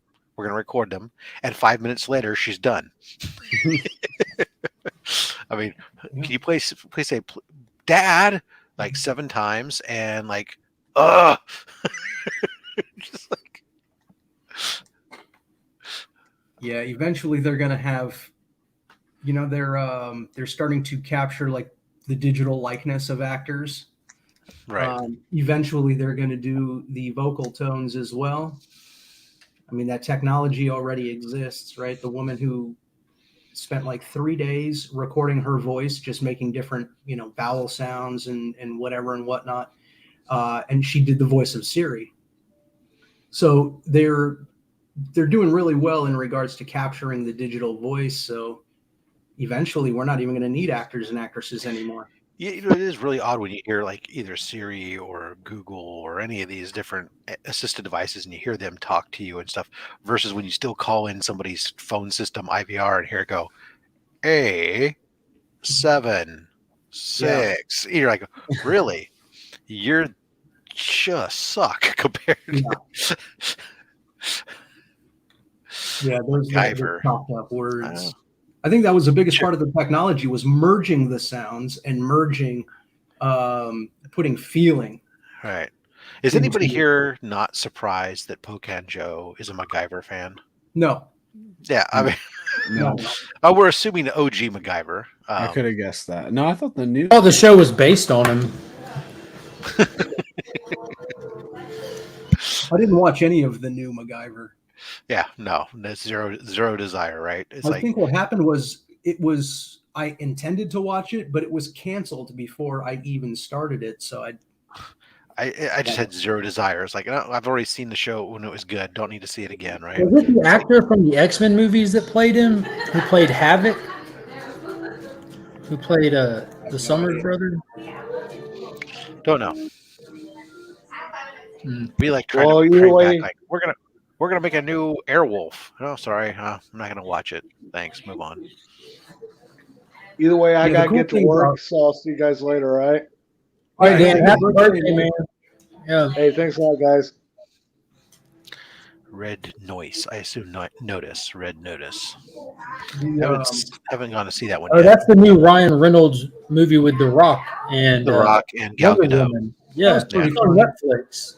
Yeah, it was pretty fun. Is it on Netflix? Yeah, I didn't even know it was a thing until 2 nights ago. Because I go to sleep to stand up. Like if I stay up too late watching something, I don't fall asleep. I turn on stand up. So I went over to Netflix to fire up some Dave Chappelle, and right there, the first thing it showed was Red Notice. So I'm like, what is this? I can't start watching this right now. I'll never go to sleep. Yeah, unfortunately, I don't have Netflix, so I can't watch it if that's the only place it's at. But Dude, they put out a fantastic Ryan Reynolds movie straight to Netflix. God, I'm trying to remember the name of it, but it was a team of hitmen, and it was action. Dead Men Walking. Well, Six Underground. Six Underground. Yeah. Because I spend so much money on comics, I can either have Netflix or I can be a member of the Legion of Comics. So it's one or the why other. don't you have Netflix? Yeah, because of Mark. Well, I appreciate the support, Rob. And to anybody out there who doesn't know what Rob's talking about, you can just hit that blue button right below the video there, right next to subscribe. It says join. Hit that for some details on how to become a channel member and what it means. Then you could be like me. Thank you to the 52 channel members that we have. I don't think I've said that today. I appreciate each and every one of you. I would plug the channel sponsors, but I did that already today. I actually had a video drop this morning before the stream went live. It was just a 3-minute long video. I don't know if it's been posted yet online or out anywhere, but the cover reveal for Big Time Collectibles Last Ronin number 6. Nelson gave me the green light to put up a video today because it's that John Jane cover. This is the first completed series by the same cover artist from Big Time Collectibles, and a lot of people started out working on The Last Ronin. Like the biggest book from The Last Ronin is that Aaron Bartling cover for number 1, and Aaron Bartling was one of the people that got pulled from the book because this was around the same time that Boom announced they wouldn't be doing retailer exclusives except for issue number 1s of series. And then IDW said that they're going to be reducing their numbers as well. And this happened right after issue 2 of The Last Ronin. So Aaron Bartling didn't get to continue doing it. But fortunately, John was lucky enough in Big Time Collectibles as well to be able to stay on the project. So he has a complete set. Issue number 1 is a wraparound. Issue number 3 is a wraparound. And this final one is also a wraparound. So it's a nice format to it as well. And this cover, man, it is by far my favorite one, hands down. Like number 2 was really close, but it was really oversaturated with red. But this one right here, man, are you looking it up? Bam. No, sorry, I was looking at a spreadsheet. That's pretty fire. Yeah, that's badass. And it's kind of like he's facing like the ghosts of his past, like he. Definitely far more interesting than my spreadsheet. I don't know, I bet your spreadsheet for somebody who's not used to looking at your spreadsheet has a lot going on. This is a work spreadsheet, so it's one of the less interesting ones. I can't read Romanian, so I wouldn't be able to tell what it says. Yeah, no, it's not in Romanian, but yeah. I thought you were talking about your submission and pre-order. Oh yeah, that's a really interesting spreadsheet. That has a lot of tabs. Between facilitators, signing events at CGC, CGCBS, what's at the presser, what's at the graders, what stage it's in, all that fun stuff. Yeah. Austin, did you get your package? I did indeed, sir. Yes, I did. Thank you very much. Yeah, I've already got a few ideas. All right, but you got the other part too. Oh yeah, sure. Yeah, actually, yeah. That's it right there. I was like, I ordered some samples because I got this from the new supplier. So I'll be curious what you think about the material. But I was like, oh, okay, well, I know who this one needs to go to. So I appreciate that.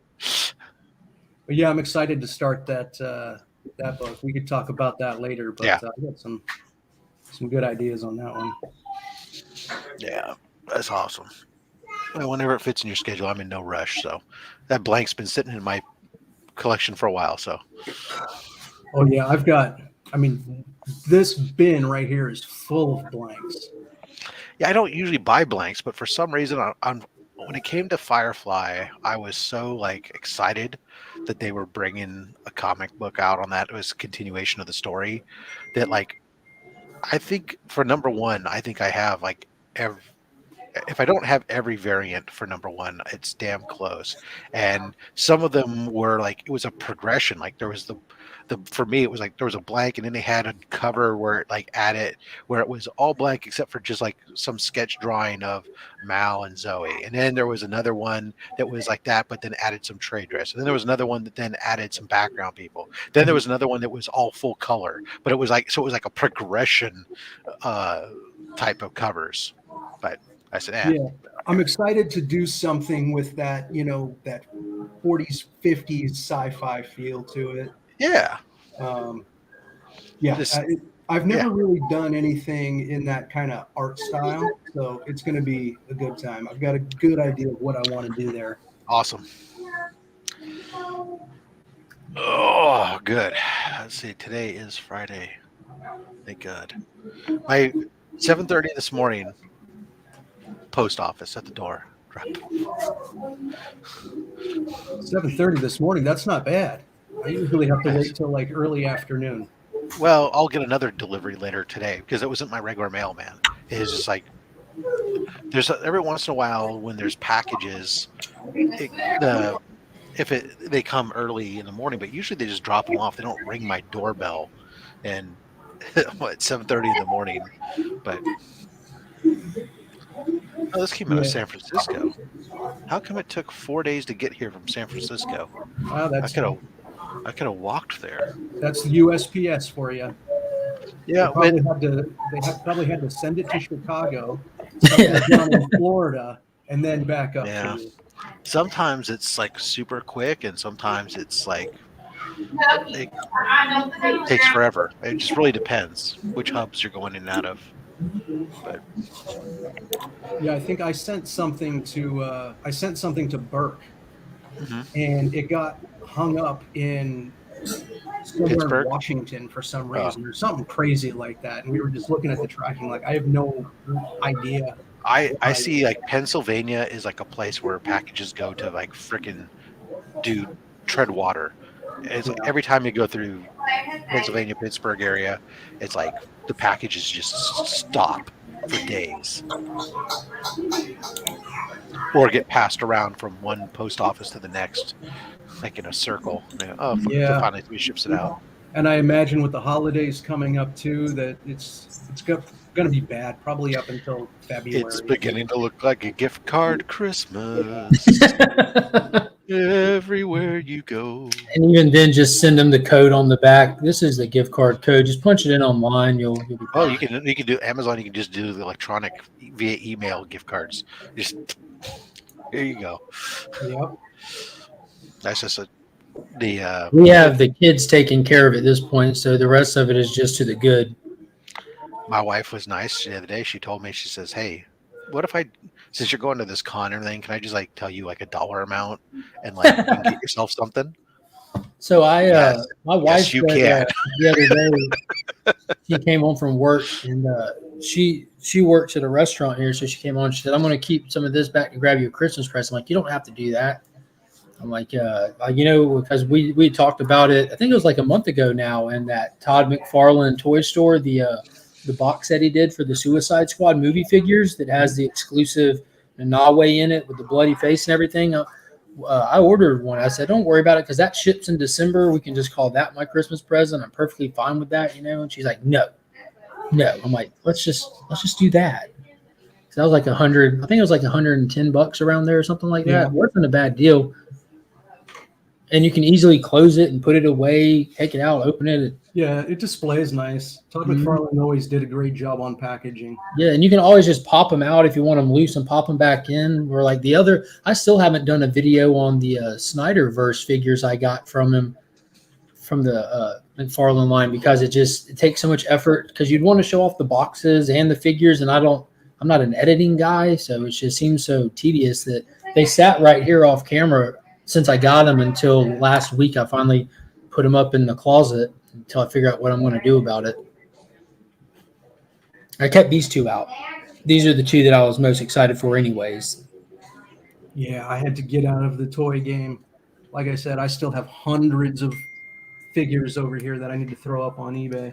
Dude, as soon as I bought those, I knew I was going to get those Snyder Cut figures from the day they announced them. I tried it. I have like a zero toy rule. Like I buy vintage Power Ranger stuff, but I'm almost complete with that, like in-box and all that. But as soon as I got those Snyder ones, I found the Justice League ones from when DC was doing the DC Multiverse figures. And I'm like, well, that's a Build-A-Figure Steppenwolf. And it's the other Steppenwolf, I like rationalized it in my head. So I can have the Snyder Steppenwolf and the other one, and then they're just sitting in the box too. I've done nothing with them, so I put them up. I ordered the Suicide Squad set. Like, oh, it's another DC movie set. Like, I just I'm like, no, stop, cut it off. Gets out of hand real quick. And then my wife got me this because she saw me picking it up and walking around with it for half an hour in my hand, then put it back. But I love that. That's awesome. Yeah.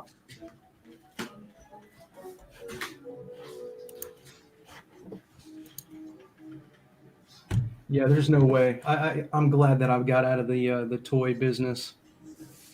They're just too much.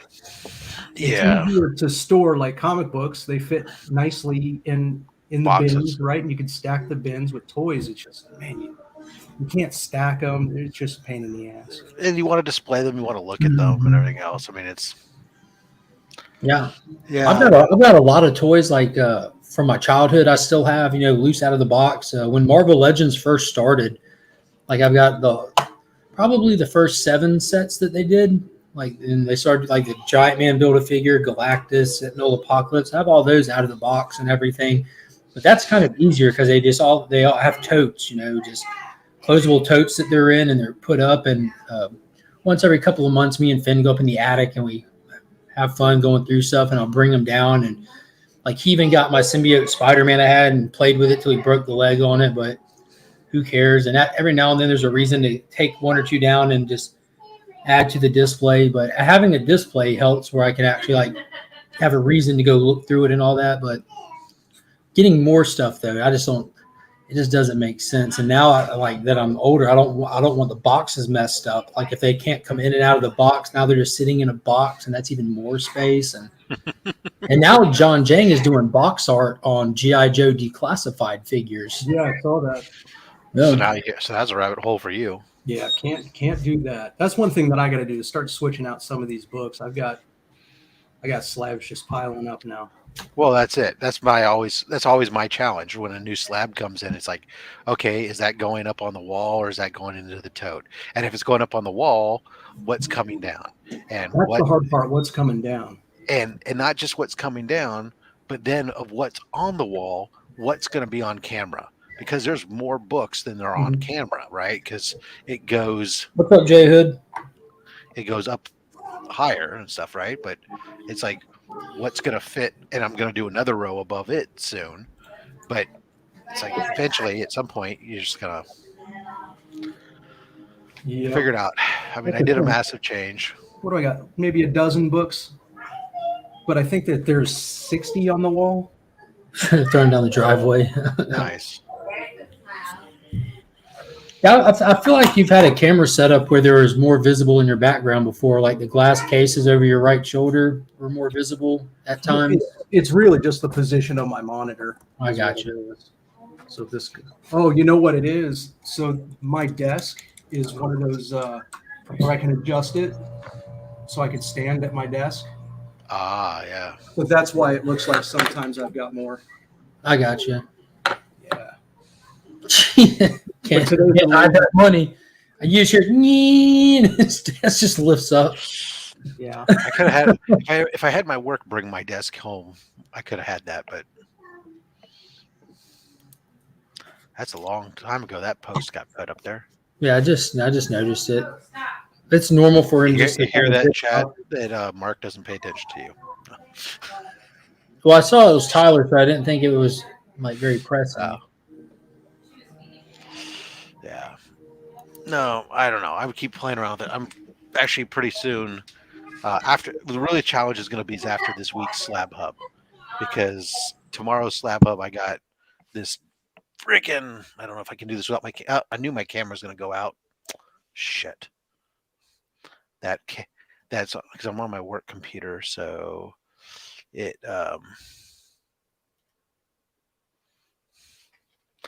Yeah, I tried. Well, I'm on my work computer, and that camera has got very sensitive cable to it. But this is a huge, big pile of boxes from CGC, CBCS, all slabs. There's like about 30 something slabs to open tomorrow, and it's like I know that most of it's Golden Age and Silver Age. It's like what's gonna go on the what's gonna. I would just change the whole thing out and go golden for a while, then go silver for a while. I don't have enough to go. I don't have enough to. There's not enough Golden Age slabs back to go all golden. Do you like a time thing? You know what I mean? Like just. Well, yeah, that's what goes on right now. This row here. This is a chronological row.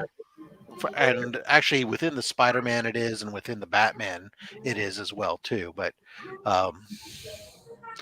yeah, I know that the ancillary Spider-Man books, those are probably going to go up to the very top row at some point. I'm going to replace my top row, but my biggest thing is that there's a book that came back that I really want to put on the wall, but I can't because it's going to be a stupid magazine holder. And that's one of these Australian Buck Rogers books from 1950. But what do you have to put that up on its own special place on the wall? Yeah, somewhere off camera, right here where I can look at it and just. Yep. But there's some good stuff in there. What'll be real fun is when I start getting some of the stuff I have off at CBCS now. It's just crazy, dude. I mean, there's like 45 sub ASM one or sub 100 ASM books there. There's like, some old 1940s Buck Rogers and Flash and Dick Tracy and frickin' just crazy. I just like, come on, come back, come to daddy. That's another thing that I can't get into is those older books. Because that would just be, I mean, I'd be living on the streets. I'd have some awesome books, but I'd be living on the streets. So here's the thing: is depending on what you're looking at, a lot of them they're not as desirable amongst as many of the collectors that are. So they go for far less than a lot of these modern books do. I mean, I'm picking up books, from the 1940s, early 1950s that come back solid mid-grade books, which for that era is really good, and they're costing me oftentimes, $50, $60. Sometimes I got 2 books that are in here that I'll open up tomorrow that are Atomic Age sci-fi books, and they're upper grade. When I sent them off, they were $20 for the 2 books. Yeah, but then do you classify as Atomic Age? Where do you Atomic put the Age is in the ground? Atomic Age is the end of the Golden Age, but it's typically it's post the dropping of the atomic bomb. And it usually refers predominantly to science fiction books, typically in that when you're talking about that genre, because there'll be a lot of atomic power type stuff with throughout. So I mean, it's an age that's not most people, because it overlaps with what people consider the golden age, but CBCS uses that terminology, so it's gaining a little bit more. But I generally you think we'll see a split in the modern age? That's the I wish they would. They really need to. They need to at this point.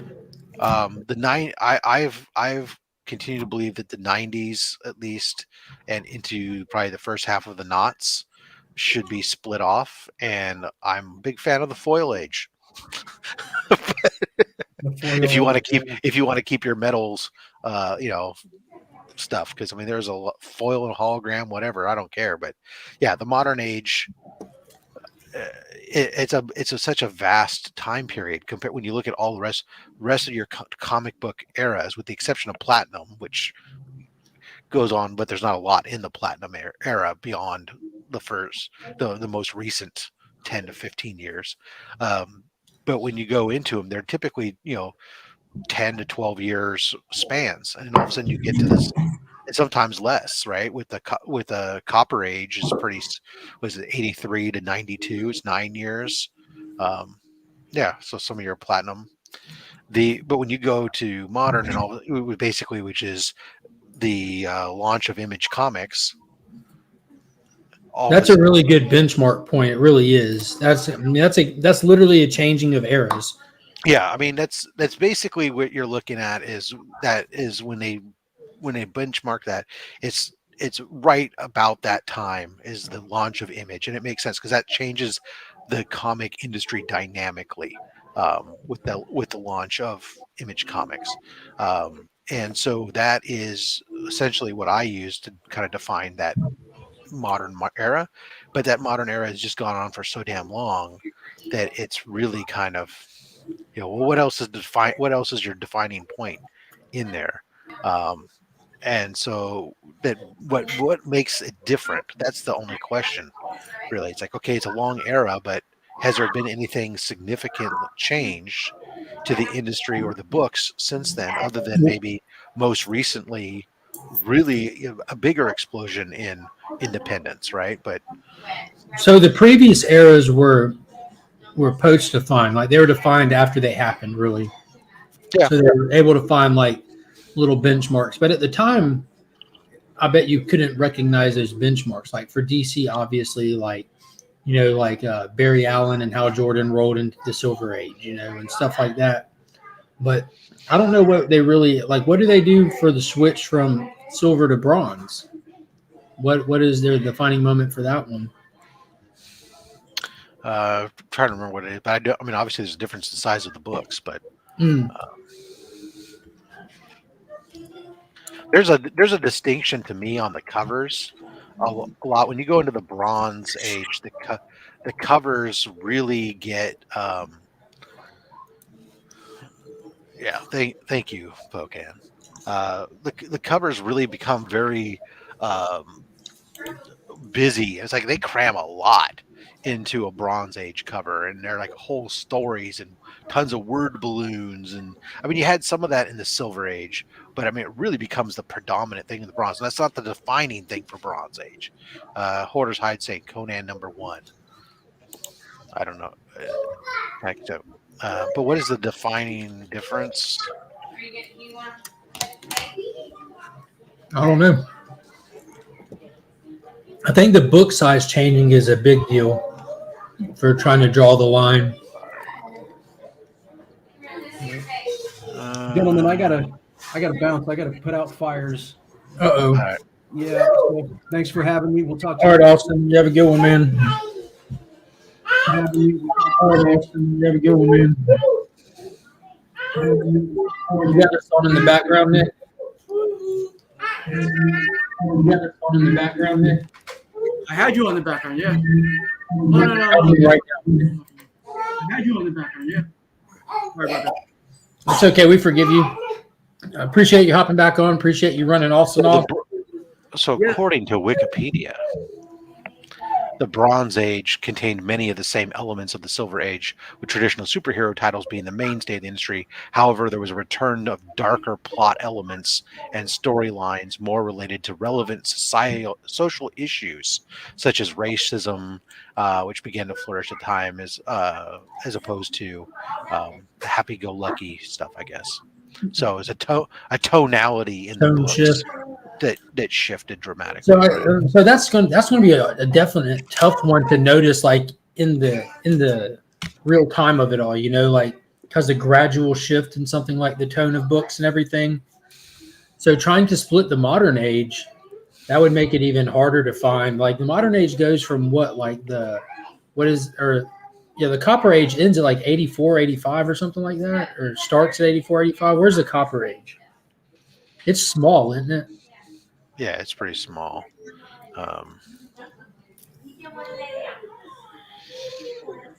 They're all these things are debatable, but I mean, so some people don't even recognize the Copper Age. Some people say the modern age is 1985 to present, whereas some people put the Copper Age as somewhere between 83 to 85 through through around 92, and then put the modern age around there with the launch of either sometimes they'll benchmark it as a launch of like X-Men #1, and sometimes they're launching it with a. Well, I hate to be morbid here, but Joe pointed out the theme is the biggest part of its Silver Age was patriotism, etc. Bronze theme was distrust in government, social, etc. Well, the 90s across the board were a vastly rebellious era. Like it was like a whole angsty era. And then you had 9/11 happen, and there was an immediate shift in style and tone of writing through a lot of comics. I wonder if that would almost be like I wouldn't imagine like they would want to use that as a benchmark, but if you're looking at theme changes, there was a drastic one that occurred at that point. Yeah. So I mean, you can. Oh, see. So now, like, you can go to another place. There's some places they've added. Is it one site's listing 8 ages of comics, which some of these are, Platinum Age, obviously we know, to 37. Golden Age, they list from 38 to 47.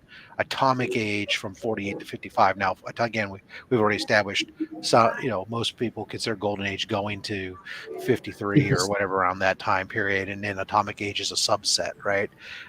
Here's Silver Age. Here, this guy lists Silver Age out to 69, but other places you see it go out to 70, 72, 73, right? And Bronze Age then to 84. So, like, if we want to get the honest to God answer, I feel like there's only one place to really look. Like, people's opinions are great, especially if they're adding nuance to it, like some of these less defined categories. I definitely appreciate. Well, this is great. This guy's got it chopped up. What does the comic book Bible say? Right. This guy's got it chopped up as he's got Dark or Copper Age from 85 to 91. Then from 92 to 98 as the Extreme Age. Again, I like Foil Age. Thank you very much. And then 98 to 2016 he has as the Movie Age. I don't know. I didn't even know that was a thing. Yeah. Neither did I. That's some guy who's funny. What is Mike Mayhew doing these days? Oh, dude, his stuff is like not. I have no interest in buying. What is it, Nick? Show it again. All his Venom stuff lately is like, well, good. I don't have to spend money there. I just deleted it. he's got these weird like freaking Pokemon Venoms or something he's doing. Digital Pokemon. The platinum age is 1883 to 1938 specifically because the start of the golden age happened bronze action number 1. Well, bronze age is really anything, or sorry, the platinum age is anything before the action golden 1. age. Yeah. Right. So because there's not a lot of stuff that after a certain point, but I mean, yeah, see he's making like freaking. Is that one of those Tigger books? No, this is Mike Mayhew. Yeah, he's making like Pokemon. Terrible. How many are you picking up, Nick? He's got to catch them all. This many. Hey, so let me show you guys what I picked up at CBCS. 2 I'm happy about, 1 I'm not so happy about, but it's for the PC, so we'll get that one out of the way first. Oh. What did you do to it? God, that's such a gorgeous cover. All right, Bermejo kills it. I gotta figure out the. Have you barcoded it yet? Barcoded now. Are you scanning it now? Yeah. I mean, honestly, CGC, what are you doing? If you don't have this, what are you doing? I like this one. So there's another guy who's claiming that from June 2020 to present started the pixel age of comics. And oh my God, you got a 9.8 on that? Nice. And that's 10 years old. I picked up out of the box, one of the boxes at the LCS. That's Ken Hazer. And one that Rob will be familiar with. Nice. God, that's gorgeous. So this is that remark is much higher up than it is on mine. Yeah. I dropped it off last Wednesday. Yeah, that's quick. And it was ready. I mean, signature verification was. And I found out something awesome, which will be surprised for after the break. Oh, this guy lists. Oh wow. Oh, the frame for it? That's nice. Nice. I like that silver and blue and white. That's all good. That's purple on the. Oh, purple. Okay, whatever.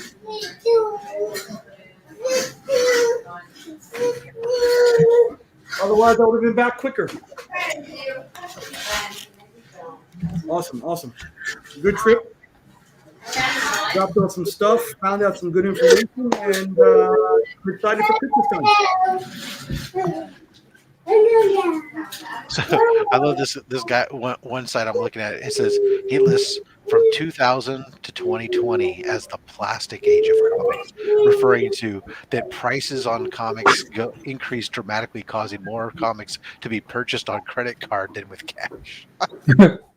So this says that although DC Comics started the Silver Age of comics with Showcase number 4 in 1956, Stan Lee, collaborating with others such as Ditko, Jack Kirby, and blah, blah, blah, who reined it in for Marvel with the creation of Spider-Man, Fantastic Four, X-Men, Hulk, Iron Man. I generally associate the Silver Age with the launch of like Fantastic Four and for me it's definitely the Showcase. Like look at those Overstreet's 23rd edition. Even it's immortalized right there, going from Golden Age to Silver Age. Well, it may be the things that kick it, but I mean, the standout part to me is the biggest change is that all of a sudden Marvel becomes Marvel as we know it. Yeah, Marvel as we know it today, right? Really is the biggest change in the Silver Age, and to me, the Southern Comic Geek, that was actually the other part he goes into about this guy that was talking about the plastic age was also the encapsulation that goes along with it. But I liked the idea that the price just went up, so we were paying with credit cards instead of cash. Oh, here we go. So another guy is calling the modern age the Iron Age. God, why do people come up with this is the problem, right? There is no even when you take the established eras of golden and silver and stuff, right? depending on where you look, the dates are all slightly different, and so it's always just a rough shot general. Even Overstreet calls it the Atom Age, not necessarily the Atomic Age. They call it the Atom Age, and it's Timely's and others from 1940s through 50s. So, like you pointed out, it's not about the era as much as the book inside of the era. Yeah, you wouldn't take a 1950s Western and call it, a 1950 Western and call it an Atomic Age book. I mean, that just doesn't make any sense, right? But a Buck Rogers, absolutely. Yeah.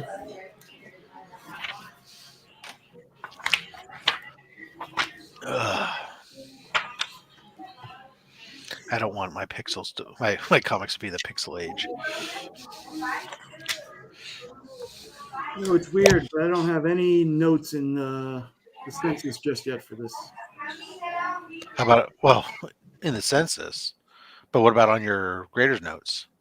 Doesn't show me anything. The QR code doesn't bring anything up. It still says ready for pickup in my comics, so it usually takes a little while. Yeah, but once it's graded and encapsulated, the graders notes usually show up on CPCS for me. I agree. It gets him at a quicker rate than most people, though. It doesn't matter. Even as soon as before it's even ready to ship, once it's graded and encapsulated, the graders notes are.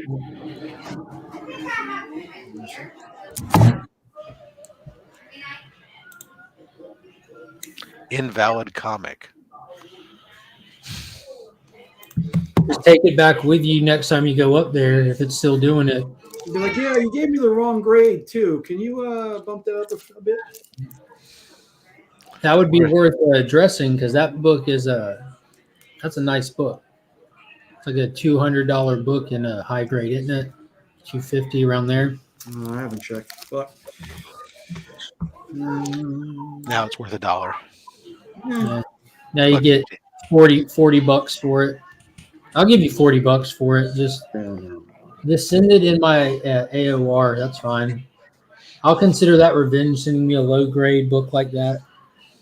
9.2 is a low grade.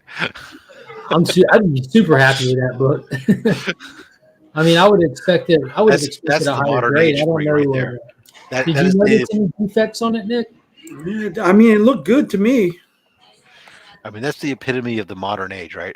A near mint minus book is a low grade. Yeah, that's crazy. 9.8s are $250, selling for $250. Raw is between $60 and $80. See, so as a 9.2, you're better off cracking it and selling it raw. Yeah, but this one is for the PC. I mean, it's not going anywhere. Yeah. And once you upgrade, because we all know by the look on your beard that you're planning on your upgrade strategy already. I don't do much. I mean, I'm happy to have it. I don't plan on reading it. It's not like I don't even know what the story is. It's an anthology story. It's the original pitch for the miniseries Marvels that they did back in the mid-late 90s. The original pitch was to do an anthology story where you get a lot of different creators come on, and the intertwining thing that keeps it going is Alex Ross's contribution to it, where he's telling a story about Nightmare weaving through it, the character Nightmare, and he does some really cool dream sequences through it. So yeah, this is going to go up on the wall right above the picture. So what led to the extended hangout this morning? Figured you guys would have been gone. That's why I took my time. Kyle has made plans to her and her friend who's here. They're playing with babies and stuff. She's over there holding this newborn thing. That's dangerous.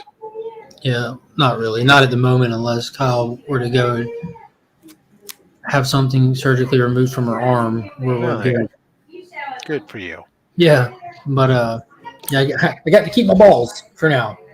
But I remember for so long sitting there having a conversation where every time there'd be a baby, she'd look and go like, and look at me. I'm like, oh, hey, look, I'm not going to be the one who tells you no, but I was like, we have 2 bedrooms, no kids living with me in my room, so that means someone has to double up.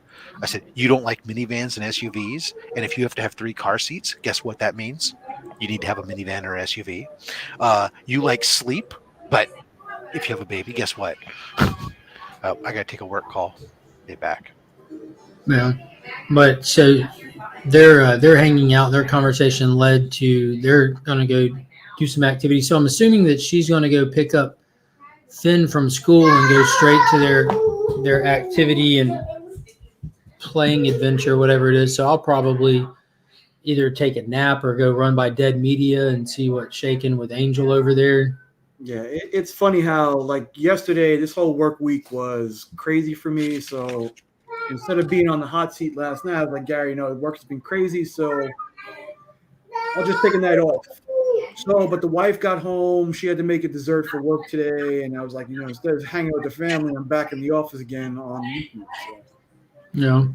I've never had a chance to watch the hot seat because it's on the same time that the Thursday night chat is on Burke's channel. What's the whole format to that show? What do y'all do over there? Pretty much the same thing here, but just focus on one guest where we just ask them questions. Oh, okay. Like last night was. So it's kind of like what No Good Comics does with his creator origins, interviewing a guest. Gotcha. Yeah, I'm going to go hit up Dead Media and see if he's got issues 5 and 6 for this Superman Up in the Sky series. I got the first 4. I want to get this and I want to read it. These Andy Kubert covers are amazing. And who's he drawing nowadays? I'm not sure. Not off the top of my head. I know I see his name around, Who's the other one? He has a brother too, right? All right, Ruben. I think Joe Kubert was his father. I'm not sure about that, but I'm familiar with Joe Kubert, and he's the one with the school.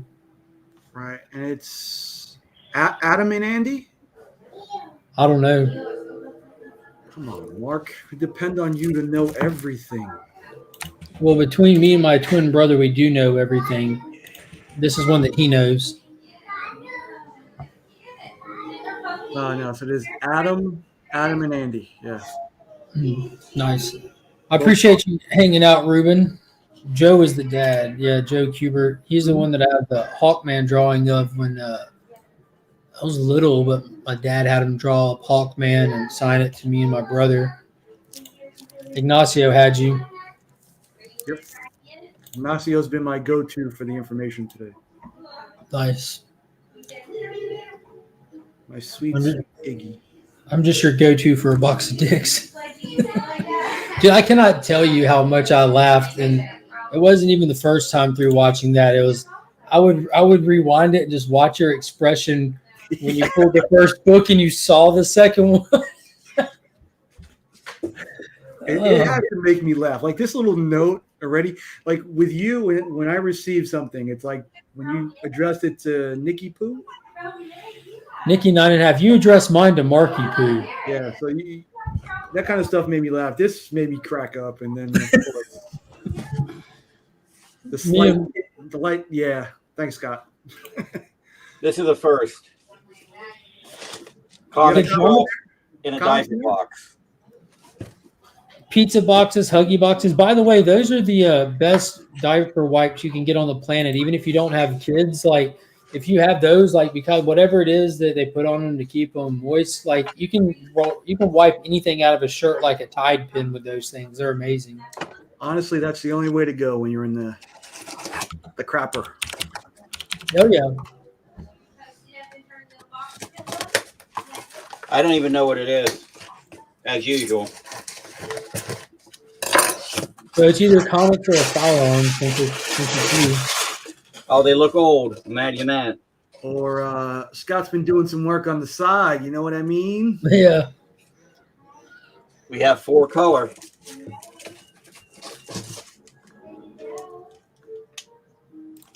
Yeah, you gotta wonder what these people think. I had somebody ship me the first Amadeus Cho in a cereal box. Oh, nice. Cereal box for the win. Did y'all see where Punisher War Machine was showing off some stuff that he might be using for his upcoming giveaway? And he has an original Batman '89 cereal box cereal still in it with the piggy bank still attached to it. Yeah, that was kind of a cool idea. Yeah, that was really cool. That guy has an amazing collection. Boy. Yeah. Mars and beyond. That spaceship looks like it's farting out a moon.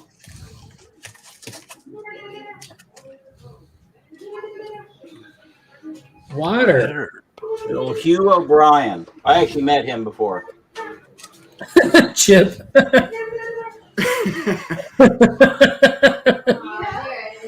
The land unknown. Nice. So let me ask, and this is a serious question. Your goal is to have all of those 4 color books? Yes. How close are you? And Conan books now. Books now? I'll have to double check my list. I'm about 600 probably away. I'm over halfway there. But there's some big dollar books I got to pick up. Like some real early, real expensive Disney books. It's only money, Scott. No big deal. Yeah, it's only money.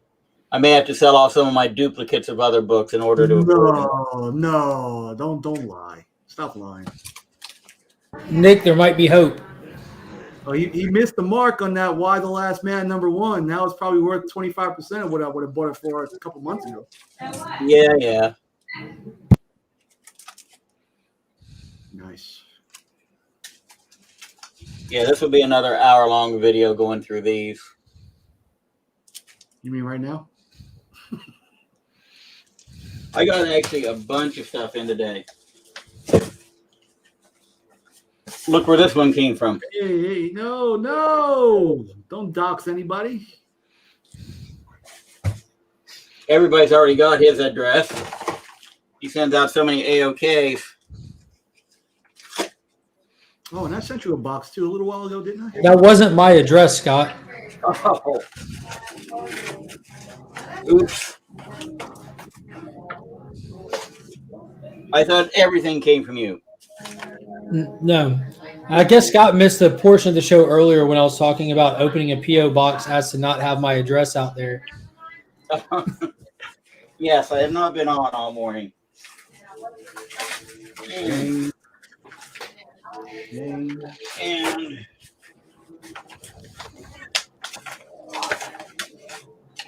these have to be the worst envelopes ever. Filled with that recyclable. Oh, the shredded up stuff in the middle. Yeah.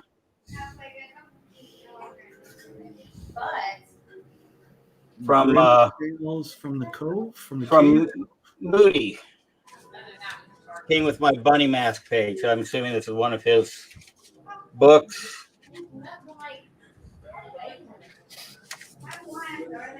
Never heard of it. Grim Tales from the Cave. Nice. Now, with that bunny mask, did you have to go on an auction on his site, or did you reach out to him on the side? No, he just contacted me and told me he had it available.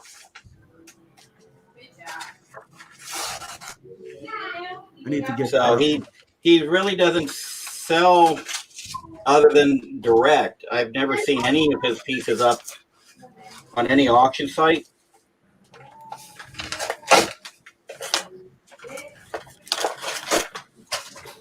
I need to get to the level where the artists are contacting me to ask me if I want to buy some of their stuff.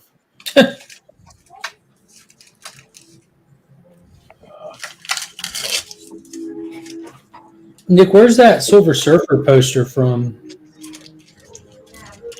The one I just showed was an original art piece I saw in my LCS the day it opened. And it had an ugly gold frame around it. That's what kept me from buying it. But when Dick's Kicks and Comics came around, he bought it to me as he bought it for me as an AOK. So I just spent $220 to have it framed.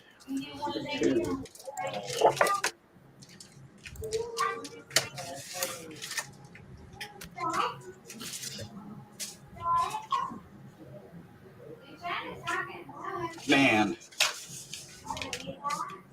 So, Mark, how many times do you open literally open things and don't remember where they came from? Is that like an every week occurrence? A lot. I've got mail sitting in there unopened from the end of July that I haven't opened yet. So I why know let what, it go that I know long? what's in it. I know what's in it, and I just don't, because of like maybe I'll put it on the channel.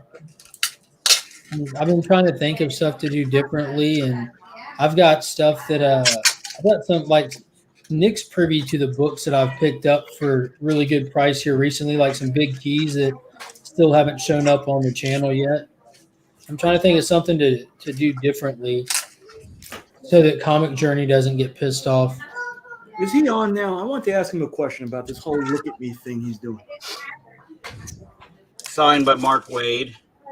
Nice. From a Southern Comic Geek auction.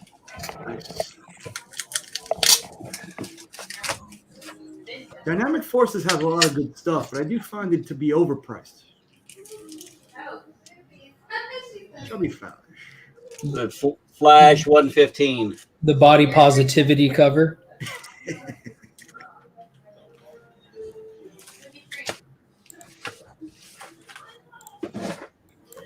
Column.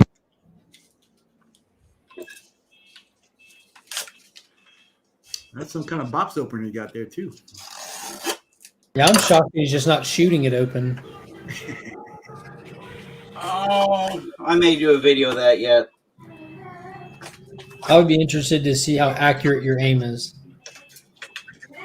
Well, now, I'm going to put it close enough I can't miss.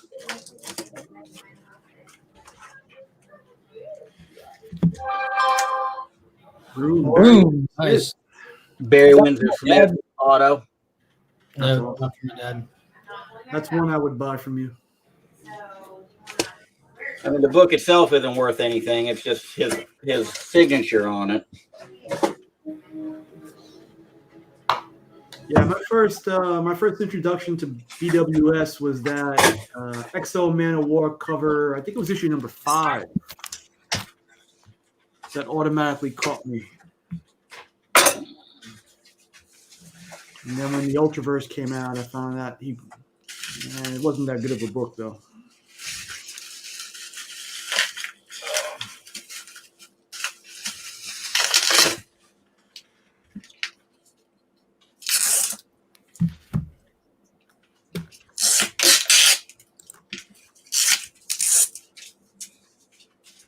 Oh, boy.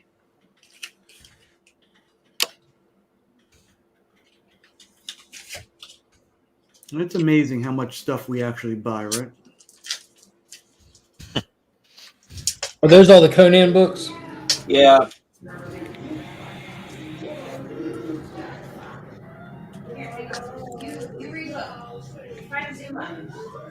And it's funny how we pick up one thing and we're automatically on to the next one. Yeah, he's binging Conan at this point. He's trying to get some before Gary has them all. Yeah. Gary's got them all, doesn't he? Oh, but he's getting multiples. Now that same LCS I said, the guy had owned. He's big into Conan too, and he had all of his graded. How many issues of that run? 275, I think. I think he said he had the first 30 or 40, and in at least a 9/8 with some 9/9s in it. Wow! Oh my God. 9/9s. And that's Kubert. That might be Joe Kubert. The artist? The cover artist, yeah. It says Barry Smith. I've never seen him sign it like that. Oh, yeah, okay. Oh, I gotta feed the dog.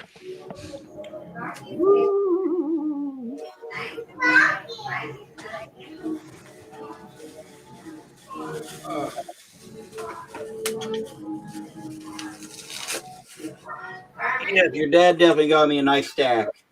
Oh, yeah. And it's just so strange that what he found didn't overlap hardly at all with what I found. Yeah, he told me like it was an early clump that was here. He had like 3 shops. Yeah.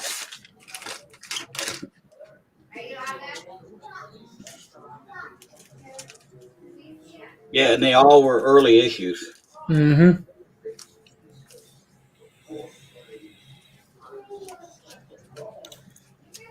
Chipper Hubert, the video game character. Yeah, that's what I said. Probably the worst one he found, or condition-wise. And that's a perfectly acceptable condition.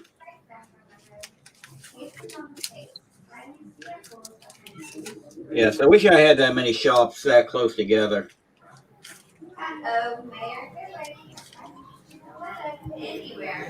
It's probably a minimum of an hour and 15 minutes between shops around here. All right, that's it. So I'm going to show. So which is good. I find that diaper box, while it's a little weird to get, but I got all of these. The auction said high grade, individually bagged and boarded. So this is 1 through 38. And I didn't realize, I had never seen the full run before, but these covers that Sienkiewicz did were fantastic. Number 6, when it switches over to Earl Norm, that's a quality boost right there. Yeah, Earl Norm is phenomenal. What other covers did he did? I want to say he did it. Did he do a Conan cover also? He did Masters of the Universe. He did a lot of Hulk and Avenger stuff for the magazine Hulk stuff, magazine size. So this guy shipped it to me from the UK. Let's see if I got it here.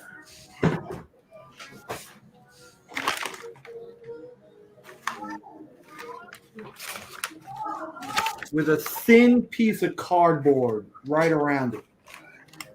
And when I got it, there were 2 holes torn open in the sides, like you can see it. From the UK. So I automatically said, listen, dude, first of all, you said these were high grade, and these are fine, very fine at best. Are you showing addresses now too? What's with everybody showing off addresses today? Yeah, whatever. Do not bend sticker. That protected it really well. Oh, I saw that this morning. Yeah. I like how the crease is right through it. Yeah. It had a single piece of foam board. And that foam board. What did the guy say about those books, Nick? I said, listen, dude, you packed flimsily for a trip across the pond. These are mid-grade at best before pressing and stuff. And I think I paid $300 for the whole set, which is I think a pretty good price. You think 1 through 38? Anyway, I took a chance, and he's going to refund me half now. So I can't imagine. Is that a good price? I don't know. That's like $10 a book, though. Yeah, and I mean If they were actually high grade, it would be. Yeah, and I mean they're pressable for the most part, but there's some that aren't. Like one of the big books, 25, is not. It's got folds on the side, but I mean it was one of those things. Like when I do my eBay search, I'll do ending soon, and I caught it with like the last minute to go, so I was like, I didn't know what they went for, and knowing that there were a few keys, like 1, 2, I think 6 is a big one. What is 25? 25. I know the last issue also is big. 14 is that first stained glass. 1, 3, 8, 12, 13, First Battle of Moon Knight Daredevil. 25 is first Black Spectre. Black Spectre, that's $100 book right there, high grade. There's like one I've been watching. It's like the problem with this lot is I don't know what I would do with this many books, but it is all gold, silver, and bronze age books, 1,000+ books. Right now it's sitting at $315.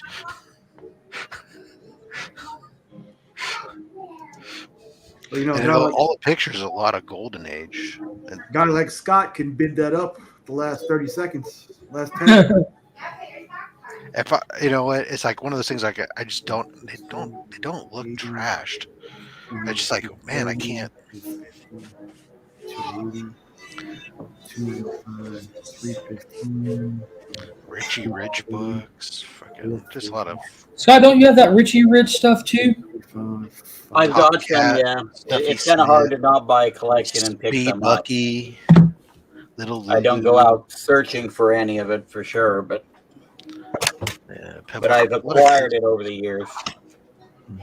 Lois Lane. Some of it actually brings good money. Jimmy Olsen, World's Finest. All of the keys in that run about $550. Conan. There's 1, 2, 3, 4. Oh, look at $5.50.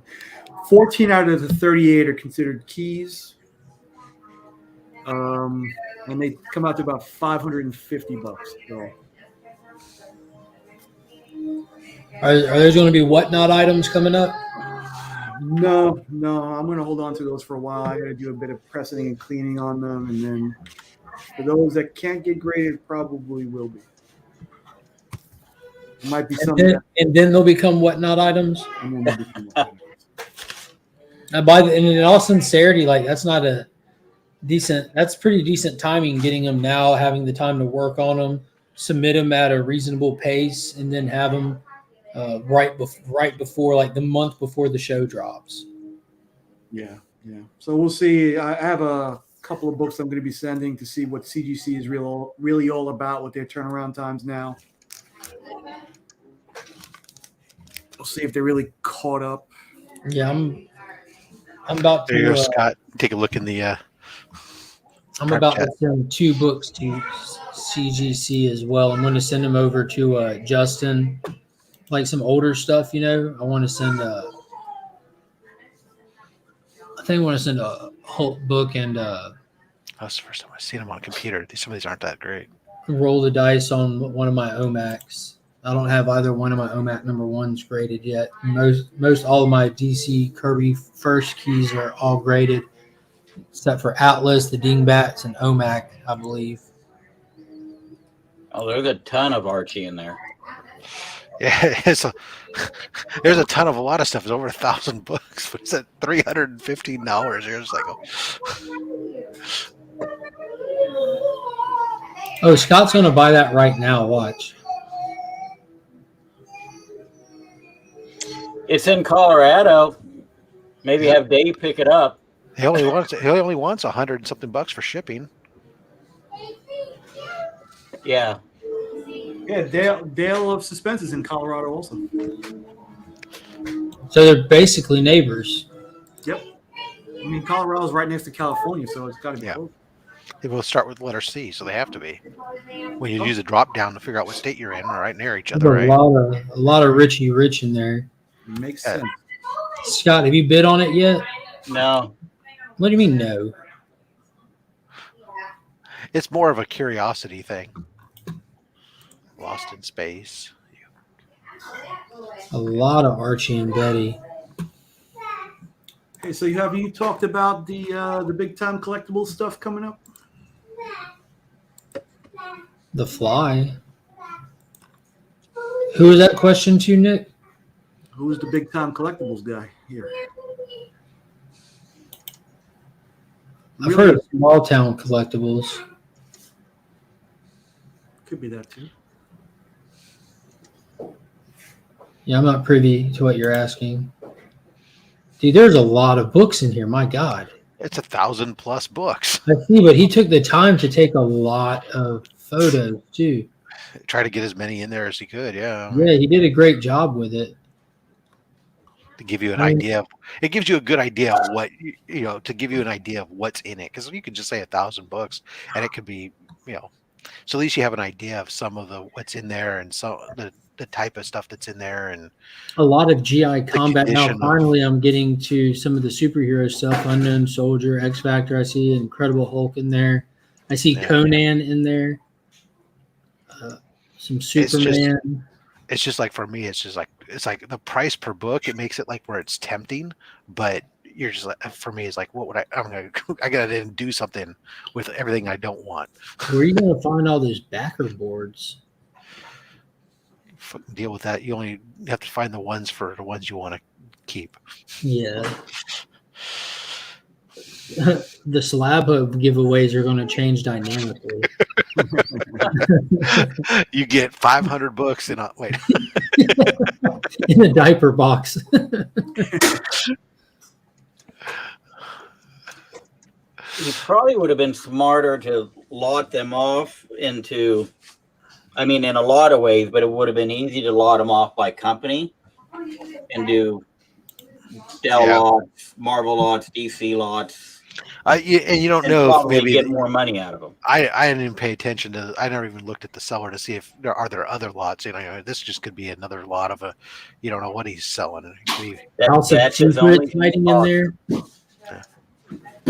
What's that? He's got House of Secrets hiding in there. Yeah, I don't know. It's obviously somebody who just isn't caring about maximizing. He just wants to dump and run. Monkey.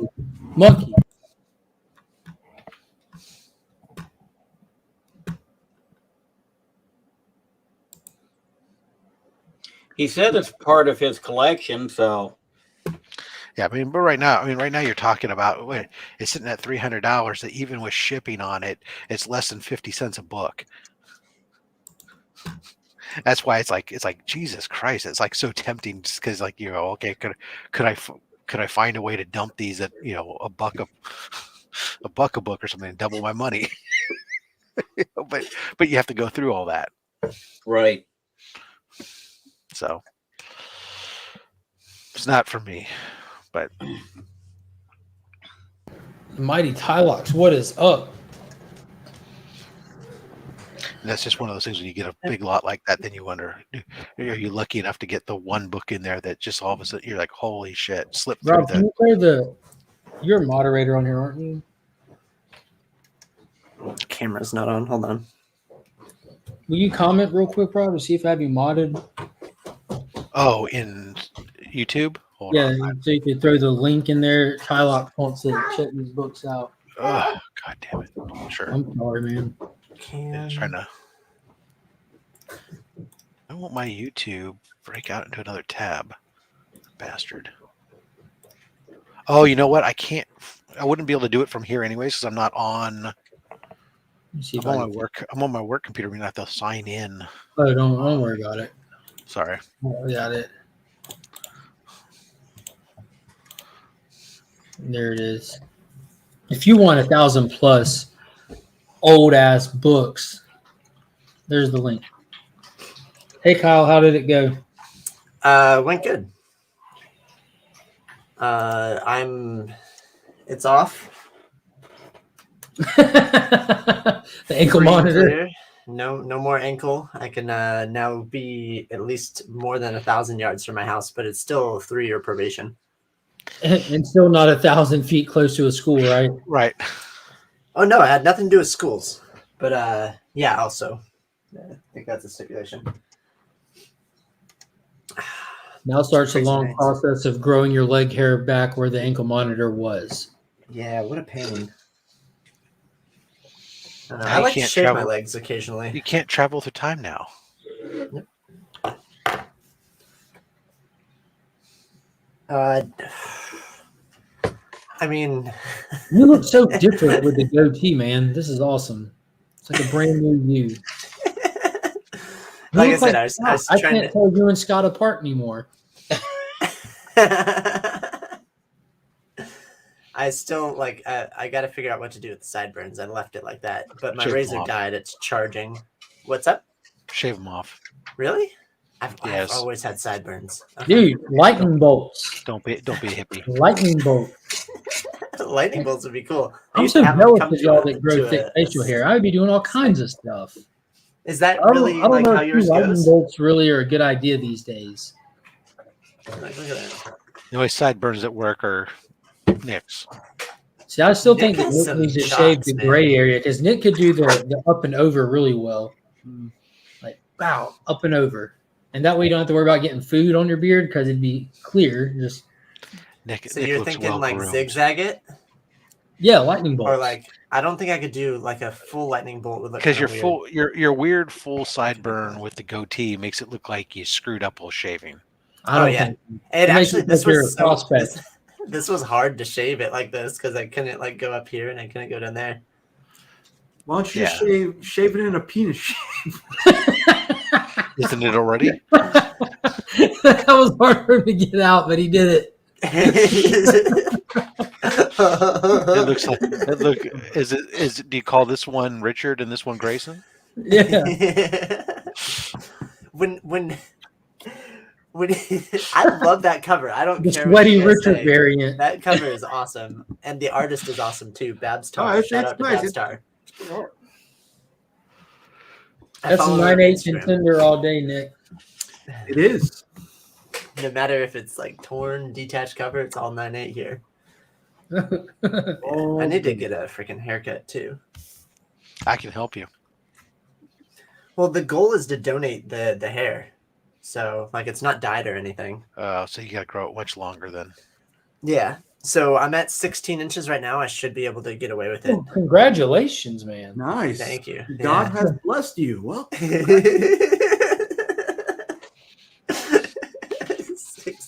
That'd be crazy. But yeah, no, when damn near killed her.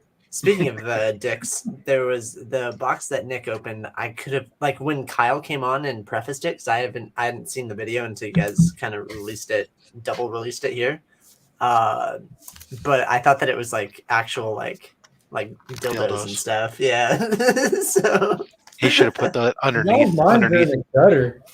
See, no, I would if I had done that, I would have like put them underneath the Richard Grayson covers that way. Enjoy this box of dicks. I know you will. I can't read the bottom part. We are leaving. Oh, okay. It was blurry. That's the problem, Nick. That's fine. I got the other aspect. But yeah, no, my mind's always in the gutter. So. Well, everything has a double meeting here on Fridays anyway. Very true, Nick. Oh man, I told my fat dog. I told my dad that I need to go into a meeting. Weight. Oops. I know he doesn't like to hear that, but this dog, no, he's not fat. He's actually like right on target. I keep him. Hey, chunky. No, you got to look at. He doesn't have a waist. Yeah, he does. I mean, it's weird with him standing up, but I keep the hip on him.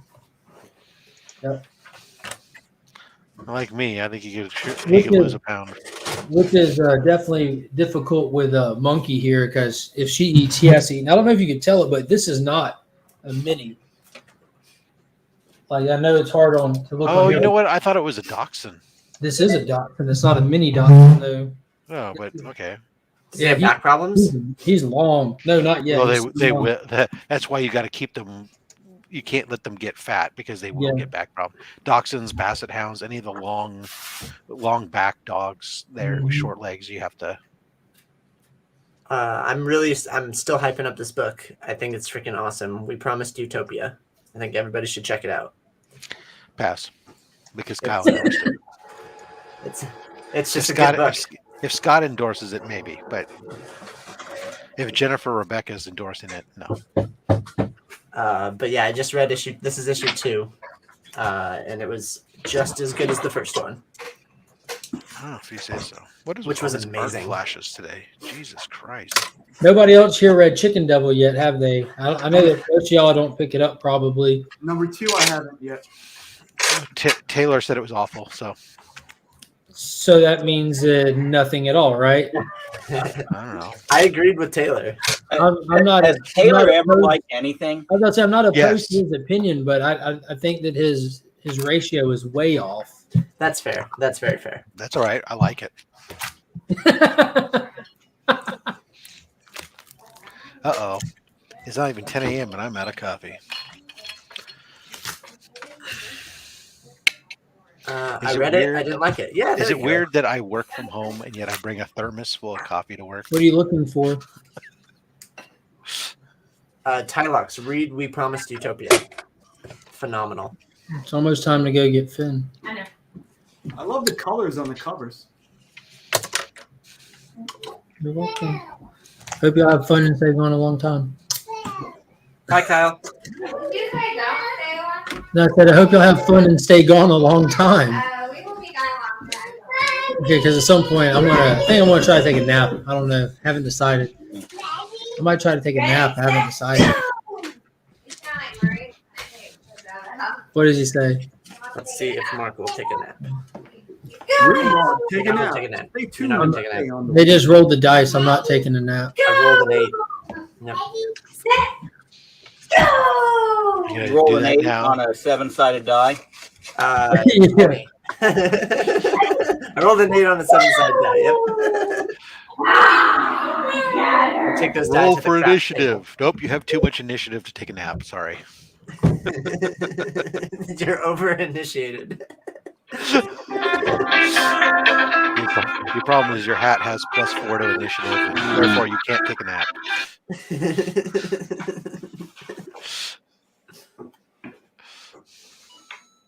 That was made with Madagascar vanilla beans. Okay. Well, considering that a lot of vanilla comes from Madagascar, that's not surprising. I mean, there's a whole breakdown on like fake vanilla versus real vanilla. Yeah. Real vanilla. It's made from vanilla bean. Yeah. Oh, yeah, it is. And most of it comes from Madagascar. So, by penguins, no less. I do love the zoo.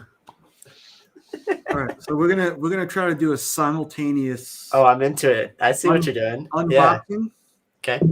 Because I actually have some sneakers to unbox today, and this is a first for Nick's Kicks and Comics. Do we have to be quiet, or This is the first. This is the first time you're going to do kicks. First time I'm going to do kicks. You're going to live up to your full name. I'm going to eat some chips. Can you get your kicks slabbed? Not yet. Not yet. I don't doubt that's out of the realm of possibility though. We know you can get them bronzed, but I think there is an encapsulation process that you could do in a presentation thing, like a vacuum chamber-esque thing, but it's not like a CGC or anything. Yeah, no, it wouldn't be a great. I don't think, but there's various boxes and whatnot you could put things into. All right, so, and I guess for like guys like Mark who wear nothing but flip-flops, it doesn't make a difference, but to guys like, and I want to say links, I want to throw links into this also. Okay. It's a pretty big deal about your sneakers. So a friend of mine had come, my best friend in the universe had come to visit for a little while, and he looked at my sneaker closet, he was like, this is terrible. So they kind of spurred me on, and then the whole fact of C2E2 coming up, you kind of, I kind of feel. Could it be a dad wearing nothing but New Balance? A little bit. Yeah. I got made fun of for wearing Skechers, man. That's a I don't give a topic. shit. You're gonna fucking. Your Skechers have wheels in the heels. Yeah, I was rocking Heelys. I showed up to middle school with a roller backpack and Heelys. I was a G. You just glided through school. I got pulled over and asked for his driver's license. It was a new school too. I thought I was Your the step count shit. was 0. Yep, I got made fun of for so long, and now I wish that I would have just stayed true to it because I don't talk to any of those people. Should have had your slip-on Vans. That's what we. Yeah, man. I wish I would have embraced my nerddom earlier. Like honestly, I wish I would have. Some Doc Martin shit kickers. So the thing is it's very hard to get sneakers nowadays. So I had to dip into StockX, which StockX it can be you can find good stuff, but you're going to pay out the nose for it.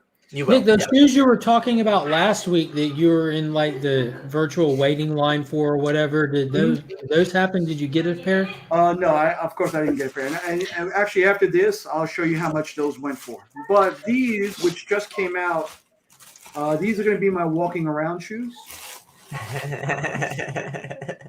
Which just came out. These are the Adidas Ultra Boosts. Sweet Nike. Which are really, really comfortable. And they usually retail for $180 plus tax. It usually comes out to like $195. Sorry. So I got these on StockX, and it was $170 shipped. So I saved some money there. Not the greatest looking shoe, but comfort wise, I can be on my feet all day, and this has got the old school Adidas vibe to it. Cool. That's pair number one. Sure. Nick's gonna be totally disappointed in me when I show up at C2E2. Nick, feel free to clip this footage out of this video if you want to put it on your Nick's Kicks. Well, I'm recording on the phone now too. So. Okay. And for the other one, I looked, of course, to find out how much the Joinn 11s are. Okay. Those are some of my favorite ones. Jordan 3s, some of my favorites, but we're talking all in the $400 to $500 range. Yeah. And I didn't want to pay that. I'll pay that for a comic, but I won't. So back in 2008, these sneakers first released, and I couldn't get a pair then, but they were re-released over the summer. I hadn't known. And for me, when it comes to shoes, like I like sometimes to have crazy looking colors, so this might fit it. These are the LeBron 8 Sprites. Okay. So these I don't like those big straps on the side. It looks weird. Blue, neon green. Those aren't bad. You have stuff to match with it? Yeah, I got stuff to match. Okay. These will be a great summer shoe. I don't know. Is it a Smurf costume? Thank For some you. reason, I didn't hear what Scott said. Thank you, Scott. Is it part of your Smurfs costume? Well, only if it's a little bit further, Pop Smith. So Those are cool shoes. I like those. Some of my favorite ones. I actually had some with patent leather back in the days, kind of like an Air Jordan 11 kind of vibe to it. But yeah, these I coveted these for a while, so now I got them. And these Cool. You said 2008? 2008, I think 2008 or 2009, one around there. Okay. So they re-released over the summer, and these will be coming with me also at C2E2. So. Nice. And like that, the first Knicks and Kicks unboxing. Yes, Nick, you're gonna be so disappointed in me. I'm just gonna have my throw them all on the floor. My Skechers slip-on freaking extra wide fucking dad shoes. No, if that's the way you rock, I mean, not everybody's into sneakers. Kyle showing up in Heelys. For New Yorkers, I mean, it's a big part of you from childhood. So I mean, I'll also have my flops for like in the hotel room and stuff when I'm not fucking out in the cold. But yeah, no, I got those too. And actually, I bought some Under Armour, or in case it's warm, from The Rock, which were surprisingly comfortable. Ignacio said kicks. Finally. I know, right? He's still just going. or maybe we just buy some comics and we do our whack hack there and make ourselves some shoes, right? Yep. And walk around in some like nice, Amazing Fantasy 15s or something. Those would be like the greatest shoe ever. Berserker ones, sure. GSX. What you got there, Kyle? I got my Nike Zooms. Nice. Hyper Dunks. Yeah, that's exactly that. Yep. And you still can't get the rim. What are they made out of? 2009, 2010, I think. 2010. Yep. That's exactly when I got them. And then How I got many my kids were abused in the making my of Calvin those Johnsons. Oh, look at the price is still on the bottom. So what do you use those for? You play football on those? I do all kinds of sports. I know that it's a joke with me, but I'm very athletic and very competitive as a person. Do you rollerblade in those? No. But I do football, soccer, baseball, ultimate frisbee. I do all kinds of sports. Yeah, I was a big sports guy, but I kind of fell out of them recently. Yeah, it doesn't surprise me at all. And these are my track cleats, my spikes, my Nikes. What They're does super this show freaking become? light. Here's my dirty shoes. Let me show you. Dude, I set. You want to know what I ran in these? I ran No. a 148 half mile. Not with that goatee, you didn't. And That then was when he was shaving his legs. also in these shoes, I ran a mile in 4:58. I had a sub 5 5-minute mile. Holy crap!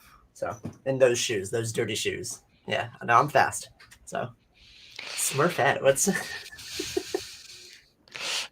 You know what the funny thing is like back in the what was it, the 20s? Like it was a 9-minute mile, wasn't it? I just show you some combat boots or something, but I don't want to get No, up. I used to run competitively though. Like Yeah, Mark, you're muted. But back in the 20s, you had overweight smokers as all your sport icons. I would have thrived in the 20s. Who says they're not my icons now? Yeah. I like those shoes, Nick. Those are cool. I like the blue ones. Does anybody else have one foot that's like way bigger than the other foot?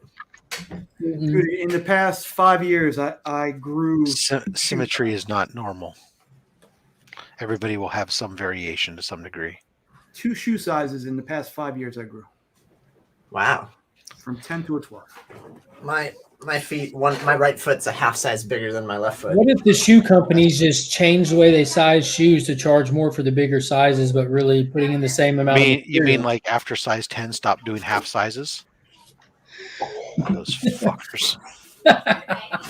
What I do is, you know how when you go to a shoe store and you go, oh hey, can I try the other pair? You swap it. So I walk out of there with a 10.5 and a 10. You're the bastard. Nice. 10.5 on the right. I don't know. They haven't made half sizes since in shoes that I wore since I was in middle school. So I gotta pay cash though, so they can't like track me down. I'm just glad these days they have No, size have fun. 15 Love you, babe. There was a lot of Kyle. when I was in high school. Yeah. Kyle said bye. Bye. Bye, Miss Legion. Long period of time when I was in high school where you basically just had to get whatever was available because most places didn't carry like 13s and stuff. But now You're a size 13? I'm a 14. Jesus, I'm a size 10. Look, I have big paws. Okay, that's what my mom always used to say. It's like she knew it was time. She knew I was time to buy me new shoes, and my foot looked like it was in proportion to the rest of my body. Got you. I have ginormous hands. I could do. I think it's like a 9-key spread on a piano. Between Can you pinky palm and a thumb. basketball? I haven't tried. I go get one.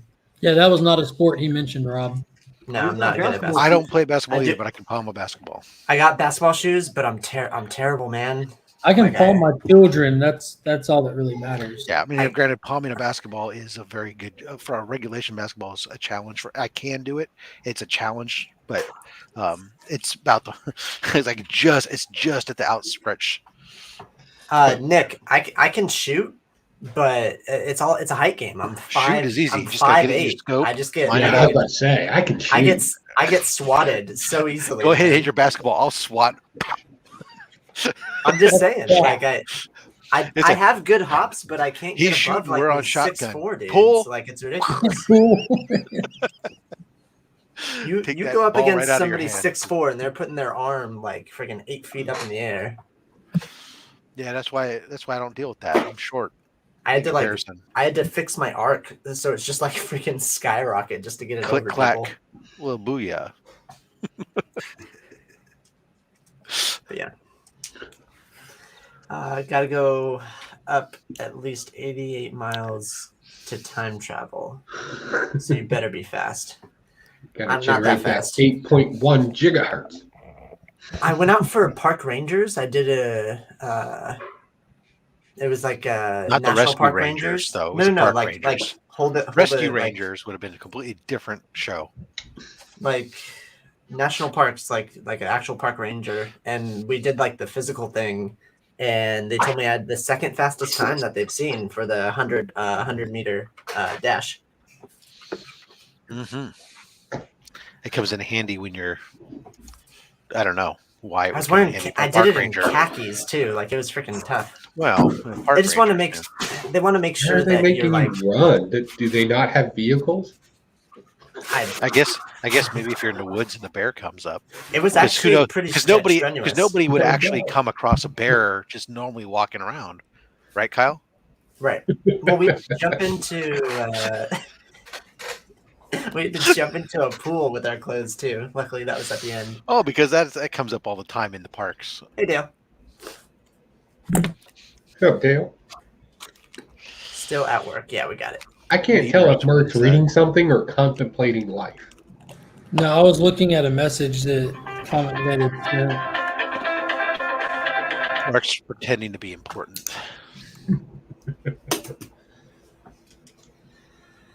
That's what I do. I like to pretend I'm important. And then my wife tells me otherwise. Because if I'm going to be impotent, I might as well look. If you're going to be impotent, that's your problem.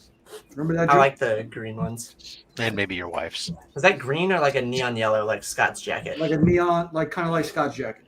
Okay.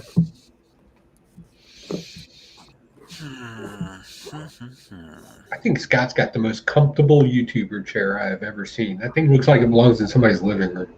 The fact that he's got his hands on his balls right now. Right? I gotta support this shit. I gotta be the boss real quick. Well, Comic Journey, we're not dead yet. Are people still alive? I mean, No, people in people general, still yes. alive. Still Nope, alive. this is pre-recorded, sir. Yes. We do have a time travel. If this were an actual live show, he'd be preceded by special news bulletin. This just in. Did I tell you guys about my competitive unboxing video? No. Do speak about it. It's called Caucus, and we're gonna be analyzing people who unbox collectibles. COCKIS. I spelled it differently. I spelled it COCCUS. It's the Championship of Competitive Collectibles Unboxing Series. Caucus. And Adrian APM will be the first one that we break down. And I gotta.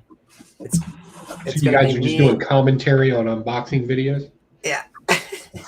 Like color commentary? Wow. Like sportscaster. You know what? Sportscaster commentary. I'm oddly intrigued. Really? What? I tell you, I am. Yes, I got something that Rob is interested in. I don't know why, but for some reason I'm intrigued. Okay. We have a play-by-play. I have my co-host and a play-by-play analyst, where there'll be like slow motion. Let's see that again. See the way he uses that knife? I tell you what, every single person that takes a pair of scissors and does this. Oh God, that drives me crazy. I'm Yeah, like, no, do you not know how to use a pair of I'm scissors? waiting for the fingers to come off. You're gonna end up looking like Nick over there. You keep that shit up. I'm gonna have a. I did that the other day with the scissors. Oh really? Well, Joe, that and the let me take this and let me Slice towards myself. Yeah. So this is me just being nitpicky, or when they open it and they draw the knife towards them. Yeah, Kind of away from me. Well, I mean, Boy Scout shit. going away is sometimes difficult. I understand from a control standpoint, so that's why I like to go at an angle at least. Yeah, away. Where deflect the blow Yeah, or that's true. something. Yeah, But go like off to the side. But right towards your nuts, that just seems like a bad idea. Well, you could save yourself some money that way. Well, that's Not true. have any more kids. Yeah. Well, but there's easier ways to do it. I mean, yeah, that's crazy. Who was it? I just watched somebody less than a week ago sit there and use a pair of scissors and open and put their hands in the blade. I'm just like, this is why we have Darwinism. You're the person that we need labels for everything. Like, don't eat Tide Pods. You're that person. You don't know that to put your not for consumption. I actually even got to a point, like I got so cognizant of at some point, like when I'm doing like competition cooking and stuff, in my competition box is one of those cut resistant gloves because you're doing so much so fast, and the knives that we're using are so sharp. There's, it's like, I'm always like, okay, I'm gonna, even though I've never. That's who it was. It was, and he just put a comment in there. It was Comic Journey, and I watched him put his hands on the inside of it, trying to open up a box, and I was like, "Oh, don't cut your, oh, please don't cut yourself." Well, to his credit, he was probably in a McRib sauce filled phase. So I used to teach proper axe handling. I used to teach a class. Sure. Yeah. But it was just all I was specialized in. You had to teach a class on how to use an axe? Yeah. How many people out there don't have a granddad or a daddy? Like, seriously. Well, in the suburbs, it's fair. not a skill. You know comes what? up very That's often, fair. right? I mean, where I'm from, there's plenty. I had 6 people in my class at all times. So It wasn't until I was in middle school before I lived someplace where we had to heat our house with firewood, and I had to learn how to do all that stuff. So, other than that, the only time I did any stuff with an axe or anything was when I was doing Cub Scouts or Boy Scouts. But are they still doing the thing in, like, I want to say Washington or Oregon, where you can't pump your own gas because you're not qualified? Well, that's Oregon. It's actually there's Oregon, and you can't pump your own gas. And I don't know if it's about you're not qualified, but it's something to do with, I don't know what their reasoning is, but yeah, they have. I heard it was an EPA and not knowing how to do it. Like, that was like they had people that were like, I don't even know what gas to use, and I was like, what? I don't. New Jersey does that too. Yeah, Jersey. I think it's a union thing there, though. So it's a mafia thing there. Yeah. That I understand. That I can get on board with. They want to keep their employment numbers up. let me know if that vacuum is too loud. It's too loud. Okay.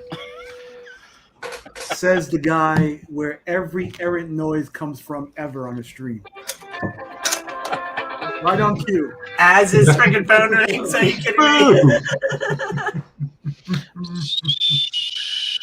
So, Oregon is one of only 2 states, New Jersey being the other, that doesn't allow you to pump your own gas. Although some counties have, since 2015, have begun to allow you to start to do it. COVID-19 changed stuff for a while. Safety, because it was a Class 1 flammable liquid. Well, if that's the case, then nobody's allowed to light their own cigarettes with a lighter, because that's a Class 2 accelerant. Sometimes rules don't make sense. Since the cashier can't watch all the pumps at the same time, trained attendants are there. This also allows people to reduce personal injury or exposure to fumes. In addition, attendants are likely to notice safety issues on a vehicle, such as low tire pressure, faulty windshield wipers, and report them to the driver to help keep them safe. The law specifically mentions the weather, that in Oregon is a safety reason against risk of slippage in the rain. Supposedly, all these benefits reduce insurance liability to the service station. Also, equitable treatment for seniors and disabled. Yeah, that's just all talk. And then also to create jobs. I was told jobs is the main one, is what I was told. Well, it's a commonly cited reason for continuing the employment of service station attendants. As far as salary that costs the attendant incurs per gallon was considered excessive in Oregon. Doesn't have sales tax, doesn't have minimum wage increases, etc. I don't know. It just is what it is. I used to have fond memories growing up, pulling into the service station and just sitting there, not having to get out and do all that stuff. And yeah, I can't get McDonald's to give me an Egg McMuffin right. I'm damn sure not trusting somebody to make sure my tire pressure is low and the right gas is put in. Well, when it used to be people that were professionals, but well, yeah, they were like GS level mechanics, right? So if you did pop the hood or needed something done, they could actually do it. These cats are just saying, "Hey, your tires are low." Well, the problem, you don't have a auto shopping class either, so they can't have basic. But I mean, to Tomato. Yeah, tomato. we should have better classes in schools, like how to write a check, and like how to do your taxes, and Send me a like blank how to check. cook I'll a show you how meal. to do that. That reminds me. I got notification. I got There's stats nothing here. in my bank. There's I nothing actually in my have to bank find. account, Joe. It I got have all to find taken. my. I have to find my checkbook because it's somewhere. I haven't written a check since this time last year. I got notification that my Legion dues are due and that my. You're a member of the Legion? I didn't know that. Sal. Yeah, I didn't know Mark took Oh, you're checks. Sal. Okay. Yeah, and then my So am I. Sons of the American Revolution dues are due. Nice. Yeah, it's dues time for me too. On VFW American Legion, Sons of American Legion, and something else I don't even remember. Is that a pin? Is it Nice. Scooby-Doo? Is Scooby-Doo humping a pen? When you turn it upside down, does Scrappy-Doo show up? Does he undress? Like his fur starts falling off like the old. It's a Scooby-Doo pen. It's from 1999. Okay, Shaggy.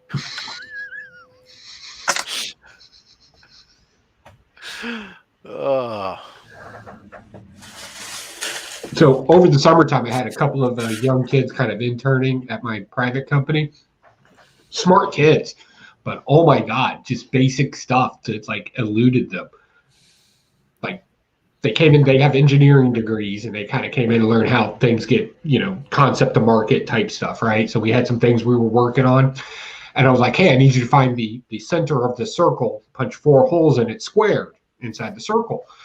And he kind of looked at me, and next thing you know, he's grabbing every measuring device that we have, right? And then he formulates a square and then propagates the square into a triangle, into a center point, and I'm like, dude, just grab a square, make 2 marks, draw a line.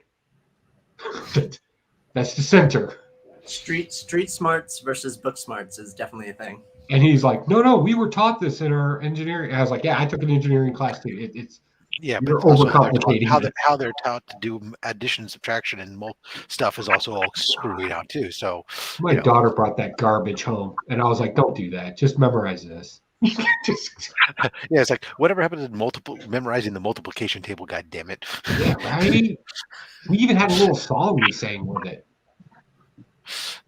I mean, you should. If it seemed it was like if you didn't know how to do anything up to 12 times 12 in your head, just for memorization, practically, you were doing it wrong.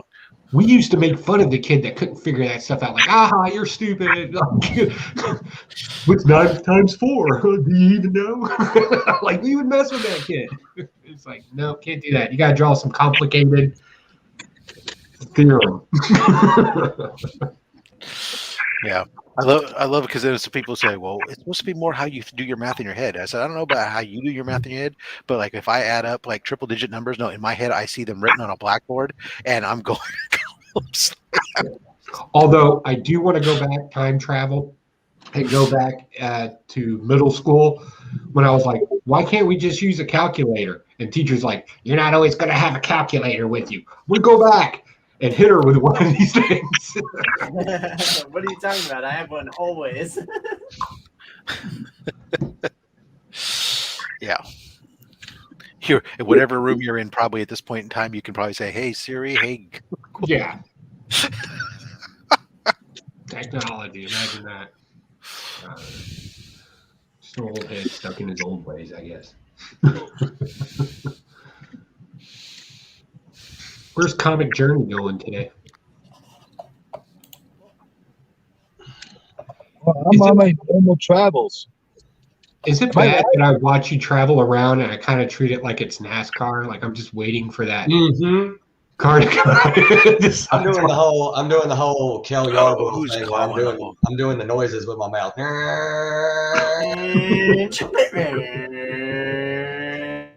For real, the first live broadcast of a NASCAR race ever, I heard a noise in Kel Yarborough's car like a motor, and they were like, they're supposed to be able to cut that out. What's going wrong? And they searched his whole car, his helmet, and everything, looking for a loose wire or something. And he was like, oh, that was me. I was in the race going, that's how I drive. That's why you didn't have in-car cameras. They didn't have live broadcasts before that. People are usually watching, waiting for me to have like a train wreck in front of me. Well, we have watched you blow stop signs. I do not blow stop signs. That's imagination. That's special effects. It's all CG. Hey, Mark, long time no see. It's been a while, Rob. It's been a long time. For those you don't know, we were just, DJ Links accidentally dialed his own, the group chat, and then we both hopped onto it to see who was calling. Yeah, So for those it that are a member of the Legion, you would have been privy to this. Look at the puffy Disney clouds today. Oh, Isn't that weird? Disney clouds. That's actually how I See what draw ours clouds. look like. Does anybody pay attention? Anybody go look at the blood moon last night? Yeah. No, I freaking missed it on accident. On accident? He forgot. Yeah, I love meteorology and astrology. Meteorology. What does that have to do with? What does that have to do with the moon being in a lunar eclipse? And astrology and astrology. That's whether or not you're an Astrology, Aquarius you haven't hit yet, buddy. You mean astronomy? Astrology or the zodiac? No, I meant astronomy. Jesus, why? I like my brain wasn't clicking. I thought Jesus that doesn't was have the anything right to do word. with that. Now you're talking theology. Yeah, you're all over the place. I love it. Oceanology. You know? Yeah, oceanology. The moon is Studying great. how the ocean affects the clouds. I like material sciences. Kyle can't win. What Earlier about this morning, phrenology? he was talking about criminology. So, I mean, it was, Kylox, how are you doing, brother? Pretty good. You're just an ologist. Currently babysitting a macaroni pie I have in the oven because tonight we're having a potluck. What is a macaroni pie? What is it? Macaroni pie. Macaroni, cheese, milk, eggs with a ton of cheddar cheese on top and inside of it. You should do a look at me video of your macaroni Bacon, pie. Is there baked pie mac and crust cheese. and stuff? It's mac and cheese just baked, just homemade. Got it. Yeah. Okay. Cool. That's what I was eating like an hour ago. An hour First time I ago? ever made it, so I'm gonna communicate with them. How long ago was it? Oh, About wow, we're 5 hours ago. Yeah, I was like, No, Kyle, that's not what you were eating. You were eating mac and cheese while baked. That's different than eating baked mac and cheese. That makes a lot of sense now. Okay. So we were talking about cheese earlier today, and he's it's a like, little "Hey, I need some mac and cheese and a new Pokemon." I mean, isn't like that and Doritos the official baked food? Like, don't they sponsor each other or something like that? Funyuns, yeah. Funyuns. Oh God, Funyuns. As a Got it bald right guy, here. can we just take a moment out to address Tylox's awesomeness on the sides, back, and the lip? As portion of a his bald hair? guy, I'm going to say no. That's non-committal. Most of those are business in the front, party in the back. He's just party all over. But he's got the triple lines like it's the early '90s. My man. I told him. Well, it's not Nick. It's not just the mullet. It's the mullet with the horseshoe freaking mustache. That's the freaking straight. Oh, and don't forget the star. 3 speed strokes. Yeah, That's the Joe both Dirt. sides, no less. I love it. I say rock it. That's straight Joe Stripes Dirt. make you go baby. faster. Everybody knows that. Stripes make you go faster. Tylox the mighty indeed. That's why all the running shorts in the '70s had stripes. Right. Yeah. So is anybody here going to support my movement? Hey, can you explain that movement for us? Which one of the 3? The Is this look the at bowel me. Look at movement? me. Or? Look at me movement. Oh, I love the look at me movement. No, I started a look at me movement to end all people from dull unboxings. I want people to entertain us. I want people to be entertaining when they open up the boxes. I don't want you to. I want you to tell me something about it. I want you to. It's pretty entertaining. I dare you to have Are you a paid member of any of these people you're suggesting this to? What's that? Well, let me see who's in here. Commentary, you wanna hear my caucus idea? No, you stay away from my caucus.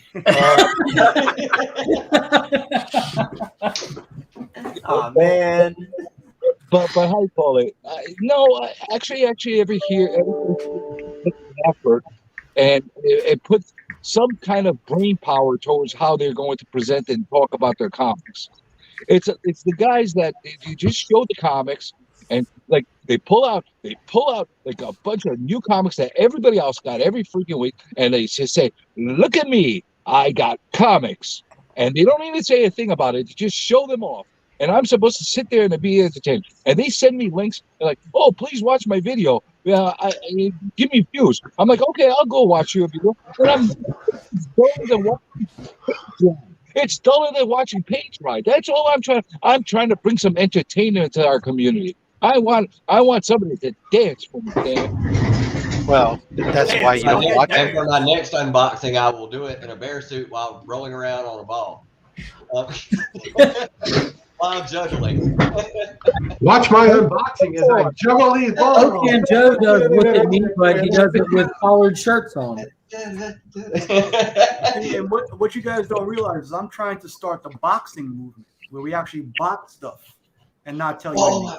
Well, they have those. Reverse. They're called mystery box shows where they make mystery boxes and then send them out to people. What's in But the they do it box? while they're talking. Let's figure out how to do it. I've seen a few channels do that, and it's incredibly fun. Is that something unreasonable? No, is that it's something not unreasonable? unreasonable. I'm It's asking just for? that I think what's How many unreasonable is that as a viewer that you dictate how somebody should have to do their show. And that instead you should just watch and consume the content that you like and not consume the content you don't like. Absolutely. It is YouTube meaning you. Granted, I agree with you. I agree with you. If somebody's just simply taking a book out and go, here's a book, here's another book. Yeah, it's probably boring, and I'm probably not going to go back and watch them. I mean, But- at least give me. But if that's what they want to do, that's their at least prerogative. converse with me. Be like, I like this one. I didn't like this one, and this is why. Like, you don't have and to. that's, You don't and have that's to. what if they're complaining that their channel's not growing, well, maybe it's because that's the feedback, right? Well, maybe it's because you're freaking dull as a desk.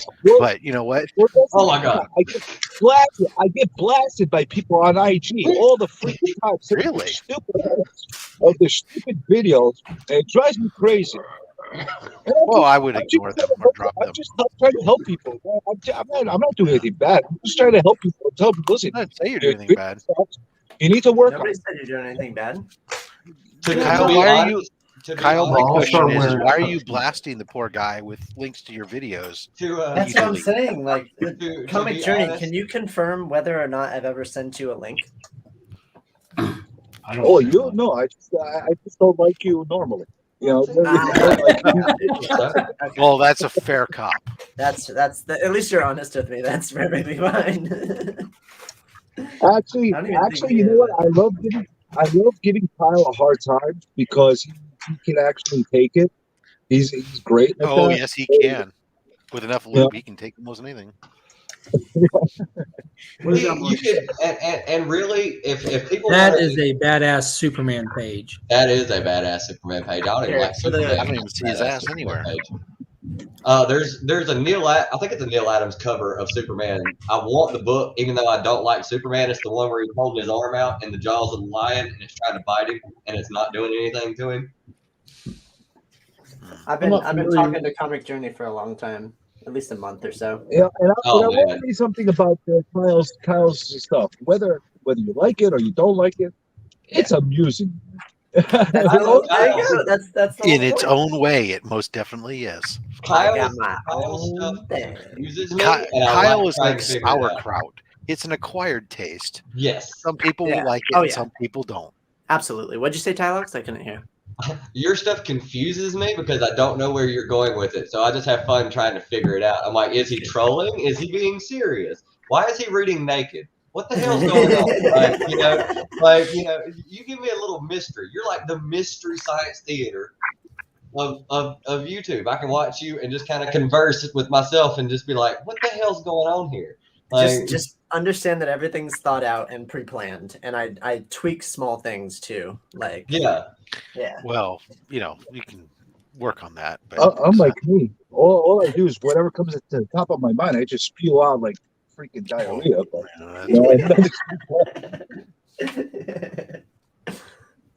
I have seen a lot of people though they'll get on YouTube, and when they first start, like anybody does, we're horrible at this. We suck at knowing where to move our hands and like how to do any of this stuff. The more you do it, the more you loosen up, and the better you get at it. You just let your own personality come out. Yep, I agree. I got no problem with people like because of technical issues or they just don't know how to work a camera or whatever the case is. As long as they're trying, they're putting an effort into it. You're muted. I got no issue with that. I just hate people that are obnoxious about forcing you to watch the boring videos. Yeah, I think in the first 50 videos, probably more, that you just kind of stumble around trying to find your way through it. Mm-hmm. Like me, who's almost 10 months in the game, I'm still trying to find my thing. Oh, I've had a channel years ago and then deleted it and then started a new one, which I really hate that I did because I had a lot of good videos. But even then, like jumping back into it, first I watched my old videos and I'm like, yeah, these suck. These are horrible. I'm like, we can't all be Pocan. That's true. You know, everybody my review show, right? Like that's just Occasionally. You're no Taylor Winder, but you know. No, I am not. Honestly, what can you do to get Taylor over 1,000, man? This guy, it's a travesty. He's like, I have to answer a call. I was about to say, I was like, wait a minute, did you say Taylor's over 1,000? I was like, already? Like, No, I think he's at like 700 or something. 772. He's been stuck there like in limbo for like I don't even know how long. Like I want to take the count. Somebody drop a link. Yeah, Taylor's my favorite ornery individual. If any of my comics that I actually write get published, I would really, really like him to tear my book apart. I must just send him a copy if I have to buy it. I'm actually a little afraid. Like, oh no, I want it. I don't want to face the music, man. I have a lot of pride in my comic. Like, I love like a 30-second video, and it's just him taking the book and just throwing it over his shoulder, and that's the end of the video. Whether you like him or not, he's honest, though. Yeah, that's what I like about it. Pure honesty. And see, that's what I like about what you're doing too, because you're doing something honest. You're doing something where you're just like, hey, like, because I think I need critique. I want to make my channel better. If I'm long-winded, tell me I'm long-winded so I can shut up. Like, it's not gonna hurt my feelings. I promise you. Like, you know, your biggest problem is a big thing. When I first started doing YouTube videos, I'd a lot. I stopped doing it because I'd watch my videos and be like, I'll say every 15 seconds. Or like, you know, whatever. Your biggest problem is your eating habits, my friend. If you keep eating those McRibs, you're not going to be around. You're not going to be around much longer to be making videos. So stop eating those McRibs. That's your biggest problem.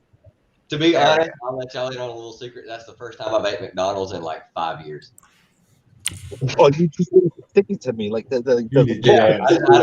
I just literally, I even sent Evil's Comics a message and said tomorrow I'm gonna eat a McRib live and put it up on my YouTube. He did that out of spite, and that's why I was like, just to get a rise out of Comic Journey. Did you actually or was it all an act? Because you look like you were in bliss. You nailed everything like I did. I acted in high school. I was drama in high school, and I mean, yeah, I can totally act. It's not hard. I don't see why people have trouble doing it. Camera shy, stage fright, all that. Well, I mean, look up some of my old death metal band videos. There's no stage fright. I'm screaming my ass off, looking like a crazy man. Oh no, I was just providing reasons why. I was just providing reasons why other people can't. The funniest thing out of everything. Acting is not a skill. Like, just be yourself. Mm-hmm. Or whoever they're telling you to be. You know what? Yeah. You know what? Sean Connery's here. Comes up here. What is? You know that comic bookworm? You know that comic bookworm guy? He doesn't have a big channel. He just recently started out. He saw what was going on between me and Tylox, and he goes and makes a freaking America Divided video on McRibs. Like, I'll give him 2 thumbs up as far as creativity is concerned. It was pretty funny, actually. Are they really getting rid of the dislike button on YouTube? Yeah, I heard they're getting rid of it. They don't want people's feelings to be hurt if you don't like their video. I got my first dislike on my last video. I don't even know. They're going to destroy my algorithm. They took the count away, but the button's still there because I'm looking at Legion of really? Comics right now, and it just says dislike, but it's not having a count. I was about to say, like, I've never even seen it where I can see my dislikes. I see my likes, but I mean, I just go to the actual video. Yeah, I have 1 dislike on my channel. like consistently? No, just I've only had 1. You made somebody mad enough where they go to every one of your videos and hits dislike? No. I just have 1 dislike on 1 video because I was baiting that person out. The dislike button is the number counter is going to be private.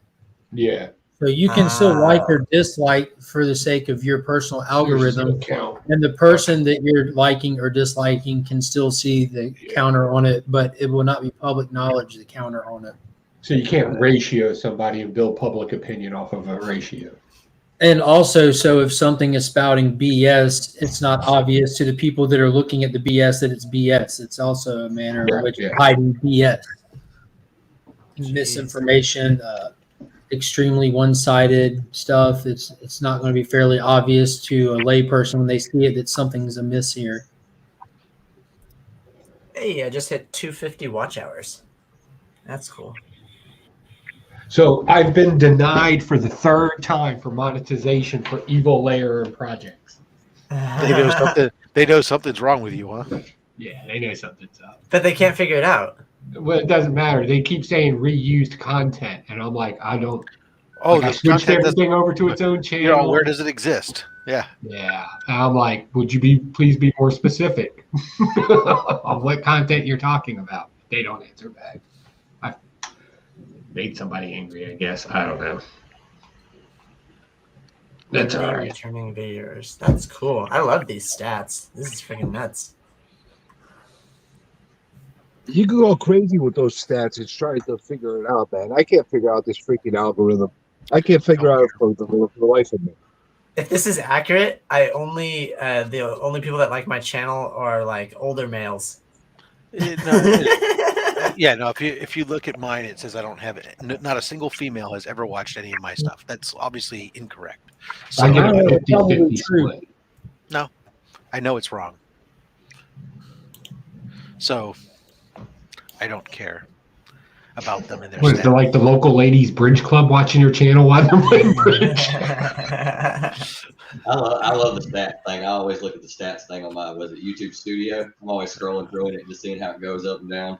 Absolutely. I stream mine out of to make it better. I don't ever look at it. If it was my business or I was making money off of it, I might care, but Yeah, I feel the same. fun. Customization. I'm gonna do what I want to do, and to hell with Comic Journey and Pocan Joe. Wow, I only have 8 videos on my channel. And Kyle, I forgot. I have to. I don't give criticism to people's shows. I say do what you want. That's right. I do what I want. That's right. I'm rich and I do what I want. I'm rich, bitch. They made a whole song about this. Bobby Brown said it's my prerogative. That's right. That's right. Do what I want to do. Well, I'll tell you something. Now the song's stuck in my head. Thanks. If my phone ever was to be monetized, it would make a lot of. It would make a lot of people other than me rich because everything I have is copyright strike. That's because you're using other people's shit in your videos. It's nothing against- You're legit straight taking songs and giving no credit whatsoever to the actual artist. Well, see, I love it because like when he used the AC/DC and they're like, he's using our stuff improperly. I was like, dude, I hate to tell you, but I listen to y'all stuff for free all the time. Yeah. All the time. Hey, well, y'all might be getting a back end deal of it, but you're probably not getting paid what it's actually worth. But like, it's AC/DC, man. It's like one of the most listened to things. There's no way to own it anymore. You can own the copyright. The only copyright ever. That wasn't my problem with the AC/DC thing. They shut you off. My problem was. No, my problem was that they blocked me. They completely blocked my channel, knocked it off the thing. Like, go ahead, copyright strike me. I don't care. I don't care. Did they copyright Jim Brewer when he did his AC/DC impersonation? Because that was straight up his character stealing. I mean, it was spot on. Like, I mean, they sue him for that, like, stand-up special. So for some reason, it was only big balls, nothing else. Yeah. The only copyright claim, I didn't get a strike, but I've had a claim on my content, was there's a video where I did the fast forwarding as I'm cutting through the package, and I used the Benny Hill music. It went over 15.5 seconds. It was still under 16 seconds, but it went over 15 and a half seconds. So they copyright claimed it, even though that music's been around for like whatever. But if I cut it down, whenever I do it for less than 15 and a half seconds, I get no claim. I got about 15, 16 claims, something like that, on one video. Oh, yeah. Well, that DC one? Yeah, the fandom video, which I was fine with because it's not a strike. All that means is if this was a video that had the potential to generate revenue, it's owed to the owners of the copyright. And I'm perfectly fine with that. Right. I think that's hilarious to sit there and try to claim that on a 15 and a half second audio clip. But, my intro video, 3 hours of work for their 15 seconds. But I do understand that the 15 seconds is that limit that you're allowed to have it before you enter into the potential of having to deal with it. Also, the content use is what's big on the copyright. So if you use it, you have to be educational commentary. Like it can't just be that material. Otherwise, you can go. That's why you're able to watch a show and do reaction videos and stuff without getting a copyright strike. Your content can't be solely that content. It has to be augmented with your right. And all it was the song playing with me in fast forward, opening up a box, because I didn't want somebody to have to watch 2 minutes of me struggling through packaging. The 15 seconds you said is actually not 100% accurate. It's actually under 8 seconds. It's something weird. Oh, well, I get 15 seconds, no problem. But you get none. It's dependent on the content. You're under the radar, but it's under the issue. Fair enough.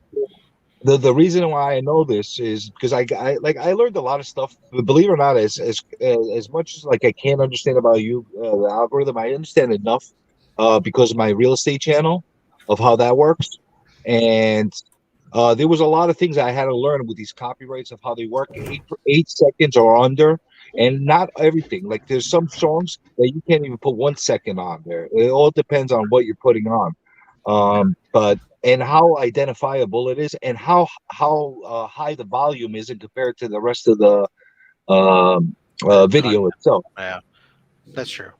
And 15 seconds on a 15-minute video is not very much. So I might actually go through a whole process of scrolling through my YouTube studio on this channel, and I'll screen record it and show everybody how insane it could get with the copyright strikes. Without looking, I could probably say 90% of the stuff I have is copyright claims. I used to get them. I used to get copyright things quite a bit on my intro and outro song, but then I submitted. I did pay for the music bed through Music Bed, whatever. I had paid for the rights to the song for use for YouTube purposes, and I had to once I sent a copy it to YouTube, they stopped flagging my shit. And I always have it noted at the bottom of my video descriptions, but I was kind of waiting for my intro music to get flagged because I was figuring somebody on YouTube would be like, "Oh, searched it. That's a real man. It's a real song. You can't use it." And that way I could message them back and be like, "Flip the CD over and look who wrote the lyrics for the damn song." And it's me. I'll tell you something else too. With those services where you can buy the rights, like what you did, Rob. I've bought rights from Audio Jungle and a couple other sites in the past for the real estate channel. Mm-hmm. And what I noticed is if it's one of the really popular songs that other people are using, you're going to have issues of copyright strikes against other people's videos and not necessarily the song, because you're playing the same content. And then it's a whole mix-up thing that you have to sit there and clear it up through YouTube. It's a pain in the ass. Yeah. So I would go as unique as possible with the songs, or if you're going to buy stuff from these websites that give you the rights, to try to go something a little off the beaten path. Not the most popular stuff. I mean, you've seen my videos. It's the same one at the intro, the don't the drum beat whatever thing that comes in. It's in its own right. It's also less than a 15-second clip that I utilize as well. Of it. So it's just more of like the tempo that I want that kind of leads into my the way my intro plays. But yeah, otherwise, if I was to do it again, if I was to go look for another one, I would just go look through YouTube's library of music that they have, just to shut them up. That stuff is garbage. Oh, It is, I can't but you find know what? anything decent in there. It shuts them up. So they have a list of songs you can use. Is it No, like they really actually have a library that you can go through, listen, and then bring those songs into your stuff and whatnot. Yeah, that's where I got most of my stuff from.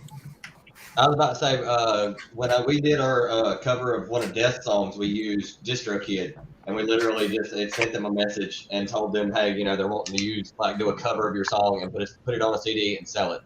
And they told us. I think it was something ridiculously cheap, to be honest. I think it was I think they wanted like $50, and I was like, that's it?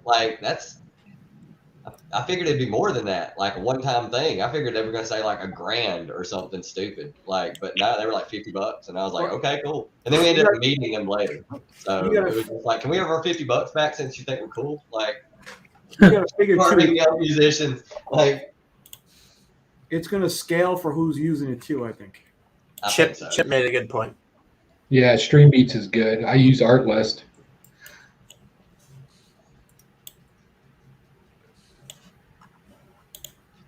I wonder how that works with I want to start doing videos here in a little while where I play covers of songs. I wonder how that would work as far as I'm basically just playing the backing track and I'm just doing the guitar parts. How is that not like copyright infringement?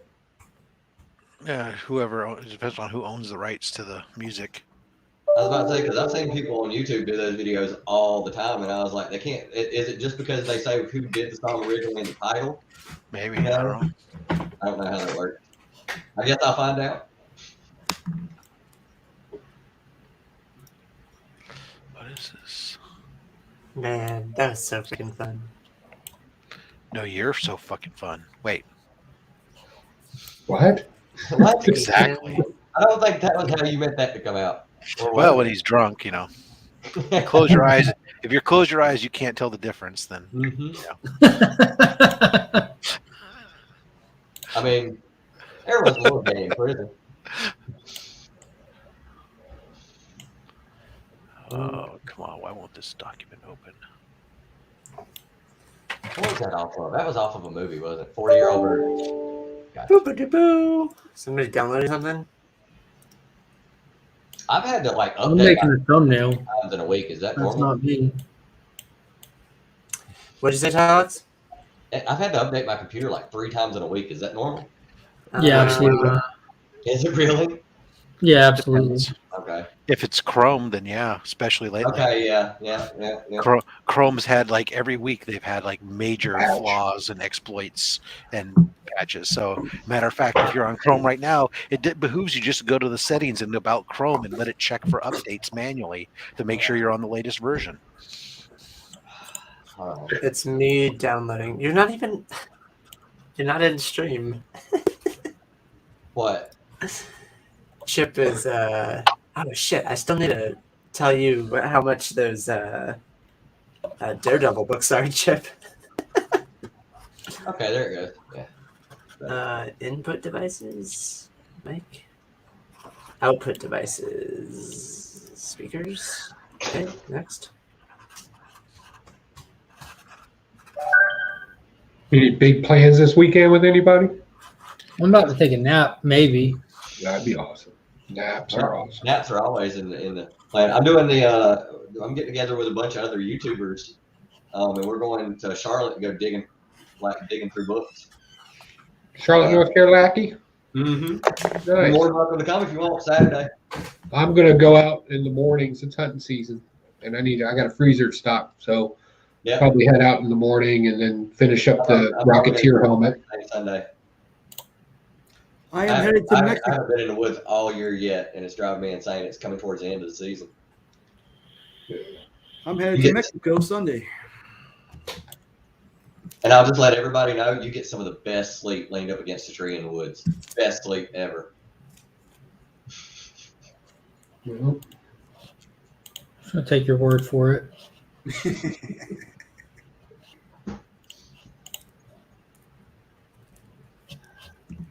But yeah, we're doing that. We're probably gonna start doing that once a year and doing it in different cities and stuff. I already said I'd do next year in Greenville. That way I Traveling around sleeping on trees?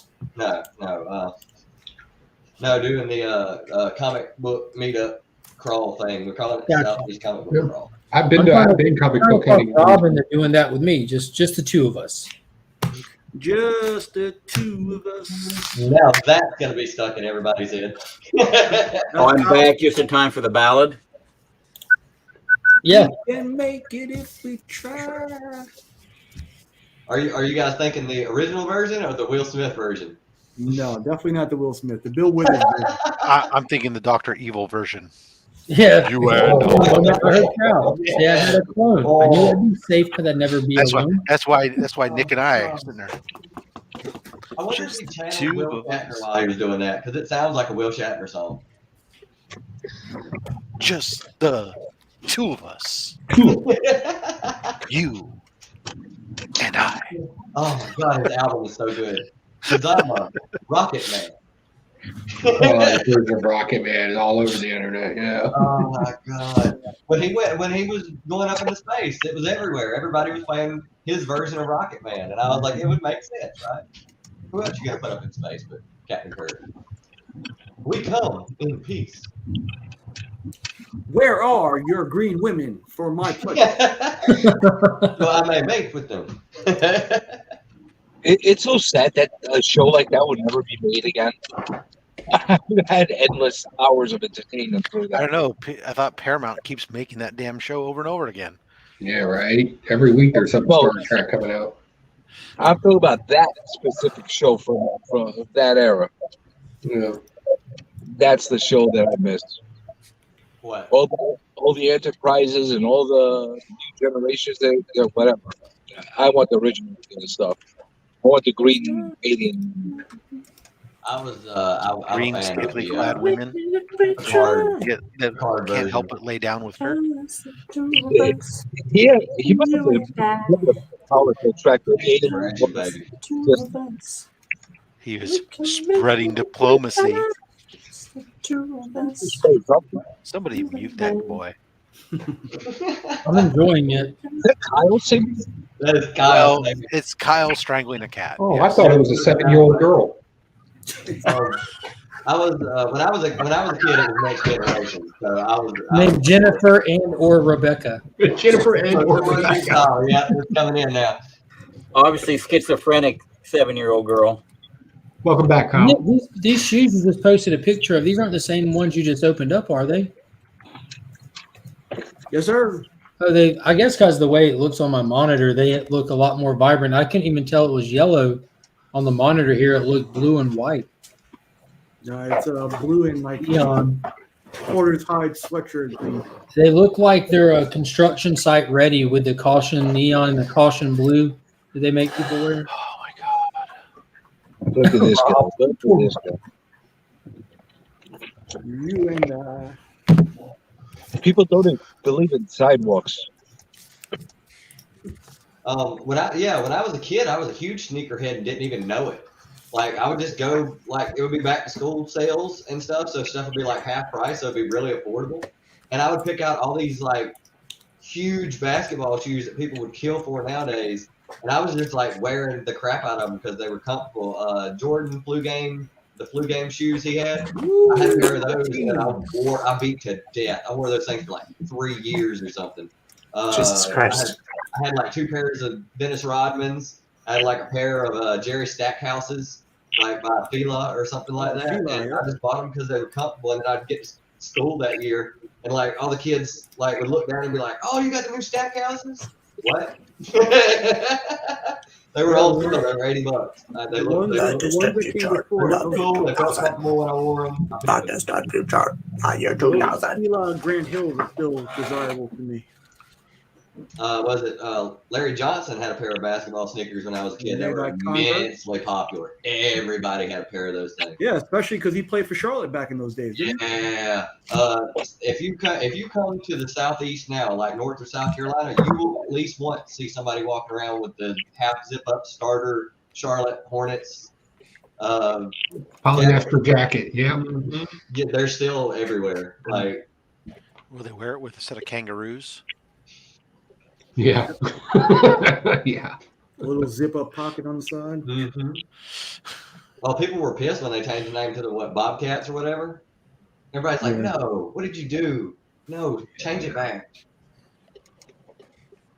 We have to buy all new jackets now. This is stupid." That's exactly it. Why do you think LeBron changed jersey numbers?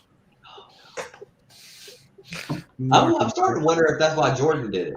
Because I was about to say, because Jordan was 45 for a little while and then went right back to 23. If Jordan came back and was like, "I don't care who has 23, I want 23 back." Somebody just like throw him a jersey. He changed his number twice. There was one game he wore the number 12 because somebody stole his jersey. Really? And then he changed from 23 to 45 right after his father died because that was the last number his father saw him playing. Mm-hmm. And then when he had a crappy game, he had a couple of crappy games in 45. He was like, "I'm going right back to 23." What was he 23 when he went with the Wizards for that 1 year? Yeah. Why? I never understood. I was like, dude, why do athletes move to another city? They play one season and they're like, "Well, I'll retire." Why didn't you just stay where you were at?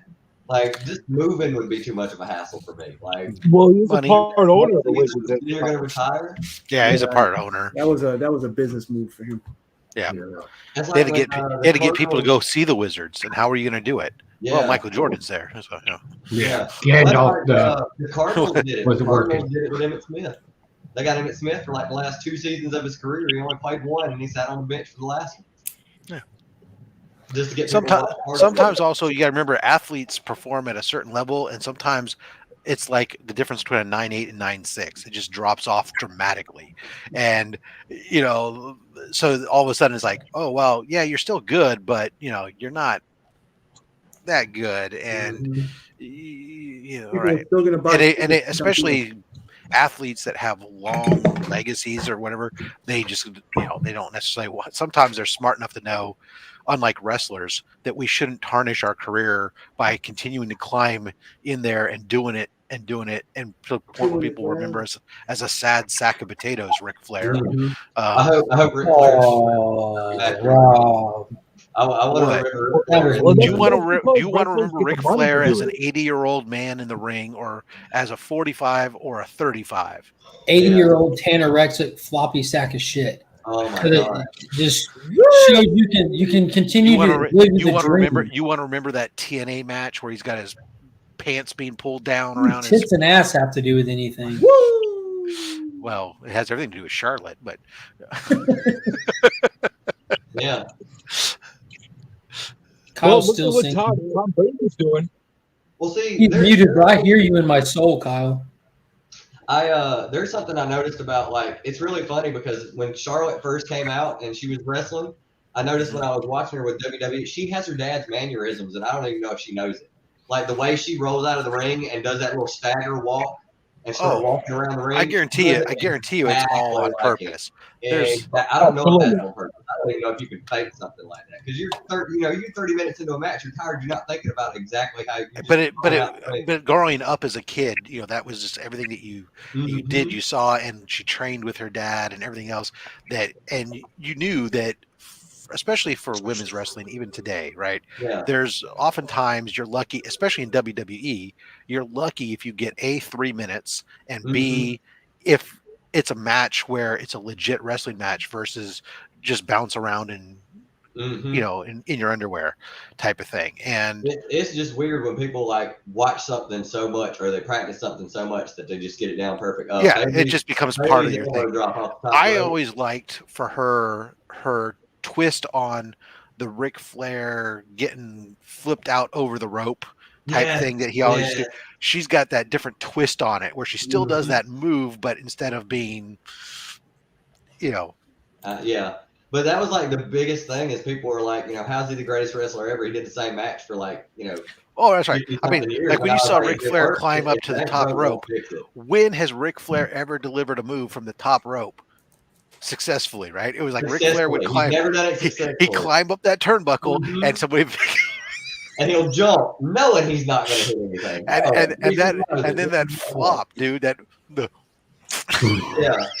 flop is I mean, and then the best that's the part greatest is when thing you about watch other wrestling. I was like, people nobody, do it as everybody wants to give you Shawn shit and Michaels say like, flop. oh Shawn yeah, Michaels flop is incredible. It's just like Ric Flair's. If you can tell who watched Ric Flair. Anybody who wants to sit there and say, "Well, why would you watch that?" Fake.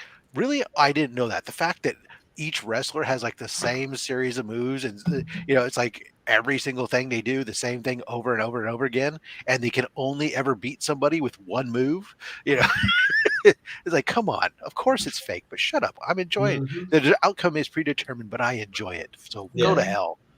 I mean, to be honest, there's a big stipulation going around talking about MMA, and if the outcome is predetermined. Look, if it's sports and there's money involved, yes, sports and money equal predetermined outcomes. Not all the time, not necessarily often, but that's right, you Houston Astros. Yeah. That was the first thing I said was when they got to the finals, towards the end of the season, I was like, has anybody checked to see how they're cheating this year? And it was just the first thing that came out of my mouth. And I was like, it's horrible. It could be 50 years from now. They have the greatest team ever assembled of baseball players, and people will still bring that up. They'll be like, of course. What are you doing now?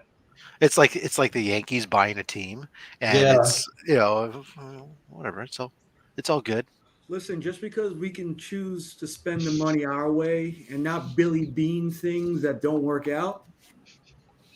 Hey, that was really good though. You got to imagine him taking a tiny little budget like that and making it to finals.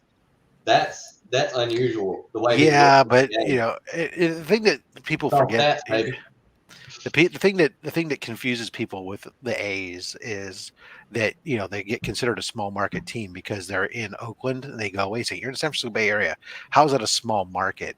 But the reality is that the way that the San Francisco team owns all of the South Bay and all the peninsula and whatnot, most of the city Oakland A's territory and that they get to draw money from is like the city of Oakland and then like out in the Central Valley where the farmers are. They don't actually get anything in the Bay Area where everybody's at, which kind of sucks for them. But hell, they don't even have their games aren't even like on commercial radio around here anymore. I was about to say, I heard they're about to leave. Yeah, well, it's because the city of Oakland has been playing games with them on stadium. Everybody's been playing games with them on a stadium now for 15 years, as they've been trying to get a new stadium built. From Fremont, San Jose, whatever, it's all been killed. Oakland is doing it, and now Oakland, the A's even bought like the place where the Coliseum is now was half owned by the county and half owned by the city. They bought the county's half and was trying to buy the city's half.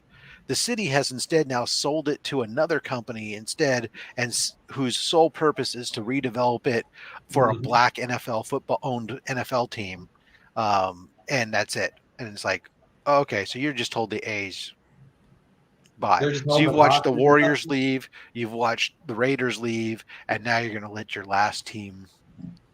Well, yeah, there's talk around here. I don't know if it's any truth to it because it's murmurings, but there's talk around here that they're talking to Charlotte, or maybe even Greenville to do a baseball team. The biggest thing you can always keep hearing linked to the A's is Las Vegas. We've heard that too. I mean, because Las Vegas got the Raiders, they've got their hockey team now. Baseball's really the last bastion for them. Their best bet because Atlanta's got a team that's like 2 hours away. So you at least. What's the Las Vegas hockey team? The Golden Knights. Golden Knights. Golden Knights. Or whatever, or maybe I don't know if it's Golden Knights or something like that. The Knights or whatever. Yeah, they've only won like the Stanley Cup a couple of times. The Golden Knights. Did you see the new team that's out for Seattle? No. Seattle Kraken hockey team. And I was why would nobody have taken that already? The Kraken. The Kraken. Release the Kraken. Good run too. I could wear 3/4 inch copper on my finger. Well, isn't that completely random? Yep. I was messing around with a voice modulator in case anybody was wondering what I was doing. Nope, like yelling at No, myself. didn't even take a guess there. We were just kind of doing our own thing. All right. Let's see. Well, I guess I got to get ready to go to work, so I will see everyone later. Happy I got to hop on and talk to everybody. I think Nick, later, I don't think I've Tylex. heard anything with you or Hoarder's Hide or Joe. I think this is the first time I've been on with you. Well, no, Rob too. Okay. Well, you're very welcome for that. Where's my bingo card? That's right. Where's my YouTuber bingo card? I got stamps to God. fill in. YouTube bingo card. So I'll see everybody later. Y'all See you later, Tylex. keep it going. Easy. Keep trucking. Oh god, that bullet, man. What do you think he does for a living? I don't know. He's a barber.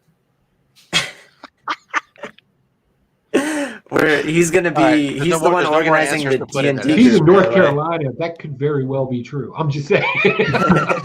All right, he's a barber and a bootlegger. Wasn't Joe Dirt a garbage man? What? Is Okay, Joe I like Beard that, dude. He's gay? funny. Yo, what's up, Biggie? Sorry. We got Biggie in the building. Yo. My goodness. What's happening? Let me send This him show's the running link. long. It's like late. Well, here. if it crosses over 5 hours, it's considered running longer than average. It's 5 to 8 hours normally. Oh, there you So go. we're I at was just 6:15. thinking. I was just looking at the clock and realizing what time it was in your neck of the woods. I'm going, wow.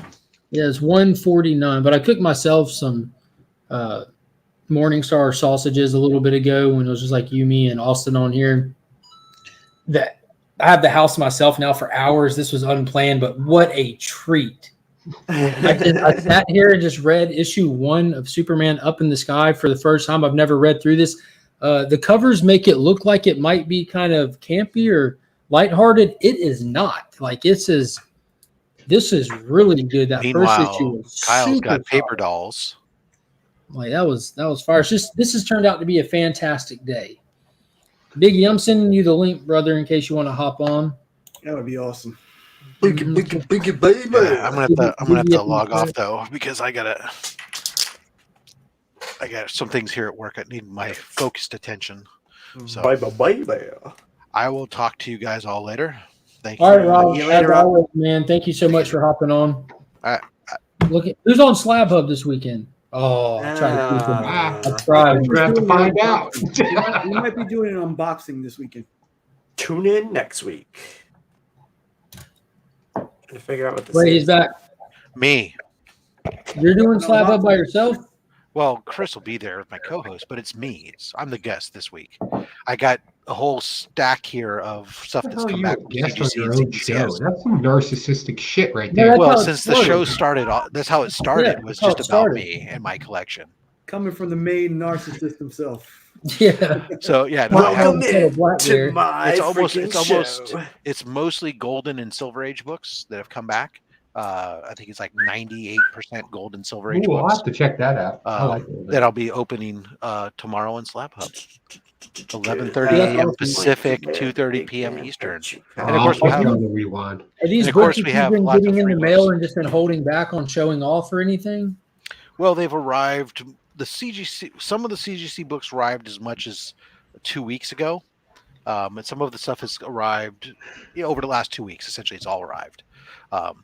I did decide that I was gonna. I know that this is a slab that was like regular mail. This was actually a mail call thing, but I'm gonna open it up on Slab Hub because it's a slab.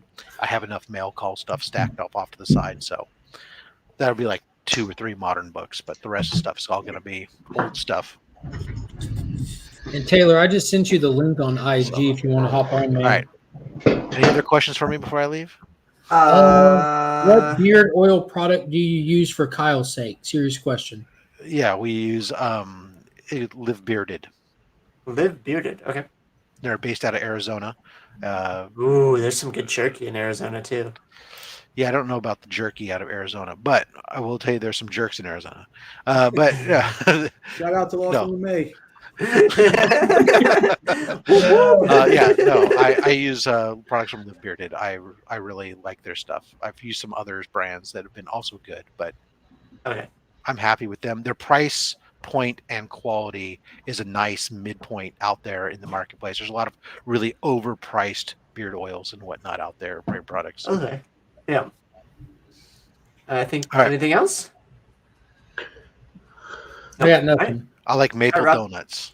All right, bye. Hey, I heard that. Hey, he's always taking shots at me, that guy. I mean, it's only fair. He hasn't said anything for like an hour. He's just like, hey. He'd been working. He had to focus on some work for a little bit there. Oh, Beefit was in here. Beefit's awesome. Yeah, I think I've seen him in the chat one other time. I missed the Don too. Macaroni pie. Tylox the Mighty. Oh, nice. I'm hungry again. Yeah, I skipped lunch. No, I'm hungry. I'll go get some mac and cheese. And Chip's been hanging out in the chat. He has the link as well. Chip. You're awesome, Rebecca. Fresh face Stephen Berkland. Yeah, we have the official That's his government. Stephen Berkland in the chat. His government. Berkland. That looks like his high school picture for his photo there. How ironic. That's the profile he uses while he's at high school working.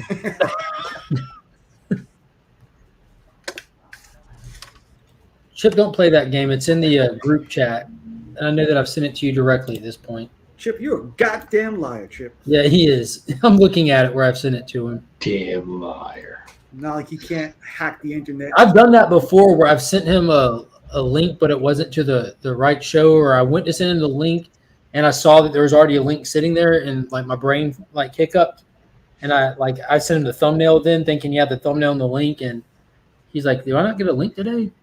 So I just had to go look just now, but I just went and looked, and he definitely has the link. Okay.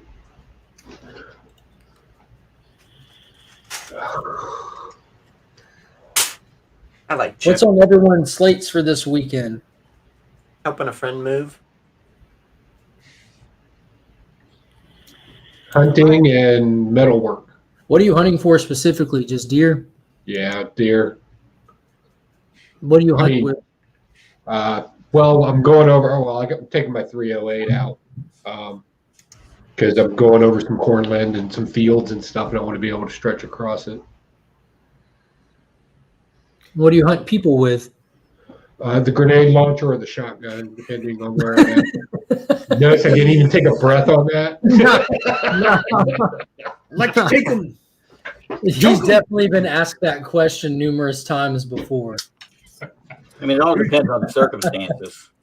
I'm waiting for January because I love duck hunting and I love eating duck and rabbit, and that's. I always enjoy being the second player controller on Duck Hunt. Yeah. When I finally figured out that you could control the duck, yeah, like, you can make no one's ever hitting a duck again, ever. Me and my brother, whichever one of us would have the gun, we just walk up to the TV and just tink it on the glass, tink. Because back then, TV glass was sturdy, you know, Yeah. tink, and just clow, clow, clow. Another meeting. Sorry, Chip. I like blow darts. So does Peacemaker. So in my interview last night, VK told me he's got 300 slabs still sitting in boxes from July. He hasn't opened yet. Back from CGC. VK on comics. Yep. So he's going to have a big unboxing, however long it takes to open up 300 slabs. I'm getting 51 tomorrow. From CBCS or CGC? I'm assuming this is about the blow dart comment. It has to be. Because Mr. Stephen Berkland is one of my biggest fans. He's everybody. Yes, it is. Yes, he is, Jennifer. Yep, so I'll be waiting for said slabs tomorrow so I can sign for them, and then we're off to the in-laws for 12 hours, and then we're off to Mexico for 4 days. Wow. And then back to the in-laws for the holidays. Did you say New Mexico? No, Cancun. Oh, Old Mexico. Old Mexico. Trying not to get myself beheaded while I'm there. Bring $50 bills. Why's that? For the police, yeah. Don't do the resort. I don't know, Nick. You're probably going to be in some real danger of getting beheaded because you're known worldwide for having that good head. So. You got the military, you got the federales, and you got the policia. Policia, $50 gets them out of your hair. I don't even do. Well, do I ask how you know that? Sure. Okay. He's just like one of your mama jokes. So does your mom. First-hand experience. Don't mess with the federales. Military is fine. They're just looking for drugs. In my trips to Tijuana. Hey, no, I've a lot of Hispanic culture in my, at least like where I live and where I went to school and cousins and stuff. What's the you big drive flex? a BMW? Well, I just got a package. I got a package from my PO box. Package. And this is a Silver Age book that came from the Philippines. Oh, geez. And this thing came from Unknown Comics. All I gotta say is I don't think this is going to be a good result. I'm not entertained. Look at me. I think I'm going to have to. I'm going to have to do a special unboxing just for that thing. Just for that thing. So what is that? An X5 or a 5 series? Can you guys hear me? Yeah. Yeah. Can you hear us? I'm not sure if anybody can hear me because this thing. Okay, sucks. so he can't hear us. Got it. I'm gonna have to try to reattach myself. So for some reason I can't hear anybody. Just put a robotic penis on. The fuck? Come on, man. That's how you can tell he's a New Yorker.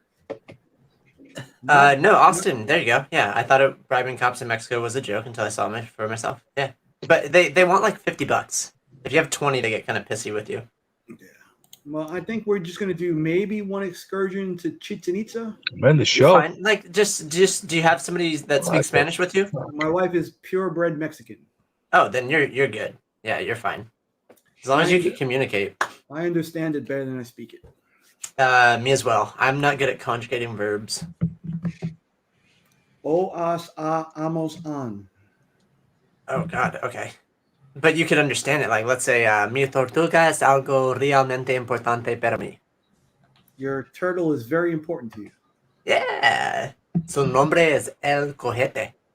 I don't know what cojete means. Rocket. Or missile. Rocket. His name is Rocket. Yep.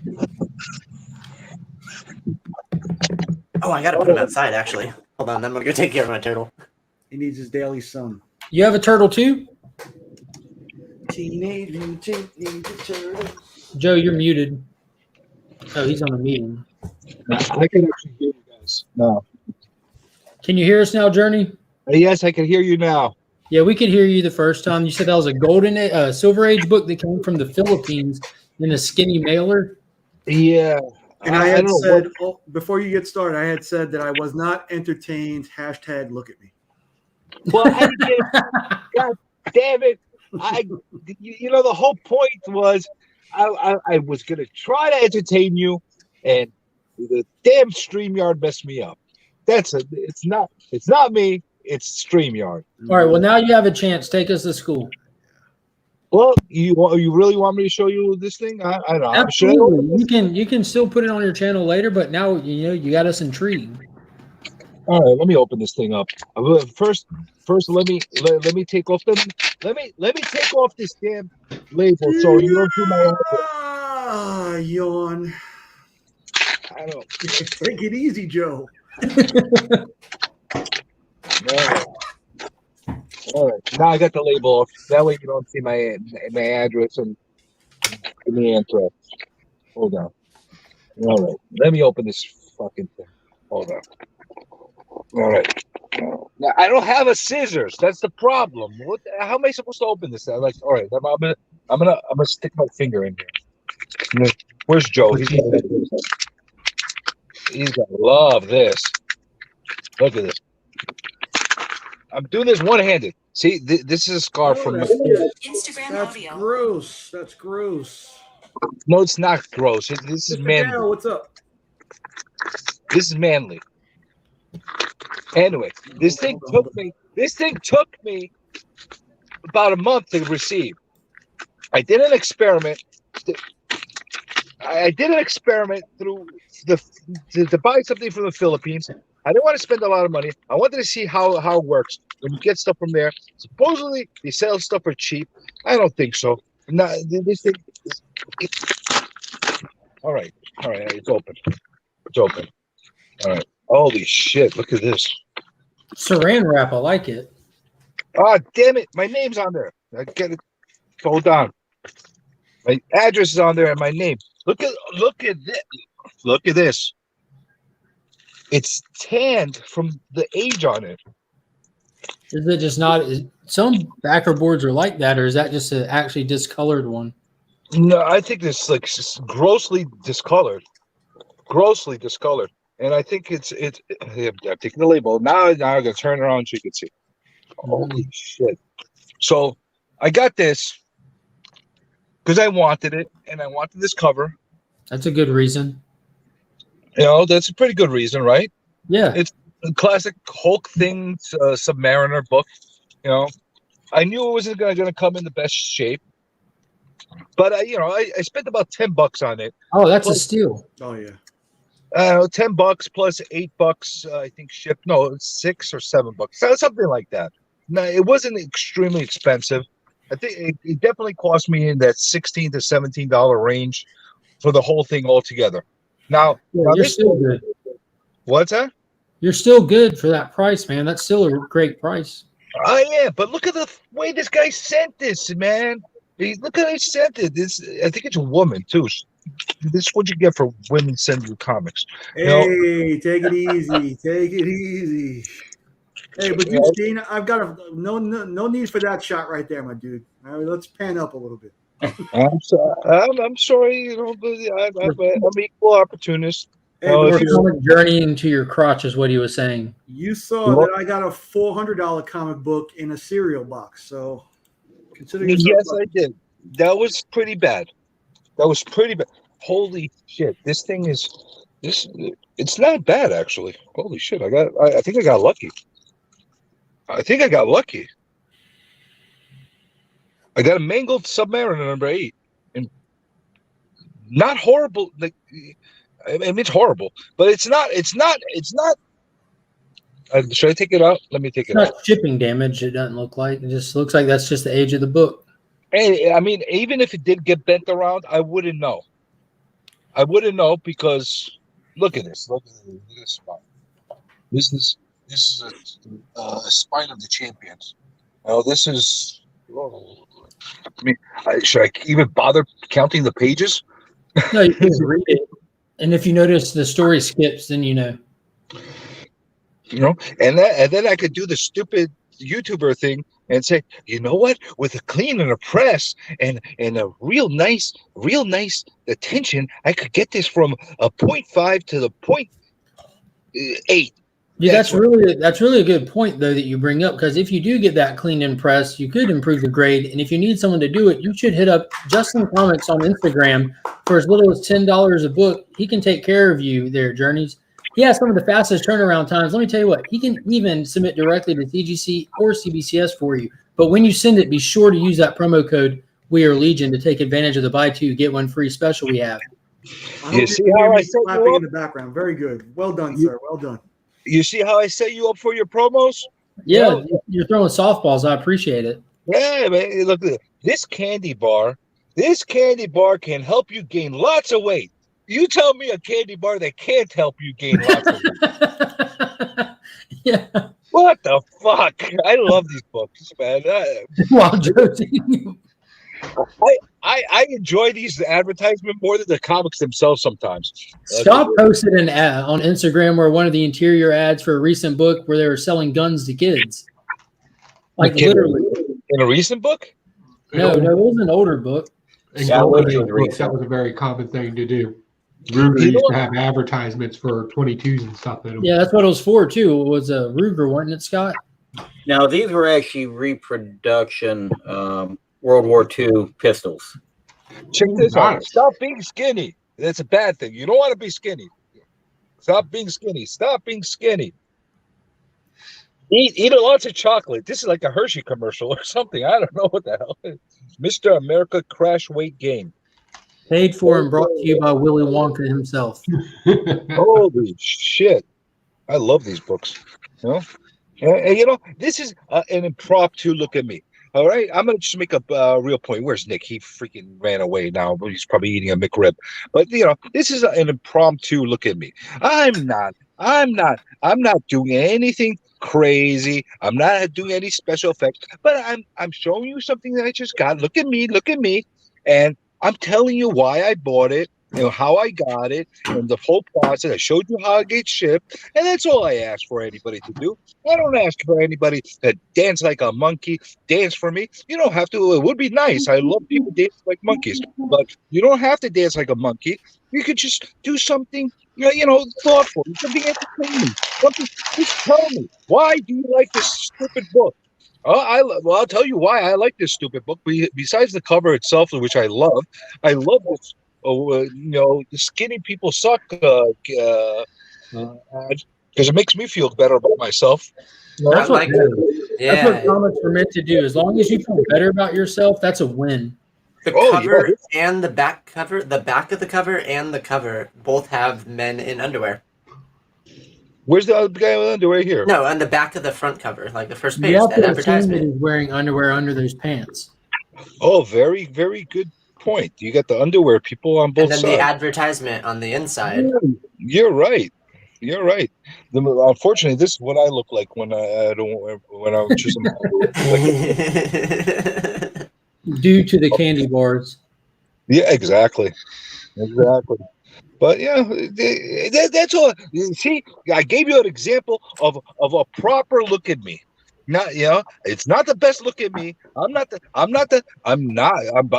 far not the best look at me guy. I don't do special presentations. I don't know a lot of details. I don't know a lot of information, but I explain. I explain with my little mind of why I bought things and why I like them. That's all. That's all I ask for people to do. You know? The question is do you think that what you did was entertaining? It amuses the hell out of me. I'll tell you that much. And that's what matters. Look at Joe's like, there it is. There it is. You know? How many times do you turn on the channel and what they do?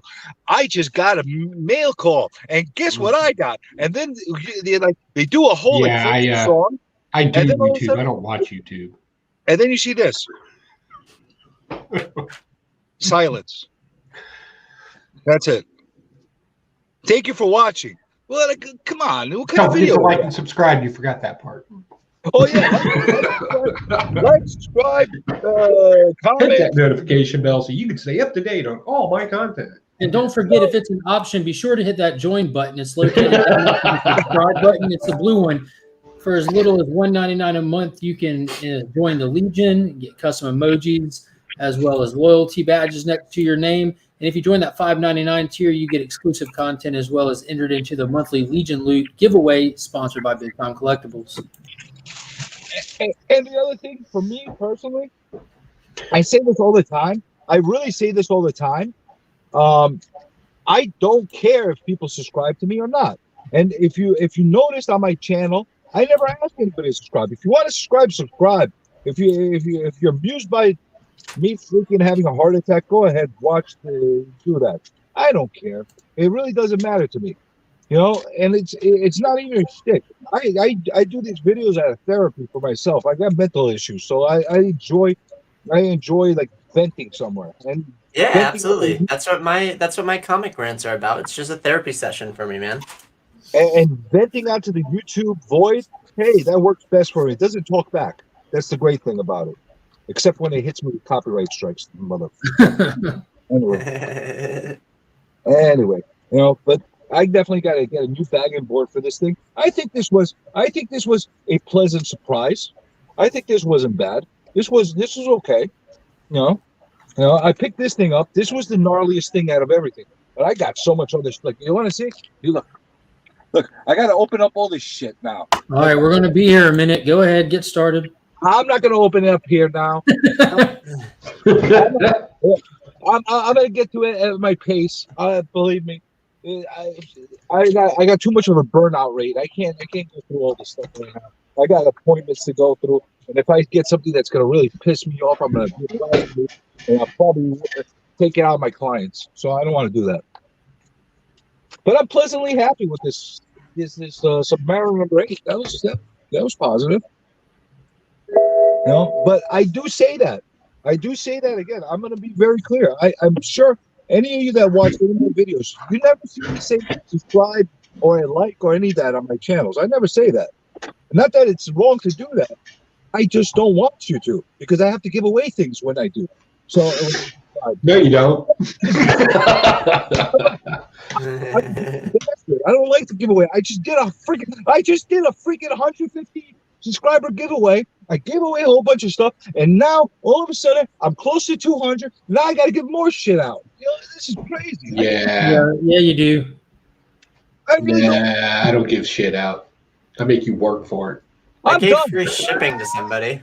I'm done. I pledged to 200 only because I got guilted into it because Dink, he had pledged 200 subscriber giveaway, wrote to 200 for me. And I'm like, I'm doing 150 already. Now I'm going to look like a freaking douche if I don't give away something. You're giving away something, so I got to give away something. This is what we do, everybody. We just post a video promoting his channel and his upcoming 200 subscriber giveaway and let everyone go subscribe. No. Let's do a giveaway right now. Let them take their time to get me there, because like I said, I'm still shipping out the 150 stuff. And this is the thing, I volunteer too much shit. I'm like, I'll give you comics. I'll give you. You want me to draw something for you? Sure, I'll draw something for you. And what I do, I'm sitting there late at night, just freaking doodling shit for people. And here, take my doodles. You can wipe your ass with it, whatever you want with them. But I volunteer, and it takes a lot of my time. It drives me nuts. 95% of doing YouTube for me is time management. What do you do for a living, Mark? I run a kennel. Oh, you run a kennel. I didn't know that. Is that why? How you call it? Is the comic vet? Yeah, you work with the comic vet. Yeah, that's who I send customers to when they need to get their vaccines updated. When they need their Rona shot. He only has the Kaiser Permanente one though. I will. I don't know if Kyle deleted it or not, but his live stream from Wednesday, I hopped on live while I was at work working. Yeah, it's deleted. So you can't watch it anymore. Hey, let me ask you a question related to that. Mark, what do I give a dog who's not really into the fact that she's about to get clipped? Bullet. You're quick. Holy crap. I love that. That was just like Joe's grenade launcher thing. Okay, so the second thing. What was the question? If the bullet doesn't work, what do I give a dog who's very against the fact of getting her hair trimmed? You mean just to calm her down? What kind of dog is it? More specifically, what does it weigh? 10-pound schnoodle. 10-pound schnoodle. Benadryl. Benadryl? How much? Human Benadryl. Give her like 2 Benadryls because it has little to no effect on the dog, but it can. That's just like an OTC that you can give them that isn't going to hurt them or kill them. But I wouldn't necessarily give a 10-pound schnoodle 2 of them to begin with. Just like standard, regular, like rectangular shaped-ish Benadryl. Or whiskey. Does she bite when they try to groom her? That's a yes or no. You ain't got to think about it. You would know if she did. No, but she's not the type to bite. But then again, it's me she's dealing with. She might be different with somebody else. Oh, you groom her? I'm going to this time because they told me she wasn't having it the last time. Oh man, yeah, I get all those customers because like you must take her to like PetSmart or some shit, don't you? No. Like anybody that takes their pets to PetSmart and everything, there's nothing wrong with PetSmart, but being a bigger corporation, they have so much like red line that they have to deal with, and there's a lot of people they turn away. Like if you have a difficult dog, or if you have an overly matted dog, if you have a dog that has a scratch on it, like literally, like they're not allowed to work on them. If a dog doesn't, like I get all those dogs. Like I work on difficult dogs all the time. So yeah, you do have like you're going to have an extremely difficult time with them or her, whatever it is, no matter what, even if she was good for a groomer, she's not going to be good for you most likely, especially if you've never done it before. It has nothing to do with you. It's just that you're her owner. It's kind of like with your own kids. You know what I mean? They know what they can get away with, or they like to try to push buttons. So like I get dogs all the time that owners will say something to me. I got to take them to the vet so that they can put them to sleep and do their nails. I'm like, why? They're like, oh, they won't let me do it. They'll freak out or fight. I'm like, just bring them to me. And like we're just able to work with them differently to be able to do it. And honest to God, vets are pussies when it comes to grooming and nails and stuff like that. They just lean heavily on medications and stuff when they don't have to. But Benadryl is a standard OTC. When you start talking to vets saying you need medication for your dog for grooming, which is normal, they'll give you like trazodone, or for bigger breeds like isopropazine and stuff like that. The ASO will just that's shit. That's that file right now, son. Like I don't give a fuck what kind of dog you think you are. You about to get docile. You're about to take a nap. That motherfucker just. You get a dog that's taking some ASO, you put it like timed out, you get it on the table, it starts standing up, then it just sits there and just lays down. Like, God damn. Whenever we had the horses growing up, and they were Arabian stags, which are just temperamental to begin with, we always used to take a handful of peanut butter and put it in the roof of their mouth so we could get the shoes and the trimmings done and filings and everything done. Yeah, you don't want to do that with dogs. Peanut butter is like the worst nightmare for grooming or bathing, because that shit just gets all in them, all in their beard and stuff, and their face is already the most difficult part to groom. And Nick, I will give you a warning.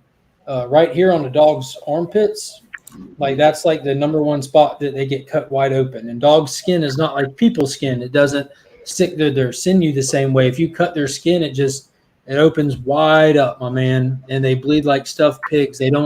Their blood's not like ours. It doesn't coagulate quickly. Like I would strongly suggest having just a little tube of super glue nearby. I'm not even joking, because if you cut it open, you're going to have to super glue it shut. Okay, so my second question is, what do you give an owner who is instantly terrified of doing something that a friend just told him not to do, advice-wise? What does that guy take? The advice. Okay. Is it true that chocolate kills dogs? No, that's a myth. It takes 1 pound of chocolate for every ounce a dog weighs of pure cocoa to have an adverse effect on them. That was a myth going around for so long. And then I had a customer that their dog eats like chocolate eclairs every morning for breakfast. The dog's like 18 years old. And so I Googled it and looked it up. And it would take like 10,000 Hershey Kisses to kill a fucking Yorkie. I don't know, because like one day I was sitting there and my dog came and ate my Reese's Pieces, and my kids freaked out. My wife freaked out, like, you're gonna kill the dog, or whatever the case is. I'm like, what do you mean? They're like, they can't eat chocolate, they die. And then we're sitting there for like hours watching the dog, trying to think if it's gonna die or not. It was like, hey, Matt's Betty. What the hell? Like, how is your dog doing today? It's alive. It's dead. No shit. It's alive. They just gave me a freaking panic attack for no reason. That's funny. Well, it's not for no reason. They've heard people and they've heard it repeated, and they haven't heard it challenged, so they had no reason to assume it was false. But at the same time, they had no reason to believe it. But not everybody lives like that. Why would that be true? Like, do I have a dog? I probably should know that. Yeah, I guess. You know what? I'm not that on top of it. Like when I come home, the dog comes to me. I pet it. Oh, nice dog, and that's it. My kids and my wife take care of the rest of it. You know. So once in a while, when I eat, for some reason, every time I eat, my dog comes to me and wants to eat my food. So I feed it, but they tell me don't. But I guess it could eat chocolate.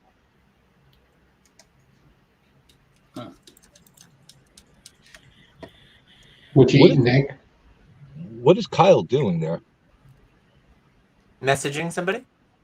Oh, you looked so deep in thought. Oh, nice. You got a smear on it? Send in a message. I heard Mark call it devil's jizz before, and I still put it on my sandwich. Cool. Oh, yeah, mayonnaise on I feel like you put it on your sandwich because I called it that. Devil's jizz? The devil's jizz. Mayonnaise. That's what he calls mayonnaise. And that's the devil's jizz? Yeah. Okay. You've never been to hell? In Georgia, it is. Well, I had this girlfriend once. I think most people enjoy mayonnaise. I just don't. You know what goes real good with mayonnaise that not a lot of people know about? Nothing. Oreos. All right, you can just stop now. Now you just being No, that I'm weird not kid saying- in school. I'm not saying I dip them in, but when I have sandwiches like this, I usually like to have Oreos together. For me, All right, Matt, Spidey, take it easy. Oh, that's right. It's Saturday over there. Mark, I thought this was going to be a short stream today. We haven't hit 8 yet. I keep thinking I'm going to hop off here in a second and go take a nap. I'm steadily looking at the clock constantly, like clocking the time. I'm like, okay, it's 2. When it hit 2 o'clock, I'm like, okay, now the event my wife was going to just started. Okay, she's 47-minute drive there, about an hour and a half at the event at least. Gives me 2 hours. I want a good hour of laying down before I'm interrupted. Like I'm running the numbers in my head this whole time. No, I'm sorry to have kept you going. What is going on, Jedi Dick Sensei? No supermarket shopping today on video? No, I don't think I'm really getting out of the house today, and I'm okay with that. I might run up after I wake up from my nap. I might run up to a Dead Media Collectibles, which is an awesome, like small, owned and operated, like one person owned and operated shop we have here. And just go window shopping there.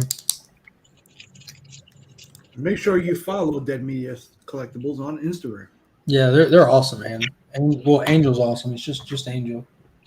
So Joe, what is the proper way to hold the scissors? With your teeth. There's 2 loops in it. It's pretty self-explanatory at this point in your life. I was listening to before go off on scissor people, but you apparently haven't seen me open up things with screwdrivers either. No, I use, and thank you again to Scott. You know, you got to get yourself something. You know, every tool, right, has a purpose, and every purpose has a tool.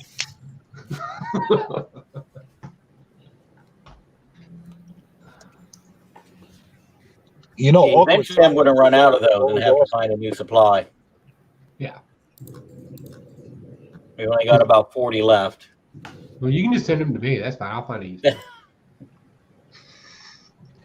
I don't know. I enjoy my scissor and my screwdriver. It works well for me.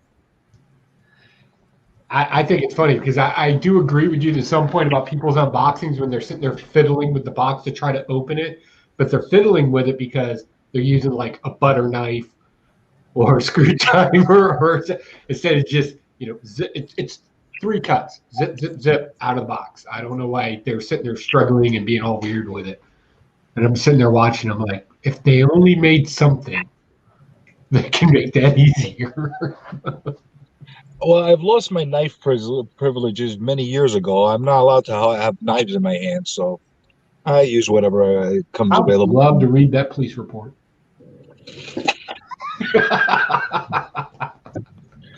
Well, that's for another day. Oh. I mean, we could all just do what Remy Q does and just open boxes with chainsaws. Now that's entertaining. See, that's entertainment. No, he's done that. He's literally done that. Oh, I know. I've seen him. You've never heard me say anything negative about his unboxings.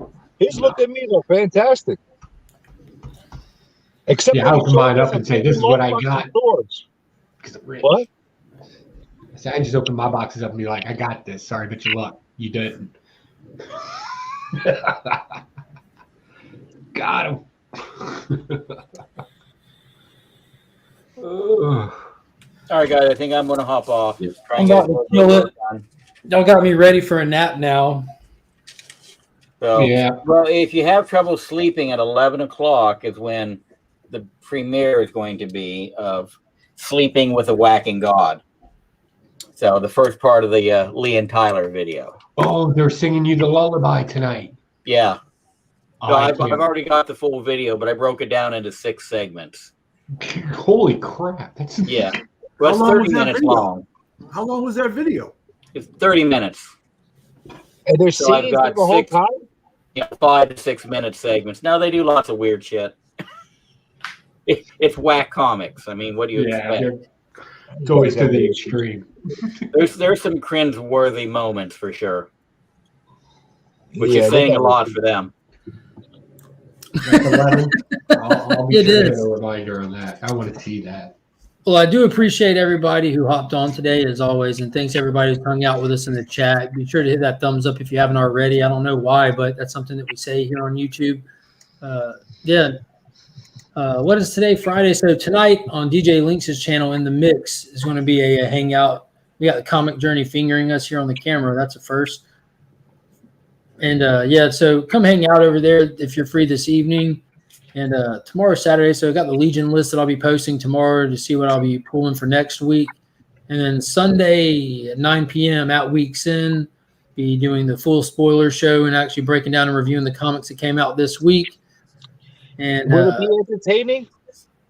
Absolutely. And on Comic Journey's point, I'm glad you're here now, but I'm going to be trying to get it. This is going to be difficult trying to do this starting my holiday run, but I'm going to be trying to upload a new video series, comic book close-up video series, where it takes a different spin on unboxing stuff, and it's not going to be unboxing a bunch of stuff, but just specific things, and to the point of some of the stuff that I was talking about earlier, Nick, that you've seen that I've picked up over the past few weeks that haven't made it to the channel, just a way to present them and do them where it's more entertaining. I kind of test ran it on something not long ago, but it requires me doing at least one edit cut, and that is time consuming for me, and I don't have time to do like that. So I'm going to figure out how to do it.